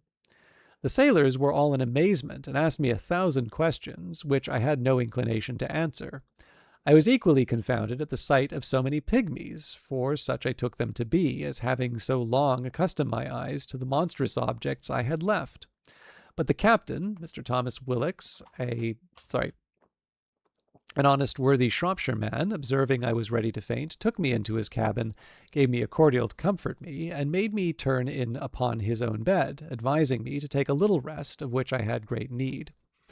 Before I went to sleep, I gave him to understand that I had some valuable furniture in my box, too good to be lost, a fine hammock, a handsome field bed, 2 chairs, a table, and a cabinet, that my closet was hung on all sides, or rather quilted with silk and cotton, and that if he would let one of his crew bring my closet into his cabin, I would open it there before him and show him my goods. The captain, hearing me utter these absurdities, concluded I was raving. However, I suppose to pacify me, he promised to give order as I desired, and going upon deck, sent some of his men down into my closet, whence, as I afterward found, they drew up all my goods and stripped off the quilting, but the chairs, cabinet, and bedstand, being screwed to the floor, were much damaged by the ignorance of the seamen, who tore them up by force. Then they knocked off some of the boards for the use of their ship, and when they had got all that they had a mind for, let the hull drop into the sea, which by reason of many breaches made it to the bottom and sides sunk to rights. And indeed I was glad not to have been a spectator to the havoc they made, because I am confident it would have sensibly touched me, by bringing my former passages into mind, which I would rather have forgot. I slept some hours, but perpetually disturbed with dreams of the place I had left, and the dangers I had escaped. However, upon waking, I found myself much recovered. It was now about 8 o'clock at night, and the captain ordered supper immediately, thinking that I had already fasted for too long. He entertained me with great kindness, observing me not to look wildly or talk inconsistently, and, when we were left alone, desired I would give him a relation of my travels, and by what accident I came to be set adrift in that monstrous wooden chest. He said that about 12 o'clock at noon he was looking through his glass, he spied it at a distance, and thought it was a sail, which he had a mind to make, being not much out of his course, in hopes of buying some biscuit, his own beginning to fall short. That upon coming nearer and finding his error, he sent out his longboat to discover what it was, that his men came back in a fright, swearing that they had seen a swimming house, that he laughed at their folly, and went himself in the boat, ordering his men to take a strong cable along with them, that the weather being calm, he rowed around me several times, observed my windows and wire lattices that defended them, that he discovered 2 staples upon one side, which was of all boards, without any passage for light. He then commanded his men to row up to that side, and fastening a cable to one of the staples, ordered them to tow my chest, as they called it, toward the ship. When it was there, he gave directions to fasten another cable to the ring fixed at the cover, and to raise up the chest with my chest with pulleys, which all the sailors were not able to do above 2 or 3 feet. He said they saw my stick and handkerchief thrust out of the hole, and concluded that some unhappy man must be shut up in the cavity. I asked whether he or the crew had seen any prodigious birds in the air about the time that he first discovered me, to which he answered that, discoursing on this matter with the sailors while I was asleep, one of them said that he observed 3 eagles flying towards the north, but remarked nothing on their being larger than the usual size, which I suppose must be imputed to the great height that they were at. But he could not guess the reason for my question. I then asked the captain how far he reckoned we might be from land. He said by the best computation he could make, we were at least 100 leagues. I assured him that he must be mistaken by almost half, for I had not left the country whence I came above 2 hours before I dropped into the sea, whereupon he began again to think that my brain was disturbed, of which he gave me a hint and advised me to go to bed in a cabin he provided. I assured him I was well refreshed with his good entertainment and company, and as much of my senses as ever I was in my life. He then grew serious, and desired to ask me freely whether I were not troubled in my mind by the consciousness of some enormous crime for which I was punished at the command of some prince by exposing me in that chest, as great criminals in other countries have been forced to sea in a leaky vessel without provisions. For although he should be sorry to have taken so ill a man into his ship, yet he would engage his word to set me safe ashore in the first port where we arrived. He added that his suspicions were much increased by some very absurd speeches I had delivered at first to his sailors, and afterwards to himself, in relation to my closet or chest, as well as my odd looks and behavior while I was at supper. I begged his patience to hear me tell my story, which I faithfully did from the last time I left England to the moment he first discovered me. And as truth always forces its way into rational minds, so this honest and worthy gentleman, who had some tincture of learning and very good sense, was immediately convinced of my candor and veracity. But further to confirm all I had said, I entreated him to give order that my cabinet should be brought, of which I had the key in my pocket, for he had already informed me how the seamen disposed of my closet. I opened it in his own presence, and showed him the small collection of rarities I had made in the country from which I had been so strangely delivered. There was the comb I had contrived out of the stumps of the king's beard, and another of the same materials, but fixed into a paring of Her Majesty's thumbnail, which served for the back. There was a collection of needles and pins, from about 1.5 feet long, 4 wasp stings, like joiner's tacks, some combings of the queen's hair, a gold ring, which one day she made a present of in a most obliging manner, taking it from her little finger and throwing it over my head like a collar. I desired the captain would please to accept this ring in turn for his civilities, which he absolutely refused. I showed him a corn that I had cut off with my own hand from a maid's honor toe. It was about the bigness of a Kentish pippin, and grown so hard that when I returned to England, it got hollowed into a cup and set in silver. Lastly, I desired him to see the breeches I had then on, which were made of a mouse's skin. I could force nothing on him but a footman's tooth, which I observed him to examine with great curiosity, and found he had a fancy for it. He received it with abundance of thanks, more than such a trifle could deserve. It was drawn by an unskilful surgeon, in a mistake from one of Glumdalitch's men, who was afflicted with a toothache, but it was as sound as any in his head. I got it cleaned and put into my cabinet. It was about a foot long and 4 inches in diameter. The captain was very well satisfied with this plain relation I had given him, and said he hoped when we returned to England I would oblige the world by putting it on paper and making it public. My answer was that we were overstocked with books of travels, and that nothing could now pass which was not extraordinary, wherein I doubted some authors less consulted truth than their own vanity or interest, or the diversion of ignorant readers, that my story could contain little beside common events, without those ornamental descriptions of strange plants, trees, birds, and other animals, or of the barbarous customs and idolatry of savage people, with which most writers abound. However, I thanked him for his good opinion, and promised to take the matter into my thoughts. He said he wondered at one thing very much, which was to hear me speak so loud, asking me whether the king or queen of that country were thick of hearing. I told him it was what I was used to for above 2 years past, and that it was that I had been used to for above 2 years past, and that I admired as much at the voices of him and his men, who seemed to me only to whisper, and yet I could hear them well enough. But when I spoke in that country, it was like a man talking in the streets to another looking out at the top of a steeple, unless I was placed on a table or held in that person's hand. I told him I had likewise observed another thing, that when I had first got into the ship, and the sailors stood all about me, I thought that they were the most contemptible little creatures I had ever beheld. For indeed, while I was in that prince's country, I could never endure to look in a glass after mine eyes had been accustomed to such prodigious objects, because the comparison gave me so despicable a conceit of myself.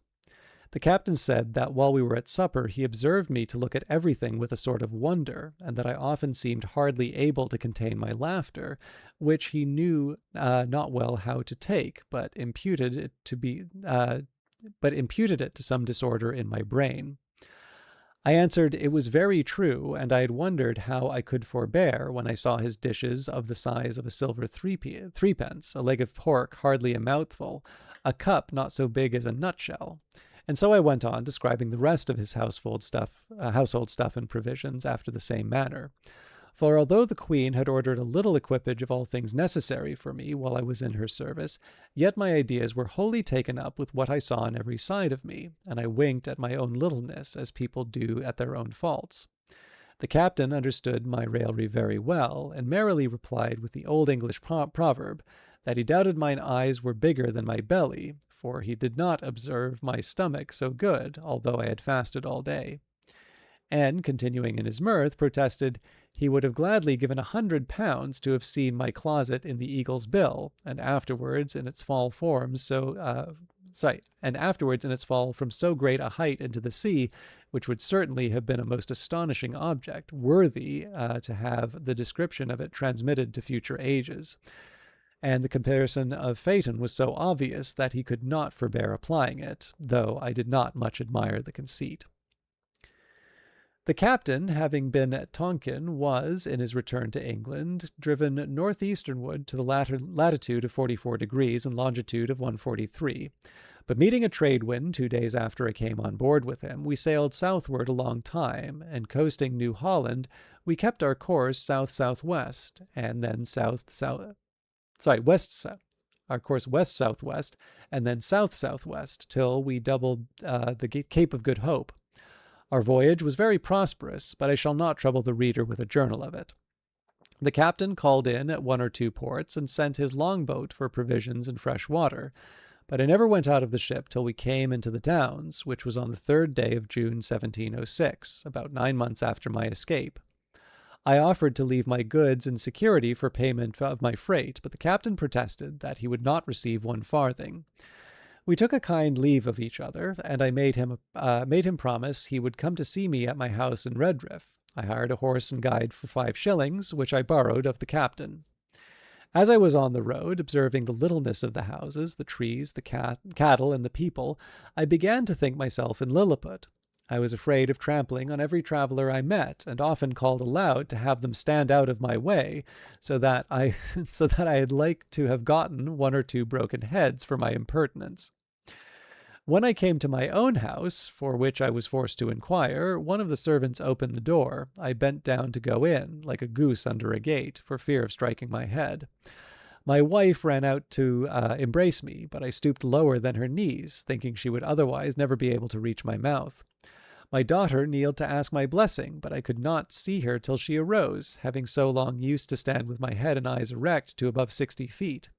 And then I went to take her up with one hand by the waist. I looked down upon the servants, and one or two friends who were in the house, as if they had been pygmies and I a giant. I told my wife that she had been too thrifty, for I found that she had starved herself and her daughter to nothing. In short, I behaved myself so unaccountably that they were all of the captain's opinion when they first saw me, and concluded that I had lost my wits. This I mention as an instance of of the great power of habit and prejudice.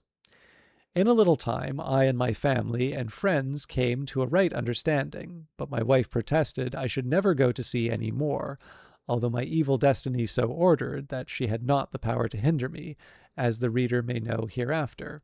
In the meantime, here I conclude the second part of my unfortunate voyages. So, I'm going to leave it there because I had like an hour and a half of preamble. I know this wasn't as well attended as the earlier one, but I think what I might do as a conclusion, obviously, if anybody has any thoughts on this, I'm welcome the sharing. But so I feel a little split on this for the simple reason I'm bringing up the Wikipedia page for Gulliver's Travels again. And one of the reasons I'm doing this is that I did hold off on the excuse me. I did go over the article, but I skipped over any of the sections which dealt with travels we hadn't seen. Now, I mean, I like Wikipedia. I mean, it's an encyclopedia, right? Encyclopedias are nice. I like this because it's a nice single common reference.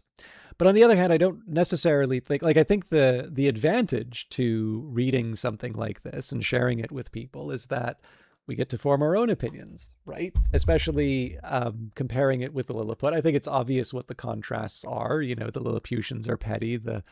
Um, the Brobdingnagians are, are grand. And in fact, I think one of the things that I find kind of funny is we talked about, we did read the Orwell essay a while ago. Sorry, let me just take a quick sip. Where he mentions that Swift struggles to describe utopia and makes a claim that, I guess there's the implication that he admires the Winhams, but they seem kind of a pathetic creature. Now, obviously, we'll make a determination after the fourth voyage, but I think there is a perfectly reasonable reading that the Winhams are not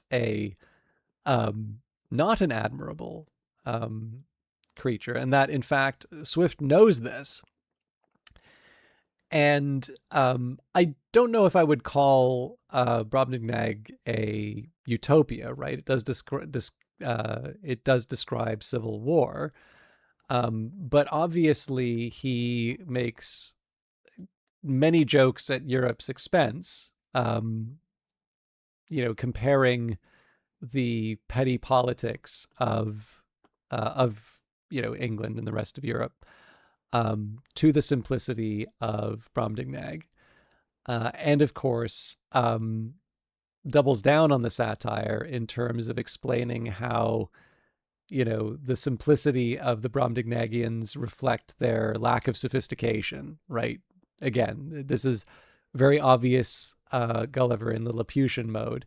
And I particularly like the ending where, having resided among the giants is just completely intolerable to be around, has completely forgotten his Lilliputian status, and you really really do begin to sort of see his his increasing well, I don't know if maybe disillusionment may be the wrong term, but he's definitely turning against humanity at this point. So I don't know, like I think a lot of this stuff works on its own, and I think some of the enjoyment of this is to form your own opinion. But on the other hand, right, you don't it doesn't need to be a solo affair.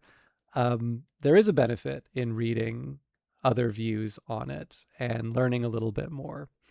And I don't know if, Wikipediaing everything is the right answer, but I think it's a nice place to go and learn a little bit more about its contemporary reception. So I think probably what I'll do at the end of each of these is that we'll go and look at the parts that we haven't read yet, and just see if there are any other little details that we can find. So, I mean, for instance, here it's easy. In Lilliput, he encounters, the story is about Lemuel Gulliver, an adventurous Englishman who travels to a series of strange and distant lands, each inhabited by unusual beings that reflect different aspects of human nature and society. In Lilliput, he encounters tiny people engaged in petty political disputes. In Brobdingnag, he is a small man among giants who criticize European customs. And then we'll skip Laputa and the Winhams. Part 2, The Voyage to Brobdingnag, 20th of June, 1702 to 3rd June, 1706. Gulliver soon sets out again. When the sailing ship Adventure is blown off course by storms and forced to sail for land in search of fresh water, Gulliver is abandoned by his companions and left on a peninsula on the western coast of the North American continent. The grass of this new land is called Brobdingnag, is as tall as a tree. Gulliver is found by a farmer who is about 72 feet, 22 meters tall, judging from Gulliver estimating the man's step being 10 yards, 9 meters. The giant farmer brings Gulliver home, and his daughter, Glumdalclitch, cares for Gulliver. The farmer treats him as a curiosity and exhibits him for money. After a while, the constant display makes Gulliver sick, and the farmer sells him to the queen of the realm. Glumdalclitch, who accompanied her father while exhibiting Gulliver, is taken into the queen's service to take care of the tiny men. Since Gulliver is too small to use their huge chairs, beds, knives, and forks, the queen commissions a small house to be built so he can be carried around in it. This is referred to as Gulliver's traveling box. Between small adventures, such as fighting giant wasps unleashed by a jealous court dwarf and being carried to the roof by a monkey, Gulliver discusses the state of Europe with the king of Brobdingnag. The king is not happy with Gulliver's accounts of Europe, especially upon learning of its use of guns and cannon. On a trip to the seaside, Gulliver's traveling box is seized by a giant eagle, which drops Gulliver and his box into the sea. He is rescued by sailors who return him to England. So, decent enough summary.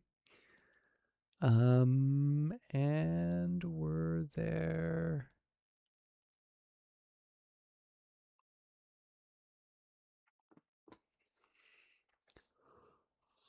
Oh, yes, actually, this is the book. I was a little surprised about the misogyny claim here. This is one of the reasons why I wanted to do this. So I'm curious what people think of this description, because the drawback I have here is that I didn't necessarily take this as misogynistic. However, I think I also have a bit of a tin ear for it, usually because, right, I'm not the victim of it. So, I think there's something else going on, but it's interesting to hear the case, let's say. So, misogyny. Although Swift is often accused of misogyny in the work, many scholars believe Gulliver's blatant misogyny to be intentional, and that Swift uses satire to mock misogyny throughout the book. One of the most cited examples of this comes from Gulliver's description of a Brobdingnagian woman. I must confess no object ever disgusted me so much as the sight of her monstrous breast, which I cannot tell what to compare with, so as to give the curious reader an idea of its bulk, shape, and color. This made me reflect upon the fair skins of our English ladies, who appear so beautiful to us, but only because, they are of our own size, and their defects not to be seen but through a magnifying glass. This critique of aspects of the female body is something that Swift often brings up in other works of his, particularly in poems such as The Lady's Dressing Room and A Beautiful Young Nymph Going to Bed. A criticism of Swift's use of misogyny is Felicity A. Nussbaum proposes the idea that Gulliver himself is a gendered object of satire, and his anti-feminist sentiments may be among those mocked. Gulliver's own masculinity is often mocked, seen as how he is made to be a coward among the Brobdingnag people, repressed by the people of Lilliput, and then I guess we'll have to talk about future events here, and viewed as an inferior Yahoo among the Winhams. Nussbaum goes on to say that in the adventures, particularly in the first story, the satire is not singularly focused on satirizing women, but to satirize Gulliver as a politically naive and inept giant whose masculine authority comically seems to be in jeopardy. Another criticism of Swift's use of misogyny delves into Gulliver's repeated use of the word nauseous in the way that Gulliver is fighting his emasculation by commenting on how he thinks the women of Brobdingnag are disgusting.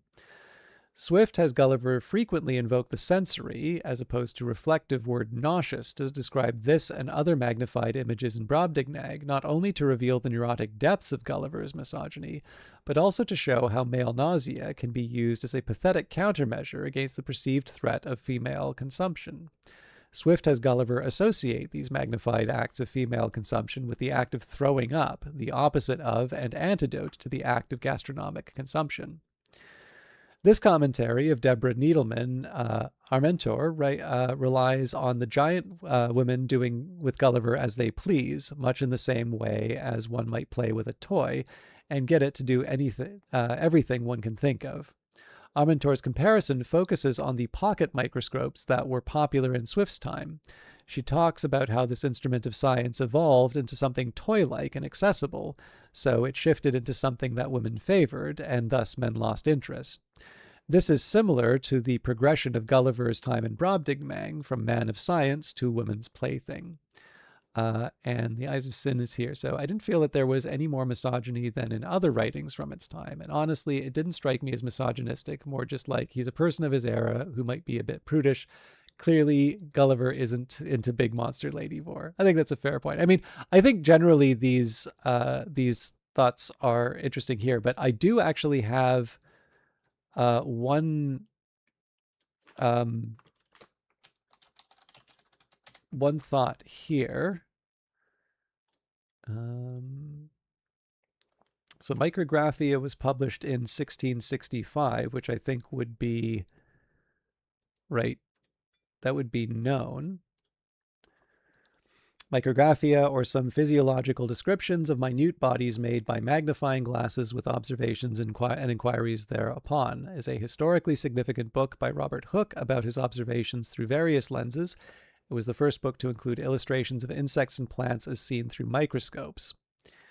Published in January 1665, the first major publication of the Royal Society, it became the first scientific bestseller, inspiring wide public interest in the new science of microscopy. The book originated the biological term cell.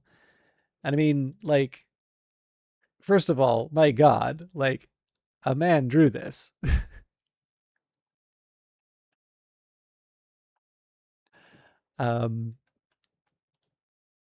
There is a certain beauty to these images, right?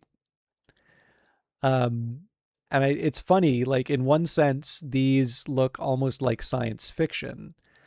But there does sort of seem to be this idea, like, there's obviously, in the case of nature, there is a, yeah, it is absolutely insane, the level of detail in these.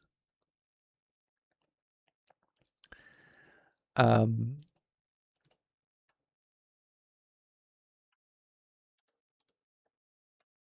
fact, here we can go for reception. Published under the aegis of the Royal Society, the popularity of the book further helped the Society's image and mission of being England's leading scientific organization.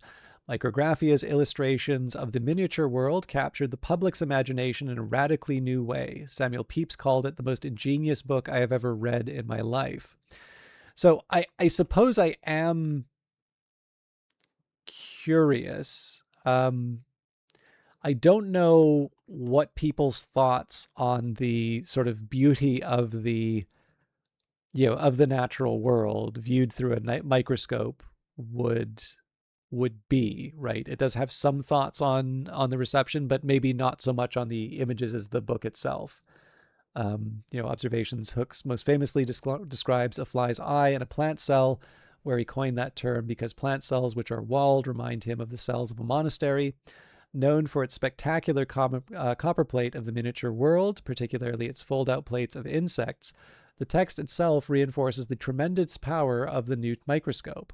The plates of insects fold out to be larger than the large folio itself, the engraving of the louse in particular folding out to 4 times the size of the book. Although the book is best known for demonstrating the power of the microscope, Micrographia also describes distant planetary bodies, the wave theory of light, the organic origin of fossils, and other philosophical and scientific interests of its author. Hooke also selected several objects of human origin. Among these objects were the jagged edge of a honed razor and the point of a needle, seeming blunt under the microscope. His goal may well have been to this is probably the big point here. His goal may well have been to contrast the flawed products of mankind with the perfection of nature, and hence, in the spirit of the times, of biblical creation.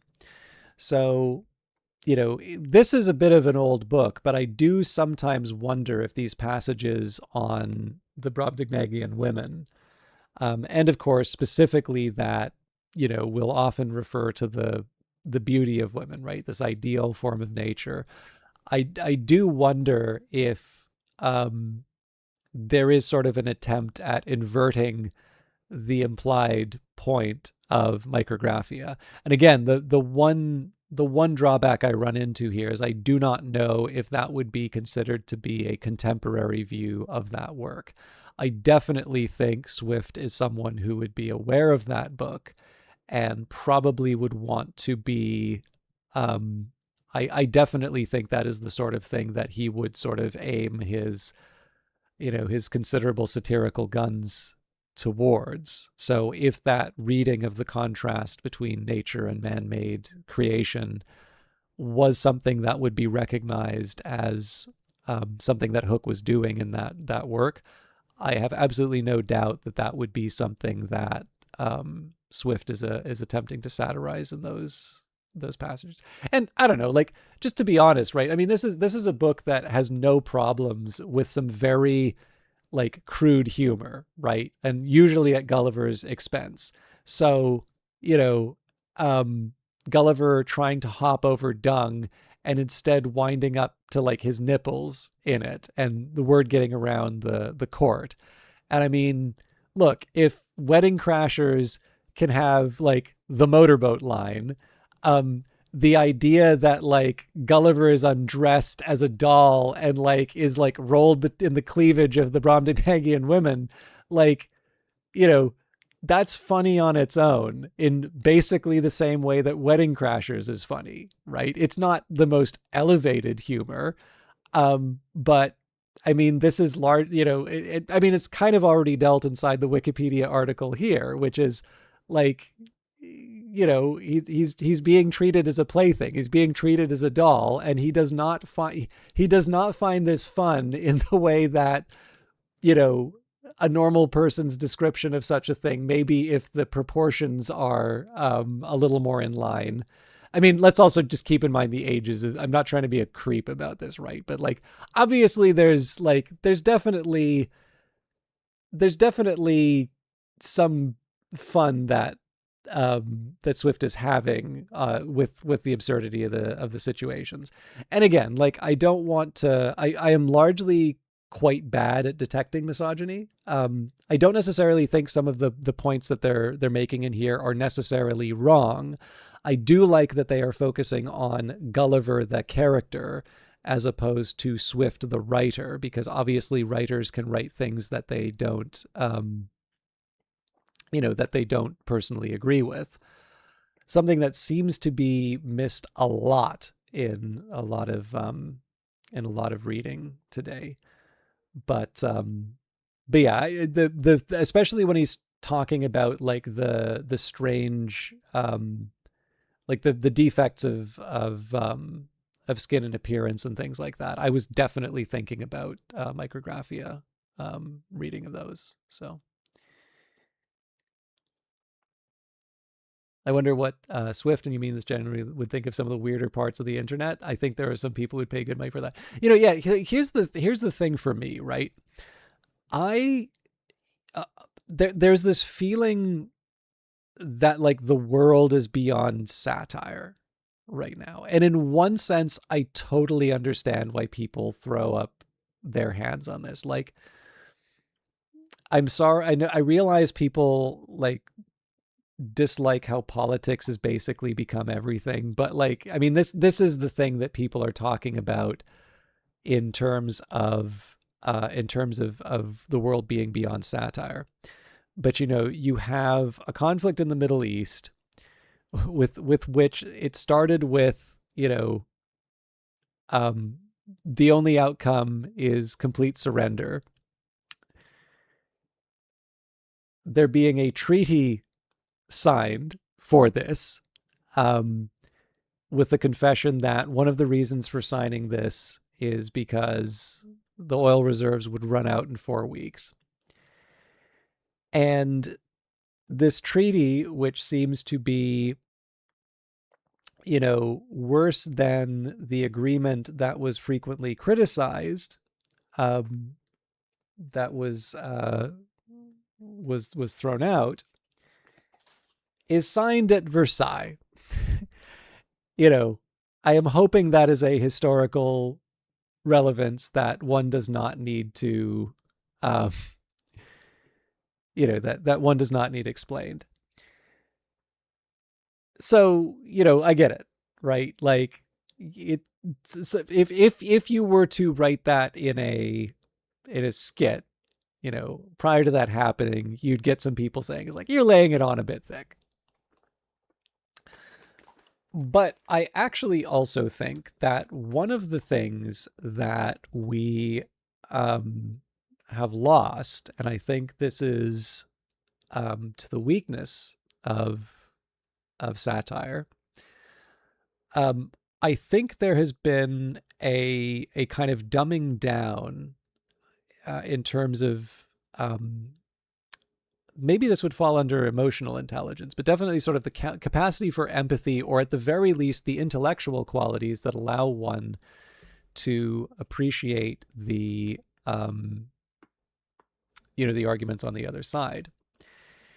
And one of the biggest arguments I would make for this, and this is not to defend the stuff that I like, this is not a humor outlet that I like to read very often, but I will grant that they've actually done some very good satire. And this is the Babylon Bee. And like, again, they have the standard bag of tricks that has never been funny. Well, at least I don't find it funny. But when they post, Trump sets record by declaring victory, or like, sorry, Trump sets a new record by was earning victory over Iran for the 37th time or something like that. That is a genuinely funny bit of satire. There are a couple of other ones. Was it following Trump's example? Man concedes to all wives' demands in divorce. God, there was actually a good one fairly recent. Let me just see if I can find. Usually, you can find these examples. I'm sorry I didn't come better prepared with these. Um,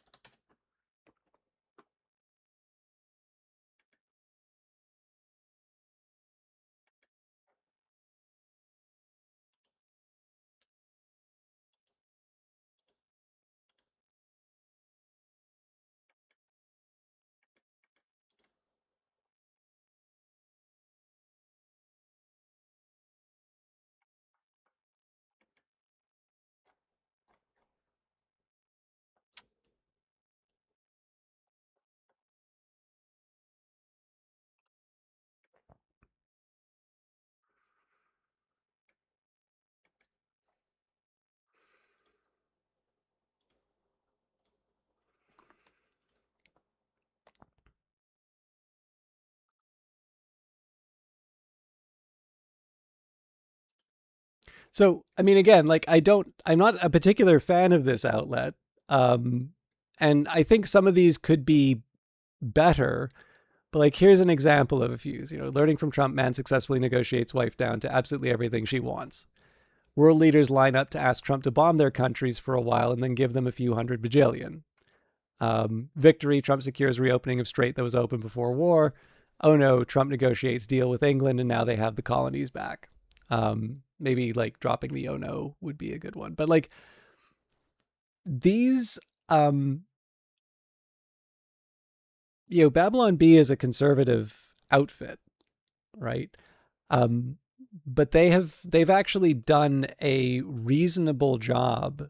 They arguably have been the ones to land some of the more potent satire in the current time. And I would argue that they have done a better job at poking at the defects of their own side better than some progressive comedians that I've seen. And I mean, I think at this point here, there was a while where I think there used to be a perception that like everyone who was funny was liberal and that conservatives were not funny. Historically, that has almost never been true. Um, and I don't even really think during that narrow period of time when sort of more progressive views were culturally dominant, that was necessarily true. But I do know that there was an era where smugness was mistaken for humor. And so I can see why people would believe that. But I would argue that in the current moment, I would say that the progressive comedians either are unwilling or may even have a certain fear, or possibly just are unable to point to the ridiculousness of their own side. And this is why you have outfits that normally actually are pretty crappy at satire, actually doing some reasonably good work. I'll say maybe relative to their usual output, um, because they are willing to point at the faults of their own side. So, but to bring it back to Sin's original point, right? What would Swift think of some of the weirder things on the internet? I imagine that he would just have a smorgasbord of human failing to to draw from. And I don't even necessarily think he would need to worry about the weird parts of the internet. I think you know, he'd probably take whatever inspiration he can get. I mean, obviously, Gulliver's Travels is full of extraordinary events, but I think there is just so much puffery and nonsense that people are taking as like good behavior. I mean, like I realize I keep banging the drum on this one for myself, but like the fact that I will do satirical AI material and that people will downvote it because of the mention of AI.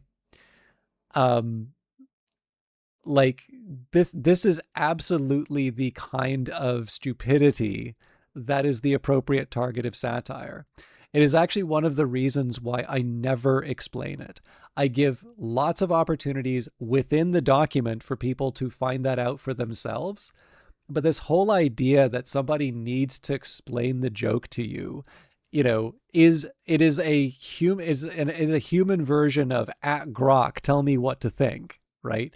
And the only way you fix that is to not assume that there's some magic box that is just going to give you the answer, right? I actually don't care very much if it's ChatGPT or Wikipedia or your best friend if you're outsourcing your thinking to someone else. It's all the same kind of ignorance.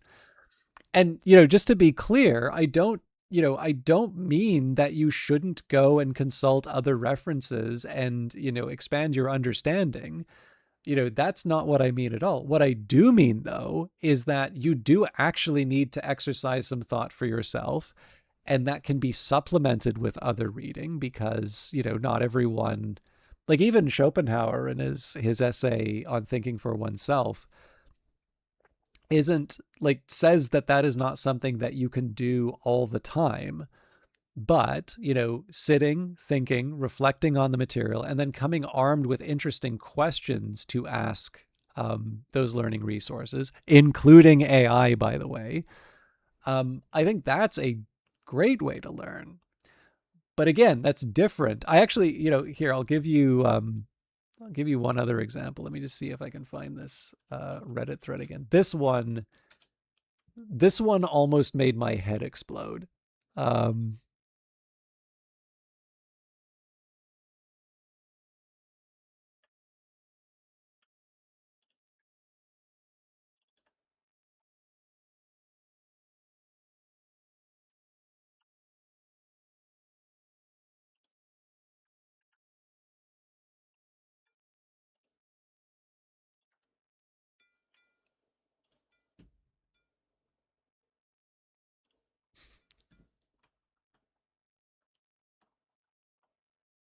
in Suggest Me a Book, books that make you smarter and converse like an intellectual.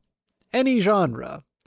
I am a person who reads mostly fiction, finance, and graphic novels. However, today I figured that I need to challenge myself and read something thought provoking, deep, serious, and IQ boosting. It can be any genre: philosophy, wealth, politics, science, technology, astrophysics, psychology, etc. Also, it doesn't need to be nonfiction either. If there's some kick ass fiction books, let me know below.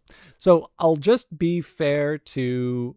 I'm just going to be fair. The body is not as bad as the headline. And like, obviously, we have the modern phenomena of like judging something based on the headline rather than the body of the text. But like, this is like Rick Perry being called like a blockhead during his campaign and then like getting thick glasses. like, the glasses aren't what make you smart, right? Actually, let me just take a quick minute here to catch up with Sin's comments. The monster fuckers and the vor enthusiasts, the anime titty lovers, the love to poke at the fun of themselves. So honestly, I think any satire he would write about them would be well received and loved. Well, I mean, like obviously, I mean his view of Gulliver's Travels that it was written to vex the world, not divert it. But Gulliver's Travels, even on release, was widely admired. So I would say he would be in, like the targets of modern satire would be in good company. I will also just go so far as to say, though, I think that those people would probably be the least of his worries in terms of targets. I'll actually bring up verses on the death of Dr. Swift for some reference to that. Just based on your experience with those corners of the internet. I've definitely seen some people who want to be taken seriously in an unhelpful way in some of the weirder communities, but I have noticed I've developed a tendency to see the worst in people. So I'm going to put a pretty heavy discount on my reads of certain communities. You are definitely on the heavily progressive side of things, but I've experienced frustration within my own demographics regarding certain levels of gatekeeping and unwillingness to have an amount of subtlety in situations. Absolutely. And I mean, like the worst cases I can think of are the really hot button ones. And I think, there's some political things because it's the thing that people consider to be unsatirizable. I don't actually think that's true. And by the way, I also don't need to invoke the Babylon Bee for it. I just like pointing that one out because it's one that I think is a source you would not normally expect to be doing something that gets a genuine laugh, and just its willingness to point at its own, point at its own side's failings. For those of you that are not familiar, or that for those of you that have seen Monty Python's Life of Brian, right? the narcissism of small differences, the Judean People's Front, the People's Front of Judea, the tendency to sort of fracture and split from groups over trivial differences. That is 100% making fun of progressive politics in the time that movie was made, and that is still a tendency that is very, very strong today.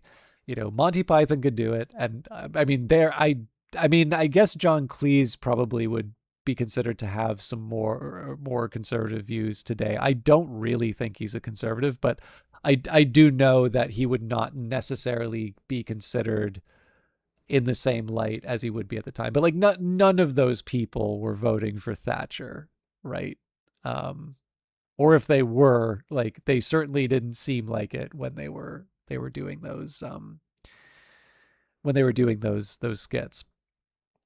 And I mean, like, you know, it's actually worth remembering that political correctness has its origins in the left. It was a recognition. They made the term political correctness to recognize their own tendency to do that. And like there was a bit of a combination in people starting to take it seriously, and then obviously there's sort of a bad faith co-opting of it, because of course um, the right is more culturally, or at least previously was culturally more dominant. Probably some of that has gone into decline now. Um, but there's certainly no shortage of things they want, people to have a specific wording about, and things you can't say, or specific phrases. I mean, for crying out loud, like just look at you cannot look at the number of things getting relabeled and and not see just the worst tendencies of the most annoying kind of progressive being replicated on the other side. And you say, with humor, it's important to punch up rather than down, regardless of the direction you punch up. Yeah, see, this is the thing. I hear this a lot with humor. I mean, nobody's asking my advice on what's funny, so I kind of need to appreciate that I just don't really have a lot of standing on this. I think the prohibition against punching down has not served us particularly well. However, I do think that the counterweight to it, like the people who would say the sort of thing I'm saying on this, tend to use it as an excuse to tell very lazy and unfunny jokes. And I feel like there is probably a middle ground. I think a good example of this would be Frankie Boyle tells some really hardcore jokes. And I think some people would maybe consider that to be a type of punching down. I do not think he is, but I think he's doing a very different thing um, than um, than what people who would condemn punching, or like what the other people who get accused of punching down are doing. I would also say that George Carlin strikes me as somebody who probably would not like that prohibition, but I think there is a considerable amount of care that he put into the joke. And I think one of the most useful lines that I've drawn, because of course I'm not a comic, and I do like to wind people up, but I don't like to hurt people. At least the line that I have drawn for myself has often been to consider who the butt of the joke is. Um, and what I will frequently find is that if I am being criticized for a joke, the punchline of the joke is very frequently myself, but it's in the Brobdingnag mode rather than the Lilliput mode. And here's what I mean by that.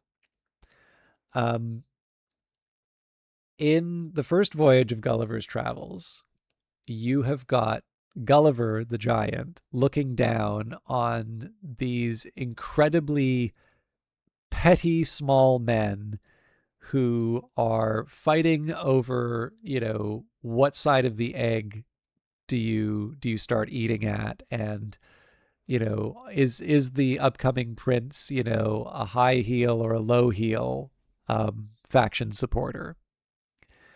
So, and I mean, given the size, this could not be a better definition of punching down. Although obviously the actual target of this satire are politicians who, of course, would be considered punching up.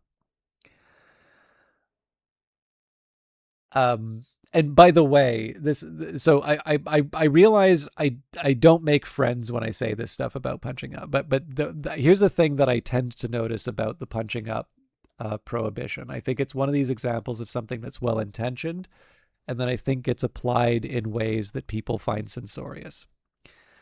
Um, I tend to get a bit annoyed when I hear claims of like, oh, we need to find a left Joe Rogan, or we need to, whatever, because it's talking as if progressives are not culturally dominant. I mean, you've got Taylor Swift endorsing Kamala Harris, right? I mean, not to suggest that she's like a major progressive or that Kamala Harris is like an unusually progressive choice or something like that. But like, I mean, clearly, you know, a lot of very well established cultural institutions are already on side. Like the idea of finding, you know, a liberal Joe Rogan is a little crazy, if you look at it. But the thing is that you will find a lot of groups that want to see themselves as outsiders. And just so I can be like multi-partisan in terms of how I'm saying this, right? Like if you just look, the most recent election is one in which all of, you've got Congress and the executive, um, the Republican Party won, right? And yet these are the angriest winners who are still talking like they are not in control, that they're the ones being put upon. Um, and so the punching up versus punching down thing for me is that I've just found that there is such a strong tendency for people to feel like they are the underdog and to really push that narrative, that to a certain extent, because we just don't have a common understanding of who the underdog is, that effectively it becomes a prohibition against almost everything.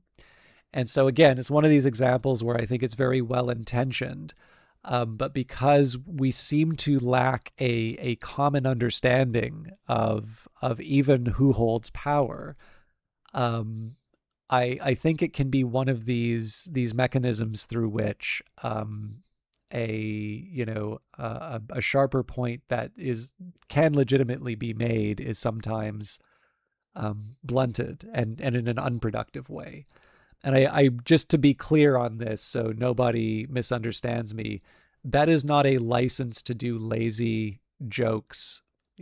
I'll actually get to the verses on the death of Dr. Swift on this, because I think he has a good answer to some of this stuff. But I will say I am willing to see punching down a bit as long as people are clever about it. And just the thing is that you need to be good at what you're doing to be able to successfully punch down, has largely been my view. Let me try and dig myself out of this. Actually, let's before we do that, you're more like, I think punching down is like making fun of people who can't defend themselves, but disabilities, mentally disabled. Yeah. I mean, again, I do think, I do actually have examples of at least a few of those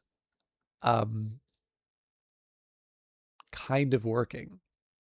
And the comedian I'm thinking of is actually not allowed on some channels now.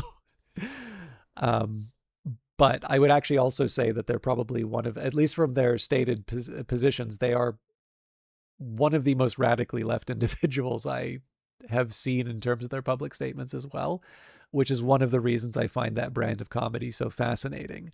But they are also really clear about their career prospects. Like they're forever going to be an alternative comic. So whether or not that's something one aspires to, I suppose, is another question. But I think what makes his stuff work is that it is said with conviction. And I think in the end there is a core behind it in a way that a lot of people who want to go for the cheap laugh tend to um like they don't even see what makes that work. Um so but I mean, honestly, it's not a position I really wanted to spend all that much time defending anyway, because I think it's like it's hard to do, and I don't think anybody in the conversation here um realistically is going to be a point where they're delivering that material. I just kind of have a bit of a deeper conviction, and I believe this with AI art too, whether it's, text, whether it's, visual, even audio. Um, there is a very long history of people telling creators what they can and can't do, and they always just ignore it and break the rules and do something cool. Like the painting Blue Boy, so far as I can understand, was painted specifically because like some famous painter wrote in a book that you can never make blue the foreground color. And so basically that painting, which I think is reasonably famous, um, basically just did the painterly equivalent of, oh yeah. um, and so with that in mind, like again, I don't want like anarchy. Well, yeah, I don't feel like a complete no holds barred. Let's have no sense of decency. Let's just like anything goes, man. Why are you so offended, bro? Like that, I really don't want to see. Um, but I've also tended to have more of a light touch than I think people think is sometimes appropriate. Just because I just see so many instances where people have effectively blown past it, and it seems to be broadly a positive on that. But what I'll do is I actually kind of want to read the books. What for chat? What book would you recommend to make you smarter and converse like an intellectual? Last time I read these comments, there was one person who did a good job of identifying the purpose behind it. So Trekking Trogdor suggests Guns of August by Barbara Tuchman. Um, Such a good accounting of final months leading up to the beginning of World War I and the month after the war. Super in depth, easily digestible read. The audiobook was on my Hoopla, and it was a great dishes and laundry book. Um,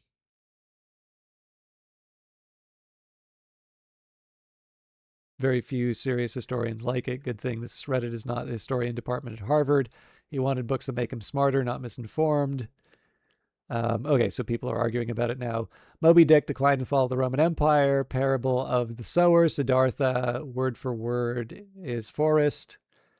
Just casually recommending an 11,569 page book. The Jakarta Method. There's different ones here.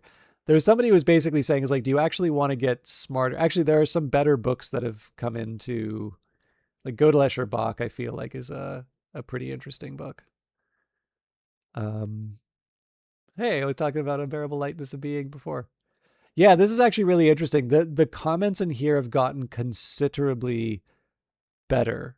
There were a lot of like really low there were a lot of really low quality suggestions here, and then I think someone had basically said like it was like more or less, are you are you actually trying to get smarter, or do you just want to sound smarter? Because that there is a difference.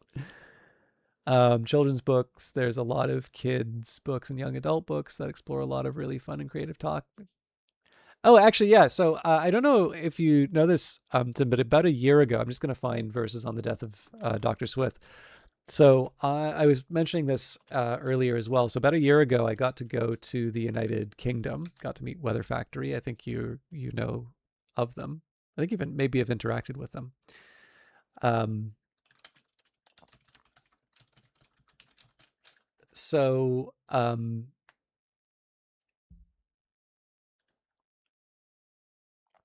but at Waterstones there was a pop up celebrating an anniversary for Penguin Books. And like, I love Penguin Books. And, you know, it's UK, it's a big, beautiful bookstore.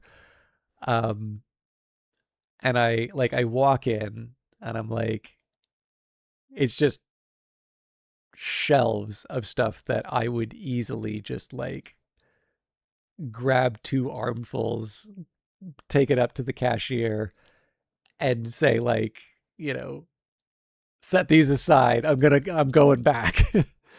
So to not bankrupt myself, because I believe once the foreign exchange was accounted for, all of those books were actually more expensive than it would cost me to buy in North America.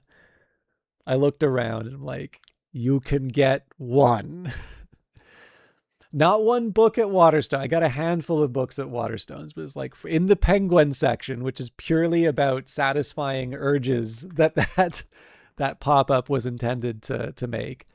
It's like you have to pick one, like, and it will be a hard choice, but that's how you know you're gonna get a good one. And there was a collection of Earthsea books, which was the one Penguin I walked out of that magic room with. I also got a tote because I don't have a tote bag, and it was a Brighton Rock tote bag, so I feel like a Graham Greene tote is acceptable and still satisfies the condition of one. But yes, you will be pleased to know that Earthsea was the chosen one. And I did actually meet my friends. They also said, it's like, yeah, that's the good one. That's the one you should buy. So I was pleased with it. Anyways, I hinted at Verses on the Death of Dr. Swift. This is quite long. So yeah, I never read them as a child, so I need to Benjamin Button this and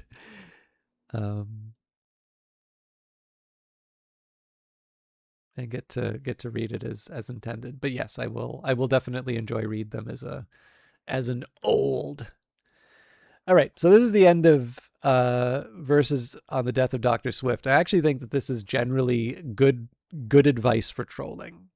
So I'm gonna read I'm just gonna read the whole section. So maybe place the emphasis for myself. Perhaps I may allow the Dean had too much satire in his vein. It seemed determined not to starve it, because no age could more deserve it.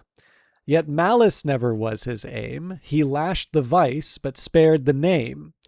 No individual could resent where thousands equally were meant. His satire points at no defect, but what all mortals may correct. For he abhorred that senseless tribe who call it humor when they jibe. He spared a hump or crooked nose whose owners were not set up for bows. True genuine dullness moved his pity, unless it offered to be witty.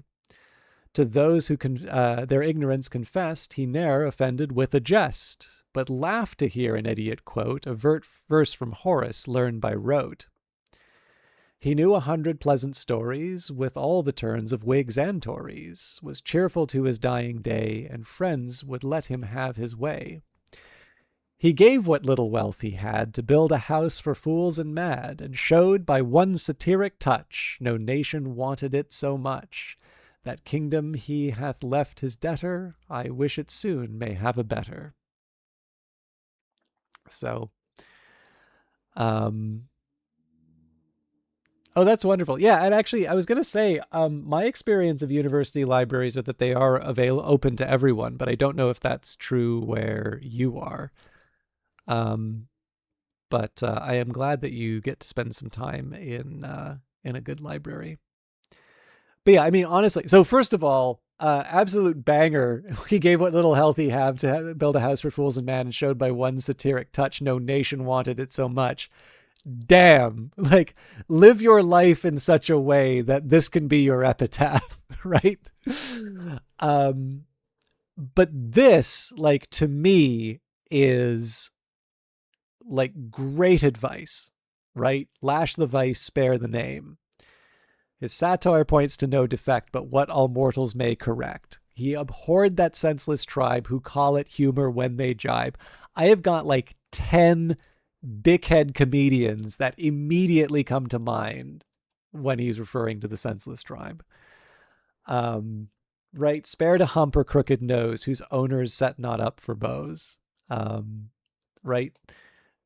You don't. I mean, to be honest with you, I think the people who like to make fun of, like, so, I have no love for Tim Pool, but I can remember there was a time when he had, like, he had gained some weight, and I remember, and I mean, like, I'm only giving this as a specific example here. This actually applies to I've seen this applied in a number of cases, but like this was the first instance I'd seen of people saying is like, this is what a diet of hate and fried food uh turns you into. Um and it's weird. Like if you look at Twitter or Blue Sky or that, there is this very, very strange tendencies. And again, it's multi-partisan. Probably you'll see more of certain stripes on either social media platform to equate um, political failings, which are equivalent to moral failings to the speaker, to physical deformities. And I honestly think the only thing that really accomplishes is all of, like, basically your friends who are like overweight or balding or like, you know, have a hair lip or like whatever. Um, it just tells them how you talk about them when they're not in the room. Like, you're not hurting Stephen Miller calling him bald, right? You're not, like, Tim Pool isn't fat anymore. Um, and, you know, I have friends who are overweight. I have friends who are fit. I have coworkers who are not nice people.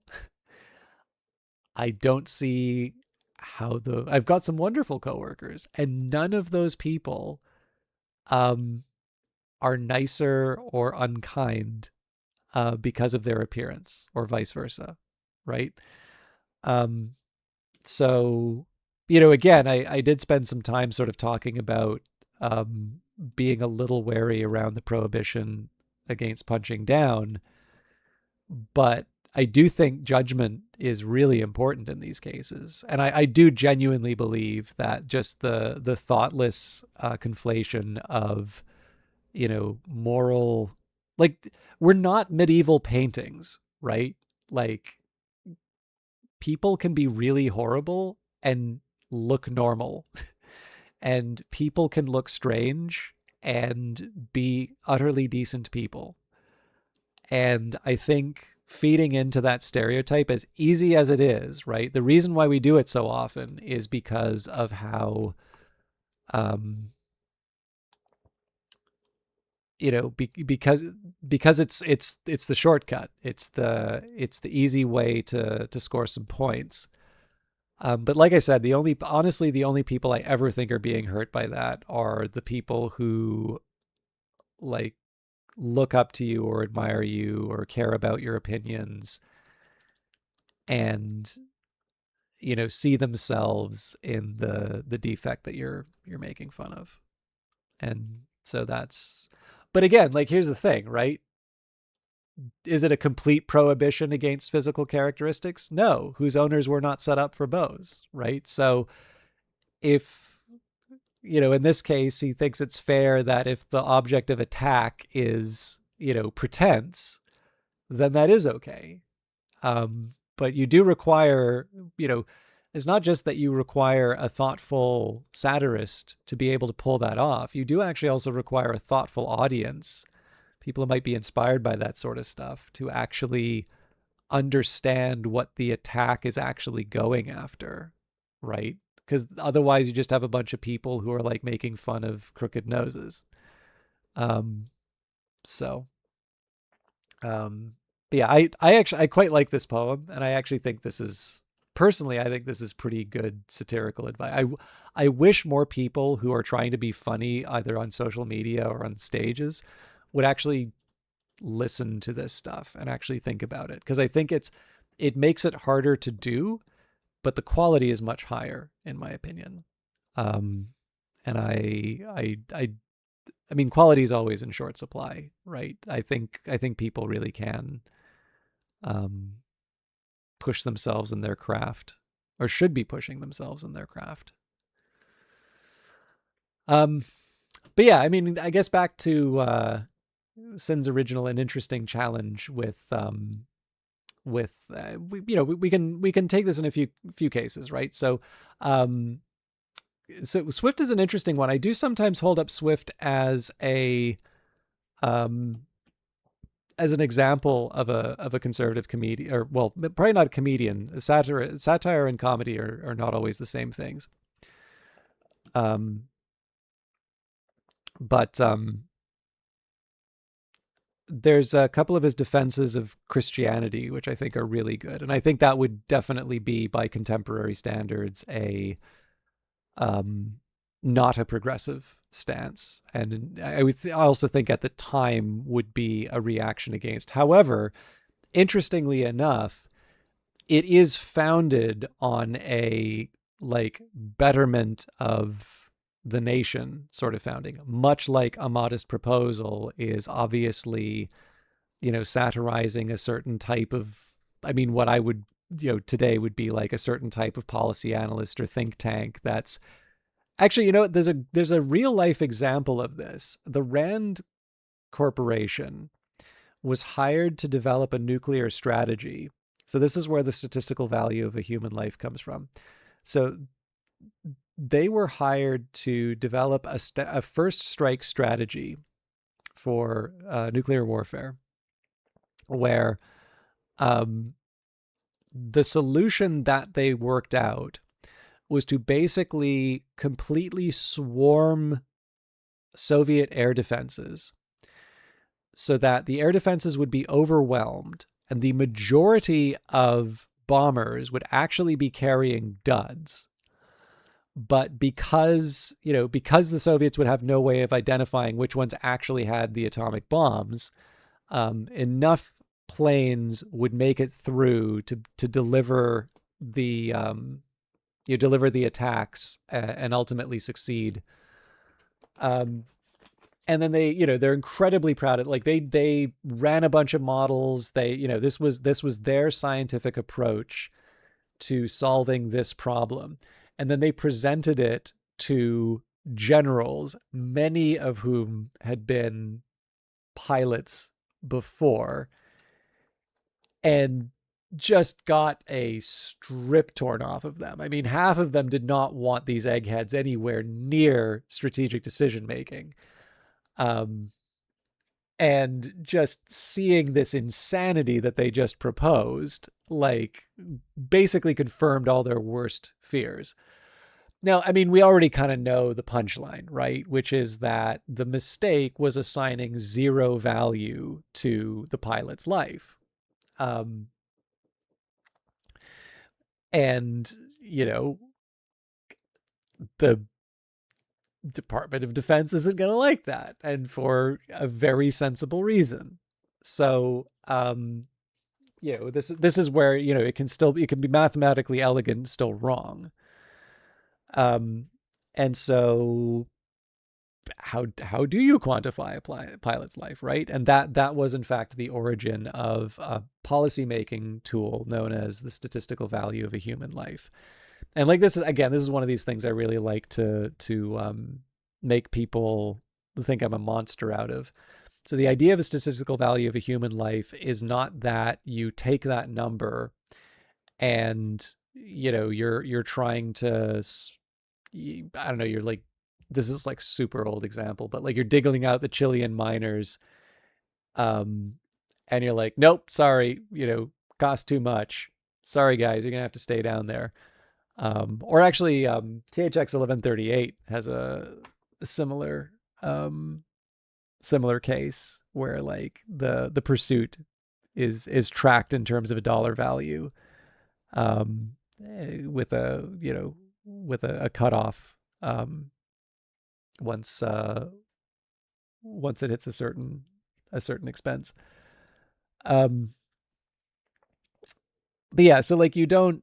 you don't do that. Like if it's a known human life, you effectively spare no expense. Like I'm sure there's a certain point where like, you know, you just accept that it's infeasible, um but then there's a question of like what air quality level do you want to set? What speeding limit do you want to set? Do you put barriers up on this turn? And the fact of the matter is that there are costs either way, right? If you raise the speed limit, there's going to be more fatality. In aggregate, there's going to be more fatality. If you don't put up the barrier, there will be in the grand scheme of things, there's going to be more deaths. If the air quality degrades, there will be more deaths, right? On the margin, the people who were just on the border in terms of respiratory illness um, may fall on the other side. But the thing is, you don't know who's affected by it. And of course, there's also the trade-off, right? Like if you need pristine air in all cases, there's no industry, right? And we know what it's like when there's no industry. It's not very pleasant. um, so you try and find a balance, and ideally you find that balance by doing as careful of an analysis as you can. And so if we know you get the wrong answer if you assign no value to human life, and if you assign infinite value to human life, you effectively do nothing or like bubble wrap everything in an incredibly wasteful and impractical way. And so the statistical value of a human life is essentially, a tool for evaluating the trade-off that's implied by measures that may increase some level of danger, but in a like we can't take responsibility for the state of the world sort of way.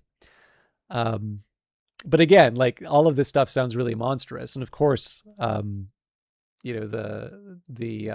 modest proposal is making fun of that thing. I don't necessarily think that like Swift is gonna shed too many tears for the Rand Corporation, who is describing a truly appalling thing like a nuclear first strike. But like I would say that's a pretty decent example of the kind of miscalculation and the kind of inhuman determination that's informing the type of satire like a modest proposal. So yeah, in any case, I didn't mean to push back too hard on the labeling here, but I think to me Swift is a very good example of someone who seems to be good at firing at all sides, but obviously depending on the time period and the audience, I think. Well, I mean, he also says in A Tale of a Tub that, satire is a special kind of mirror in which the viewer sees everyone's reflection but their own. Um, so I think there's probably a bit of that going on as well. Um, I feel like there was another point that you'd made that I wanted to respond to. I think we talked about the weirder stuff on the internet, which I imagine probably would not be. I think it would be material he would use for setting, and probably he'd be training his guns on the stuff that everybody's saying that we can't satirize nowadays. I also don't mean to paint too bleak of a picture of satire. Like if you look for it, and again, this isn't about the Babylon Bee. This could be wherever you look, but I do think that it's there if you look for it. I've now written 3 satires like somewhat recently, 2 of which are public. I would say the majority of people who read them did not recognize them as satire, but this is the part where people need to accept hard truths. Sometimes if you're claiming, oh, we can't do satire nowadays, it's, the world is unsatirizable, could be that there's actually some pretty good satire going around, and maybe you're not picking it up. And this could be the idea that satire is the joke between the author and the reader at the expense of the person who doesn't get it. This could be because we are less willing to look at the defects in our own side. This could be because we take ourselves too seriously. Um, I'm not going to say, I mean, again, I like old stuff, right? I'm reading Lucian. I really like Lucian. I'm reading Swift. I really like Swift. I think Armando Iannucci's a good satirist, right? I mean, like, The Thick of It and In the Loop are older, but I think they hold up. Avenue Five's pretty funny. I haven't seen a ton of it, but I feel like he did. Oh yeah, he also did Veep. Um, I haven't seen that much of Veep, but I've liked what I've seen. Um, it's another one. Oh, Slow Horse. Well, this is Slow Horses satire. I feel there's some satirical elements in Slow Horses. I don't know if I would put it in the same category though. But I don't know, recognizing there's something about recognizing that every bureaucracy has like its undesirables that you can't fire, and to put that in, a very exalted organization like MI5, you know, there's something going on there, I feel. Um So yeah. Anyways, bit of a weird one to end on. Does anybody else? I realize we didn't spend that much time talking about the second voyage. I'm actually really glad that I read this again, because I think probably just because so many adaptations and even as a kid, Lilliput is really familiar. I'd forgotten a bit about Brobdingnag, and more importantly, reading it in such close proximity to the first voyage. Um, I've probably done that even less. So yeah, that was a good one. And I think if nothing else, just being able to sort of make that comparison earlier, that I did earlier, for the idea of like the Lilliputian satire, where you're like, I'm going to point that finger and say, actually, yeah, sorry, maybe I didn't expand on this idea as I'd intended, but like, in the case of Lilliput, you're able to point the finger and say, ha ha ha, look at this ridiculousness. To a certain extent, the same joke or the same attack is being done in the second voyage. But it's one that I actually frequently like using. Is one of the reasons why I get really mad when people don't get the satire. Um, a lot of times that actually, I don't get as mad as I imply by that, but I definitely get sad when I more sad than mad, more in sorrow than in anger. Um, I've definitely had cases where I play the clown in it, and it's taken as evidence of my stupidity, and so why it shouldn't be read. And like those, this is why I say like sadness, because in one sense it is absolutely hilarious, right? This is someone so far up themselves that they cannot see that they are being mocked. Um, but in the other sense, like sometimes this stuff is in like university subreddits. I was like, good Lord, I know how high the admission average is, and you mean to tell me that this is your level of reading comprehension? What the hell? That is happening a lot more, I've noticed. So my university used to be great until they let all these kids in. Just like Cornell used to be great until they let that kid with a hoodie in. Um, Sorry, guys. I'm actually really happy to hear that you're spending some time in there. Because I mean, I think we've talked about this. It's like my favorite. Some of my favorite times spent in Vancouver was a six-floor library shaped like a coliseum. Um, what else was I gonna say? Um, right, yeah, but like the thing is that I also, so I have confessed to my elitism. Like, I don't use emojis to signal the sarcasm. I don't use signals. I'm not bringing back hieroglyphics. I expect people to read, and the other half of the contract is I give people a chance to get on the satire bus. I actually think I'm very unsubtle on this front, but evidence seems to be to the contrary.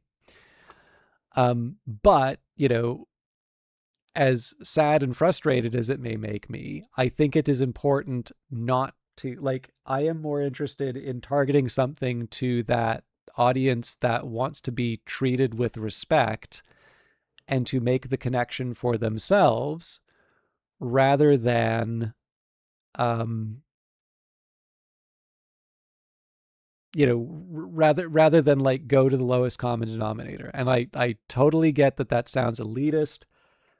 And I've noticed this is a weirdly effective, at least in some circles, a weirdly effective counterattack, right? To accuse someone of elitism, thinking they're better than you. And it's weird in a couple of ways, because there can be people who have all the power. I see this in the workplace on occasion. These are people who are like clearly a favorite. So like, I think most people will have had an experience at least once in a workplace. And this is not to imply that this is my current workplace, but I think a lot of people are familiar at least with one workplace where there is a clear favorite from management. And it really sucks to work in an environment like that, particularly with a certain intolerable type of favorite. And what I have found is that one of the most insidious tools, and it's one of the things I actually find a like disqualifying trait when some people use it, is false humility. So I don't think people need to be like, like walking with the kind of swagger that implies they need to be like carrying along a wheelbarrow for their testicles. But I don't see how tall poppy syndrome benefits us either, right? I think people should be able to speak to their positive qualities and their abilities in a factual, non-arrogant manner. And what I tend to find is that there is a certain type of managerial favorite. Some of these people are actually complete mediocrities. But I also think, just as it's important not to like equate moral shortcomings with physical defects, just because you don't like someone doesn't mean they necessarily have, like they're incapable, right? There's a lot of capable assholes in the world too. But particularly the mediocrities I have found, are ones who, they'll go up, and especially if they're like giving a presentation where they may be challenged or they have a rival or whatever, and they will go up and they'll do something along the lines, oh, well, I'm an idiot, or, I don't know how to do blah, blah, blah, blah, or whatever. And and the thing is that, they think they're hot shit, right? But they're delivering the line. It's like, why are they delivering the line? Well, one part of it's a flex, right? They know that they can deliver the line. But it's also there's absolutely an exercise of power going on there, where they are saying that because they know their views will never be questioned by anybody who wants the best days of their career to be ahead of them. They say that in the full knowledge that they will never be challenged on their expertise, even in cases where they should be. And someone who speaks to the contrary, or in fact, someone who wants to establish their own expertise. This is why this is so insidious, right? Someone who is not commonly regarded, who then wants to say, and if you want, you can make it gendered, right? There's a lot of guys who can go up in front of a meeting and say, oh, well, I don't know this very much. Well, that woman who's always, ignored in a meeting, or always finds herself, talked over, or her ideas all of a sudden become somebody else's ideas, and everybody happens to forget to give the credit. The second she stands up to assert herself, right, because that guy has said, um, oh, well, I don't know that much, it immediately makes them seem like some sort of egomaniac or empire builder or whatever, when what they are trying to do is establish a level playing field for their expertise. And again, it doesn't, to me, I don't necessarily see the value in the engendering it. Like I have personally experienced this, right? And despite the fact I've been called a ma'am on the phone once before, I can assure you, I am a monsieur, not a milady. Um, but but yeah, like clearly there are a lot of dynamics going on there. Um, and I do not find that kind of false humility helpful, and I definitely find it a tool that people use to effectively entrench a foregone conclusion. Um, so I think we are better when we allow people to speak to their qualities, while also making sure that we're able to deflate egos as well. Eisenstein says, I lived with some housemates when I first moved into this area, and I was accused of thinking you were better than them because you didn't always agree with them. And when they gave you advice or didn't think it was right or scientifically accurate or even reasonable, you would, as polite as you could, say something. You did not think you were better than them, but they were very blindly followed TikTok trends and such. Yeah, well, I get all my investment advice from TikTok. Best way to make a small fortune on TikTok is to start with a large fortune. Yeah, no, this is silly, right? I wish I had the level of confidence of like a national security YouTuber. um, but I don't know. Like this is the sort of, again, like the idea that you can't satirize 2026. I mean, for heaven's sake, start with TikTok. The concept of an influencer, right? You weren't gay enough for them, but that's a whole different level of gatekeeping that you are unfond of within your own community. No, I get a lot. It's I mean, this is going to be more personal baggage more than anything, but I have generally found the quote unquote just be kind community to be some of the most vicious and toxic people that I've ever dealt with.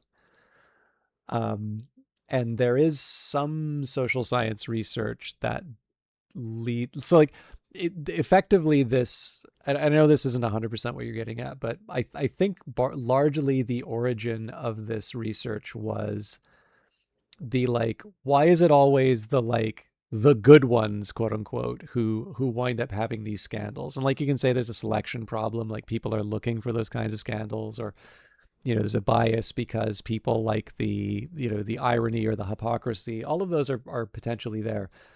But it does seem to be, at least from this research, that there is a feeling that people who do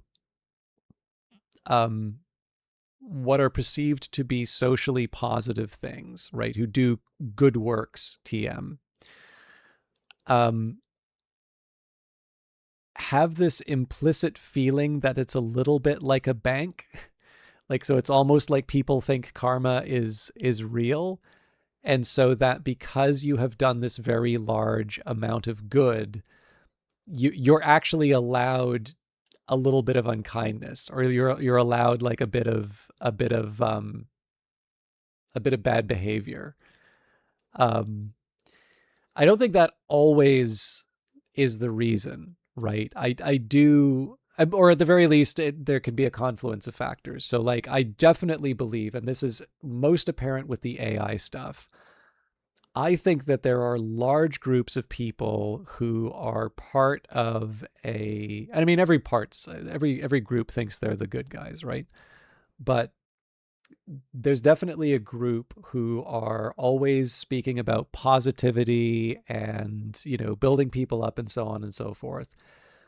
And they're really just waiting for social license to be a bully.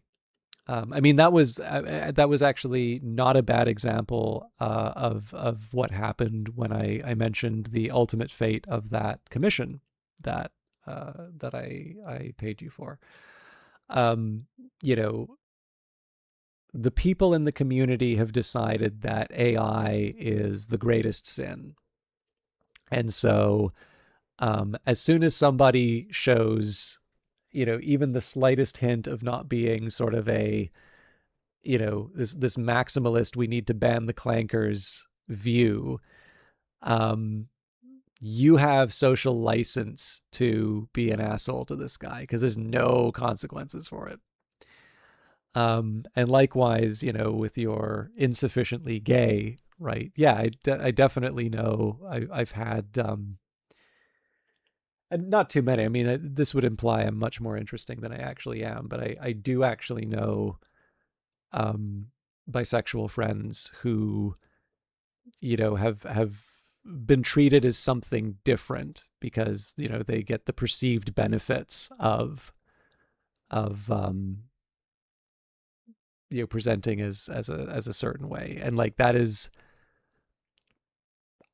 look, to be frank, this is not actually a side of their lives that I'm like super inquisitive about, but that is not my perception of how they are received. If anything, I would say probably they're dealing with that baggage on top of the other stuff.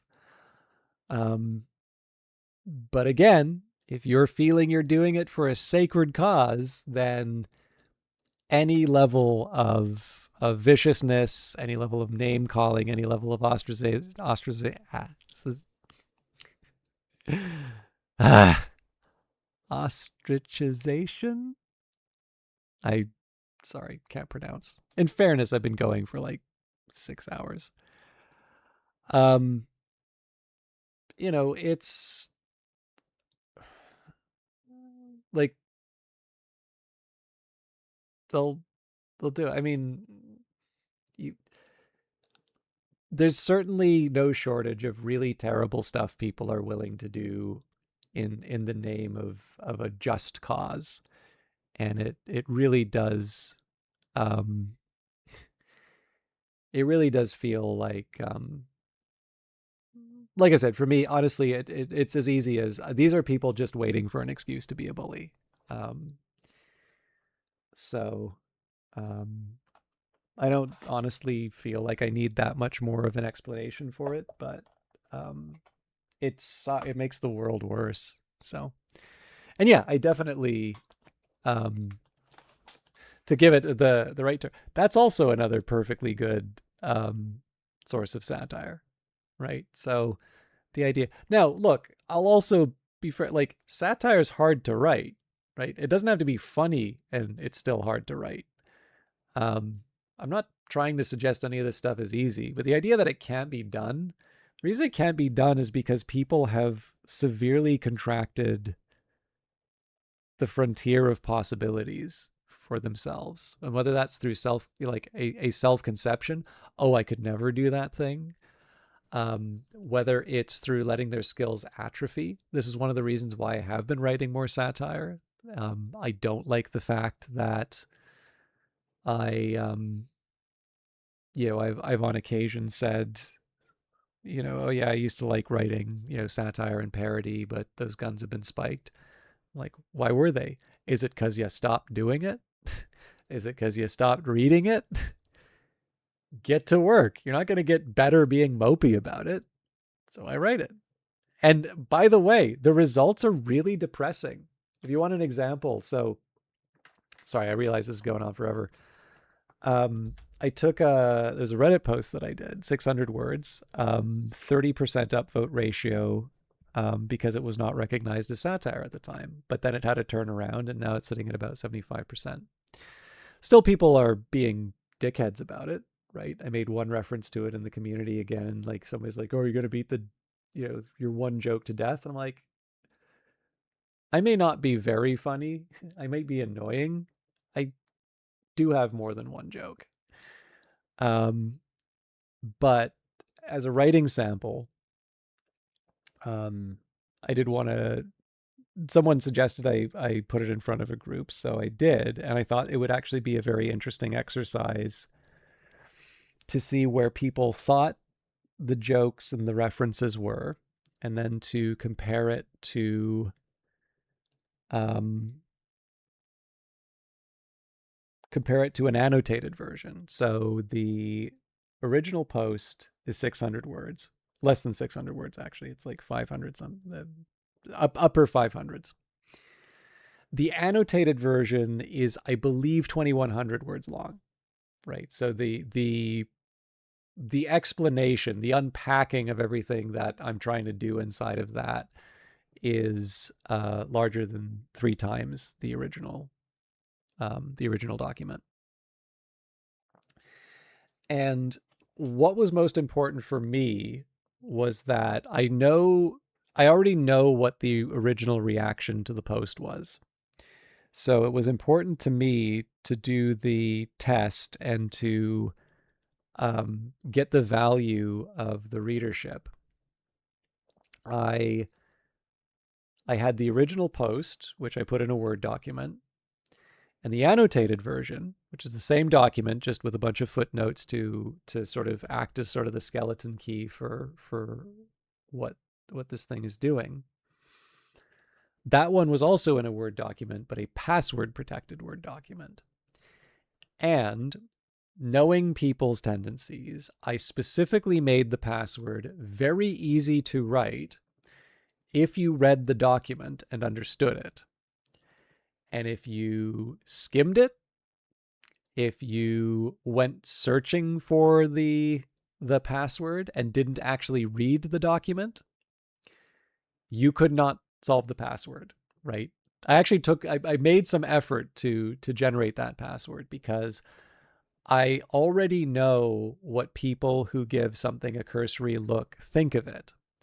What I want is to compare someone who has read and engaged in good faith, their original view, and then their view after having everything explained.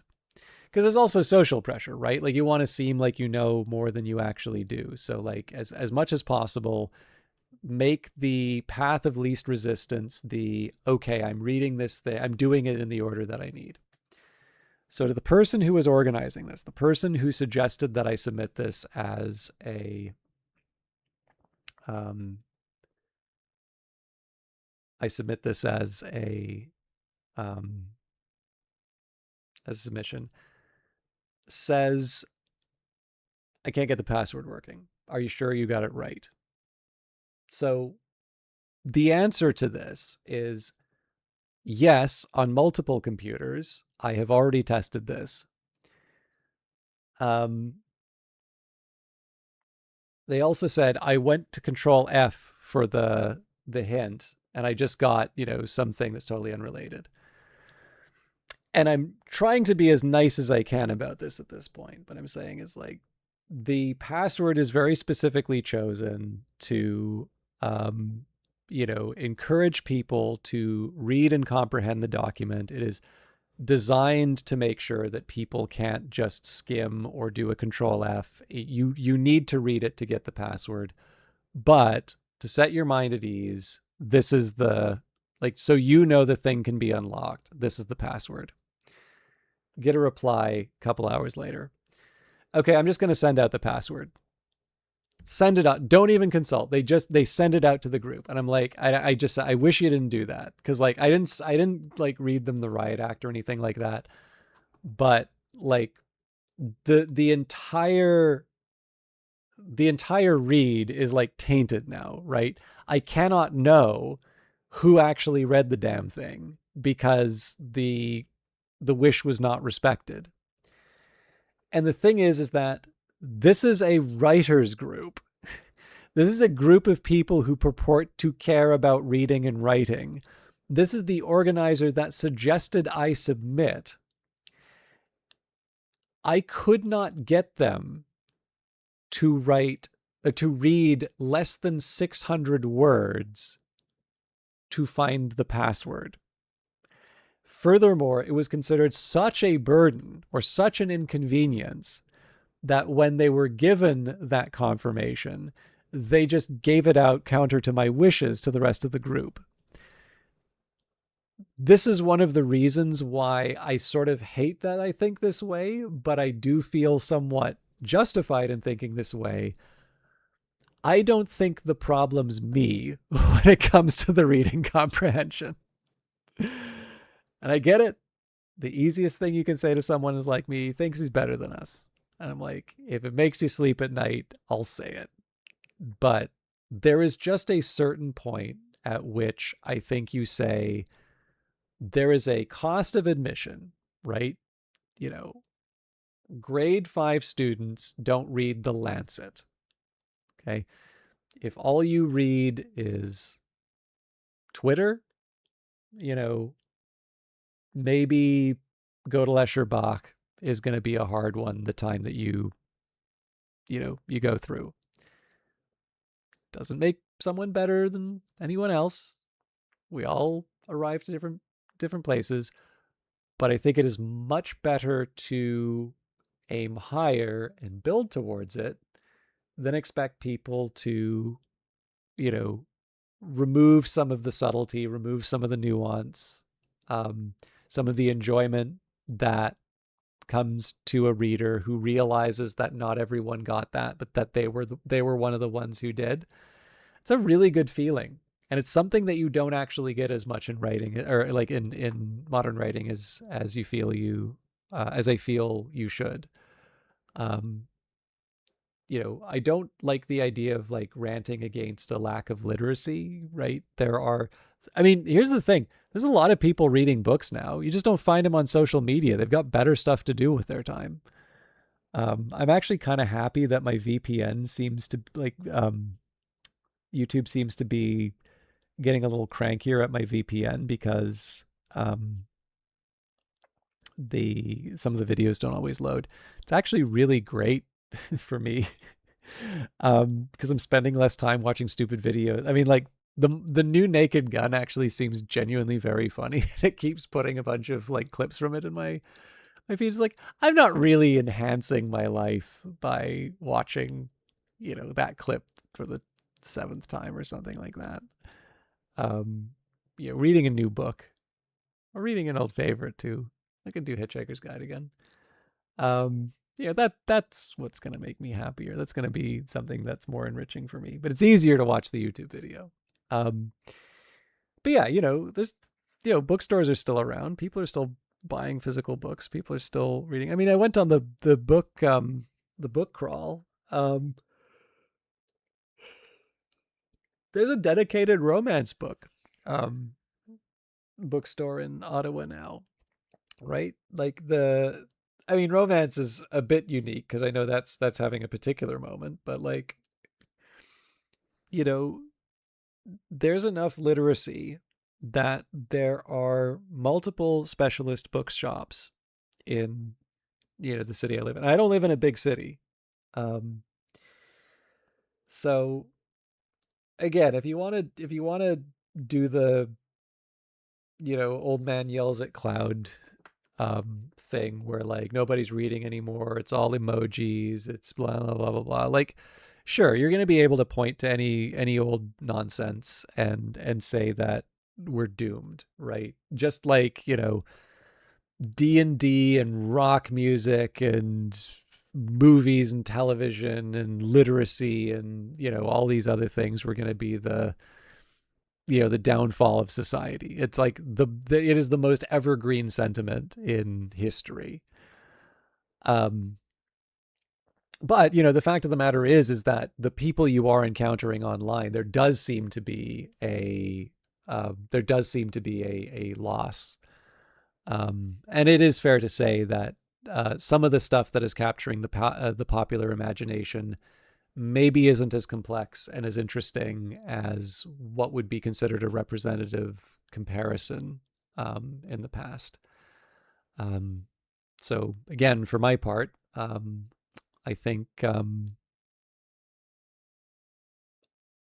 I think trying to build people up to that area and writing something aspirational in the sense of, one day I'll get that, or one day I'll write to that level, um, is a good reply. Whether or not it's an effective one, I don't know. I mean, I may not have the talent to be able to deliver that either. Anyways, I have ranted long enough. I think this will serve very poorly as a VOD for, it's like bookended with two sets of yammering. But I did read over midnight, so happy 324th anniversary of Gulliver leaving on the adventure. Be sure to ensconce yourself in the bosom of a giant woman for now and the next 2 years in honor of this most august holiday. Let's see if there's somebody I can host.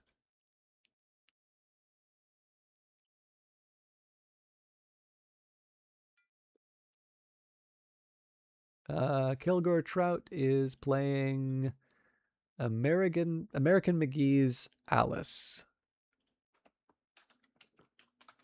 So I will leave you in his capable hands. I'm probably going to do a round of Outlast on my own. Maybe I'll do it on like the Twitch channel or something like that. But I definitely need to get some sleep. So thank you everybody for hanging out. Thanks for, I hope you're enjoying Gulliver's Travels. I will do the 2 other voyages, and then hopefully people will have learned not to backseat, and then we can go back to playing video games. But enjoy Kilgore. I will see you all on Monday. Take care.